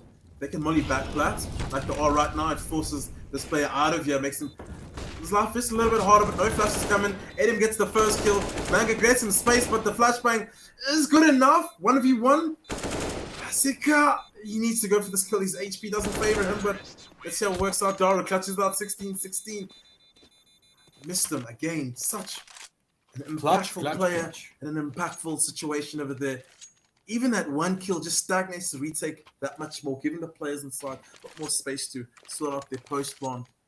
It's beautifully executed there on the retake by Goliath Gaming. They push Slowly off perfectly. Mango adjusts as well. Manages to come through, support frag towards window, but it's just not enough. Missed them cleaning up.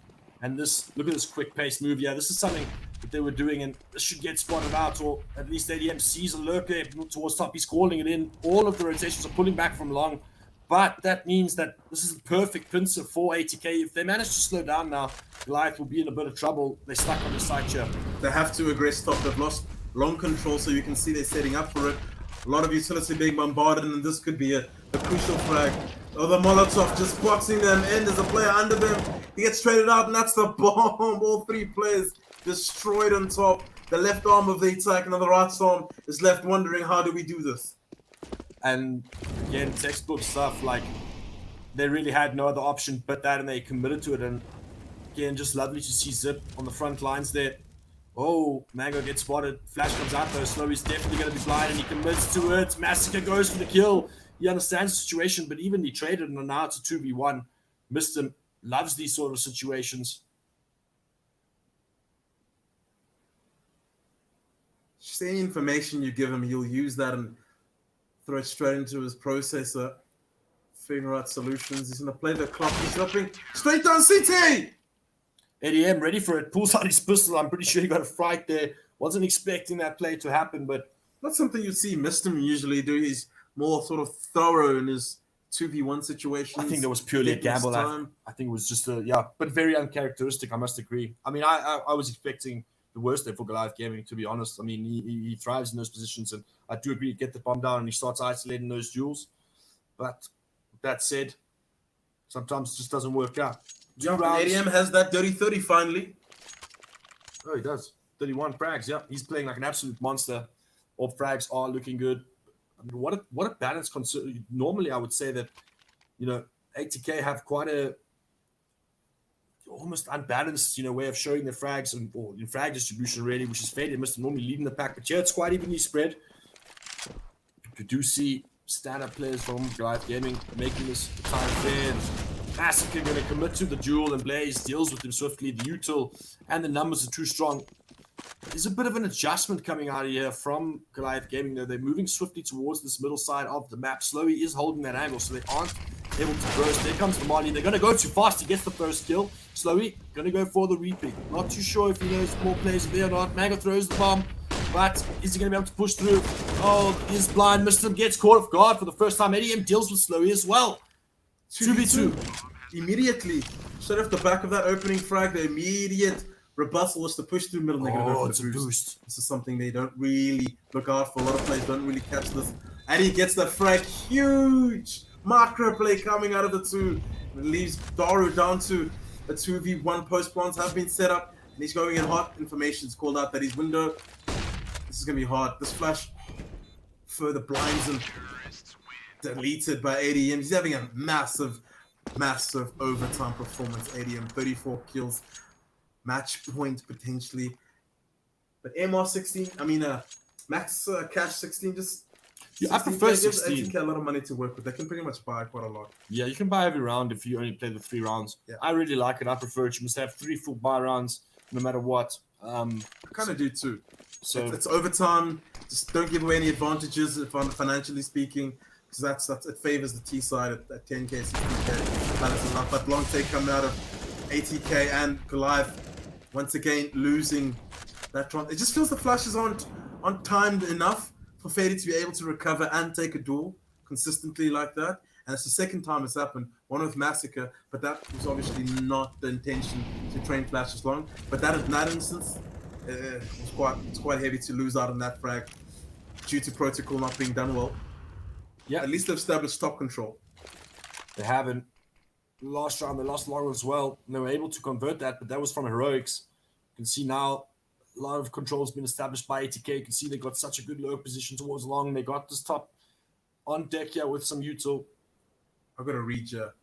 I'm feeling they're going to just reverse drop towards that B side, but ATK are waiting. They prepared for that. Yeah, just looking at Adara's position there and looking at these two players, maybe they're waiting for any aggressive plays coming out of ATK. As you can see, Dara is fishing towards middle. Fady is fishing towards long, but no one's watching this long flank coming out of him. And this is what Fady does so well all the time. It's finding space and gaps to exploit. Yeah, and Goliath Gaming should be expecting it at this point, and ADM just throwing all of his util now. He's going to be able to jump them quickly, and slowly gets the first frag on the site, and now this sense is absolutely with no lagging, and there we go. Frags just fall left, right, and center, and ATK make it absolutely clean. They just deal with the threat. And the wrong read. Fady had the wrong read. No, but it just took too long. At the end of the day, Fady manages to outflank them, and they've been posting long the entire game. They've been losing these duels. I think most of the half, or most of the original half, they obviously had advantages from pushing long, but now ATK abusing that position. It just felt like when they settled there, they didn't settle long enough. As they decided to move, that's when Fady decided to push long. Good long tech coming out of ATK. Quite thorough and superbly done at that. Oh, the counter long take. He plays his spot. He's so open and exposed, but Mistim just saves his life. And so he comes in quite hot and Blaze puts the nail in the coffin. Double OT, we go goals. Double OT indeed, and that was so close to working out for Goliath Gaming. But again, Mistim the pillar just stands strong, saves the life of his teammates, buys himself some additional time to deal with the blind player at blue, and closes out the round. And now we look at another overtime, and we said this match would be close, and here we are again. True to it, 20 past 1. Thank you guys for all joining us, by the way, sticking through this glorious display of CS here. Two of the top teams in the country dueling it out, seeing who is the best for the UMZANSI Esports League. Brought to you by Nodwin. Overtime, round 2. Here we go. And we saw this 3 weeks ago, in fact, the same sort of sequence of events, the same maps being taken, in a sense, not the exact same maps, but the same style as how the maps are being taken. It comes down to overtime, something both teams have been struggling for. The long take is the call once more, but the flashes this time are good, but Zipzip loses out on Dylan and Fady, but the call should be he's actually low. Can't commit now because he's in pit, and to dig him out would require a lot of effort, and the rotate is already there. So plan B has to come in, and ADM has really activated that. Taking a fight with the player in middle doesn't really get him. Still a 4v4, so things aren't too dire. And both teams should be okay with the outcome of that. Picking up the Fady, pushing long. He's done it before, so why wouldn't he do it again? ADM drops down. This kill's important. Oh my god! Slowy! Oh, that kill was also big. What is Slowy doing? Slowy's playing in the smoke, yeah. Oh, and Adara gets him. That was such a crazy duel. Missed him though. Gets taken out by Adara, and again, I mean, that movement long was absolutely superb. I know you're a fan. Big fan of this movement. Yeah, it's just that it comes down to the situations. If it's a one-on-one in that kind of environment, you would most of the time sort of favor the player with better mechanical ability there, Dora, using it quite superbly there. Although Slowy was stuck between, you know, the players pushing along long, yeah. But he had a defender there, so it was a straight old-fashioned 1v1 duel. But looking at the spawns here, they're going to hit long once more, and the flashes are going to reign supreme. And the defense comes back. Dora doesn't get into bed. No, he doesn't. He does, in fact. Wins the kill into Zipzip. He's been doing those kills for long enough, but I can understand why it's so hard. And the smoke battles continue in favor of ATK.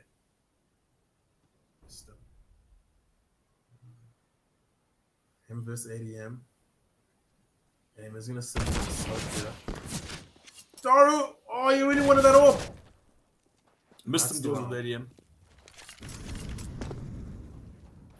Well, I'm not going to lie, it's off for Daru. Too soon, as I can see, Mistim has already pushed up a B. That gives space Dara to get in and plant the bomb. Molly to work with to find his isolated duels. It's winnable. It's getting the bomb. It's getting the bomb down here. It's almost an impossible task, really, but he gets in behind enemy lines here, so tools talk us through it. Missed him. He's smart, so he's gonna wait for the angles and down to a 2v1. These two players on low HP, right? No! Oh! This is happening. He didn't see any player in mid door, so he takes out the Tech 9. The Sanji comes up. He gets on the barrels. He gets it!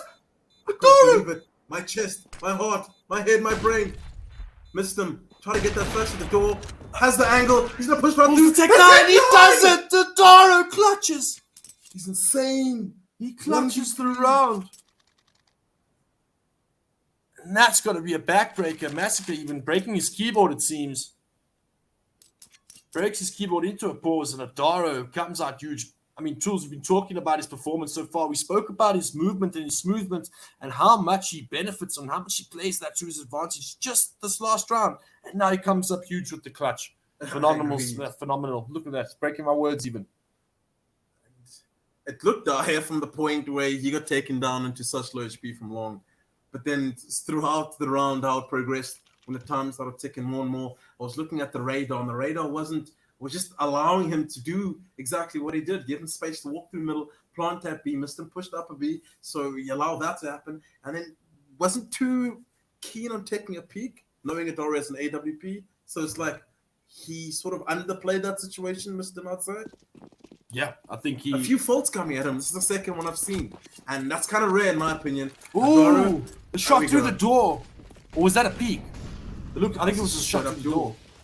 And it looks like fast top call is the call. Yeah, it looks a bit rushed though from Goliath Gaming. There is players here on the side of ATK, and he's going to negate that AWP with that smoke. The side player hasn't been able to peek him yet. But he gets taken out, and quickly this just falls apart. Goliath Gaming forced the hand so much after getting their first frag of the round. They obviously felt like they had a read. They thought that ATK would overcompensate, but they actually just didn't compensate at all. They just abandoned B. And that's the round, Tools. Goliath Gaming, take 2, ATK, take 1. Indeed. So again, the magic number that we're looking for here is 22. So first team to 22 obviously takes the match, the entire thing. And obviously, if we see 21, we do this again like we have been. So much money. You can even go ahead and buy a head armor like some of the players are doing with 16k on the board. Yes, if you max out like ADM did now with 2 AWPs and full setup like that, you can't buy the third round. Mango buys a decoy. I don't. Alright. We'll see. Betty taking top control. They're gonna go straight through the middle. Adam isn't gonna see what's coming, and Fady takes him out. It's down to one man Adaru, taking out upper B. Asat has to rotate with the quickness, but at this point you forfeit. It's exactly what ATK needed to start the C side, and they're bringing back one of the calls that's been the most successful is just pushing super hyper aggressive through middle, and ultimately always wrapping on the B side. Whether the aggression comes from middle or B tunnels, it's kind of up to them. It depends how it goes. But ultimately, ATK pull out the pocket strat that works and catches Goliath Gaming completely off guard. Sleeping. Absolutely sleeping. You could see that angle from Xbox.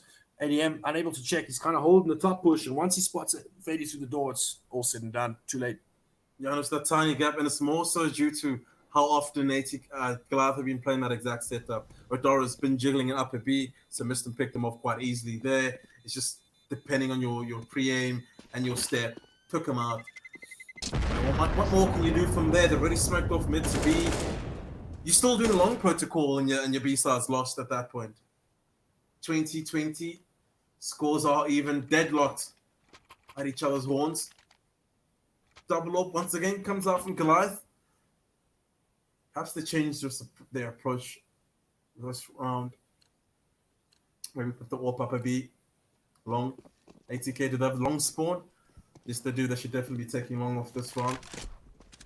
Uncontested at that.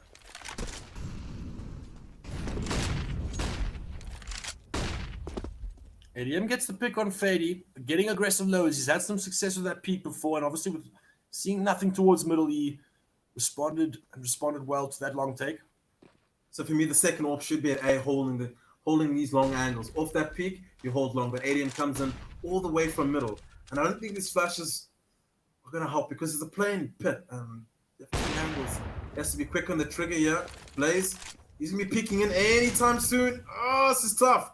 Good smoke to isolate one of the angles for ADM. They're all just hovering around your long. All 4 plays and they're crept to the smoke there. What an off angle by Zipsum, taking out Slowy. Down to a 4v3, still man advantage. He's going to jump out through. The side has been bombarded with utility, so he kind of had to get out there. Mango, move along towards Gandalf. This should just sort of box them in a little before they go for the retake. Yeah, Bomb's not even down yet. They haven't even planted at 80k, so Goliath Gaming are definitely rushing this if they're trying to take any fights early on. The Bomber is still stuck towards that platform. Mistim has a feeling Mango has come close. The Bomb is going to go down now. Mango peeks but straight into Mistim's crosshair. He's expecting it, and he's so aware. Very rarely gets caught off guard, and proves so again. And now this is 80k's round to lose. Zip going to get close, but Mistim gets the better of him again. Mistim just going absolutely huge here in the later stages of this game, and Pool comes through. Dara gets one frag. Mistim gets spotted, but the Lynchman in Blaze there towards long is where the real difficulty comes in, and he's waiting for the contact before Mistim peaks, and he's going to get taken out by Blaze, and 80k steal it again, and 21 rounds. They need 1 round left. 1 round left for 80k to clinch out this best of 3, this final map, this onslaught, this brawl goals. It's been quite a while. 80k winning the previous 2. I'm going to feel like this should have been easier for them. It's definitely a tight contest indeed, and both these teams have been slugging it out for hours now. And it comes down to this, the final overtime.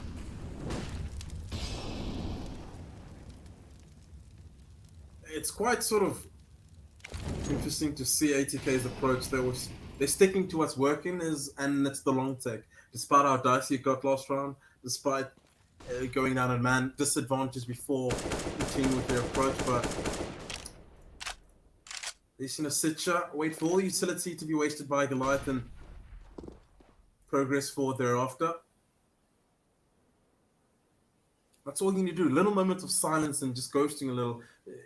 Just nerve-wracking for Goliath at this point. Look how close they're going to get it. Double smoke. They're going to molly the side, get the bomb down. But Goliath, they have enough counter utility to slow the bomb down if it comes to that. ADM, he gets some shots to the smoke. No. There's a play on Cat Blaze. So sneaky. Are they aware of it? He wins out the kill on Mango. If he wins this, it's done. If he wins the kill on Zip, it's done. Zip does well to actually hold on quite strong. Still a lot of utility left, and only 1 molly left on 80k. Smoke to blot out the open pit. This is doable. Utility's there. It just comes down to coordination and then activating the retake. The Danger Man is stuck in that pit, though. That's going to be the final problem to deal with. There's so much to do beforehand, and here comes the retake. Flash is coming in, ADM goes first. Daru picks him off. Quick pick from Massacre. They're heading towards the side. Another pick from Adaro, and Adaro's not able to make anything work here on the ramp. He needs to go for more. Does he get it? He does not. Slowly, finally chimes in with the frag. He's got 2 people to deal with. He gets 2. Now, it's all. He gets the jumping shot, and he deals with it swiftly, slowly with the clutch. And that takes 80k to winning the championship. And what a round from him. What a round. What a game from all these players. Really enjoyable, but it is 80k that reigns supreme. Indeed, and every player stepped up from 80k throughout this best of 3. Blaze coming through there towards the end, as well as Mistim, Fady just coming alive in the second map and carrying through his performance. Goliath did their best. ADM, Adoru, Massacre, Mango, Zip, they all came to the party. But at the end of the day, the more complete team won that day. The stronger team won today. A few things didn't go Goliath's way, and everything went 80k's way towards the end of this. So big ups from them. And they fought the way back from 4v3 situations, 5v3 situations. And a lot of it was just due to Mr. making those incredible plays, getting behind enemy lines. And it's happening way too often for Goliath at this point not to realize what kind of player he is and what to look out for. At the end of the day, 80k used their star players and they gelled quite nicely. And again, Nuke, they seem to understand how to play that map to the T and quite dominant at that. So commiserations to Goliath and well played to 80k. You guys are the reigning champions of the Inkosi Cup finals. Yep, first monthly final under the belt for 80k. It was quite even up until that point. They take a convincing win. So ultimately, they both qualify for the UMZANSI Esports League. And there'll be more cups to come soon. I believe registrations for the next cup will be happening next week. And everyone can take their shot at qualifying for the monthly cup. And again, ultimately for that big league, that big UMZANSI Esports League, that both of these 2 teams. And what a show match it's been, or what a show of the caliber of CS have we seen today. And I hope all of you guys enjoyed it just as much as I did. I mean, as you said, Tools, commiserations to Goliath Gaming. Well played to 80k. But if anything, you got to just look at these two teams, and you got to think about the year ahead. And damn, it's looking good. Both competitive, both super teams, and really, really excited for what this year brings. I can't agree more. So, guys, thank you for joining us. It's a late night, but it's a Saturday. What else are you going to do? So I hope you enjoyed that broadcast. I hope you enjoyed that show. Counter-Strike at its finest in South Africa. And Goals, any final words? I think that's all for me. I just wanted to send out love. These are pressing times, but luckily we've got games to keep us occupied and professionals that are entertaining us as much as the much time and effort that these guys are putting in. So I just want to say appreciation to all of you watching, appreciate to all of you guys on the server. Much love. Stay safe out there. Be healthy, and we'll see you soon. For now, that's all from me, Goals. That's all for me, Lata. Guys, sleep well, have a good time, jump into those servers, and let's play some CS. Peace. Peace.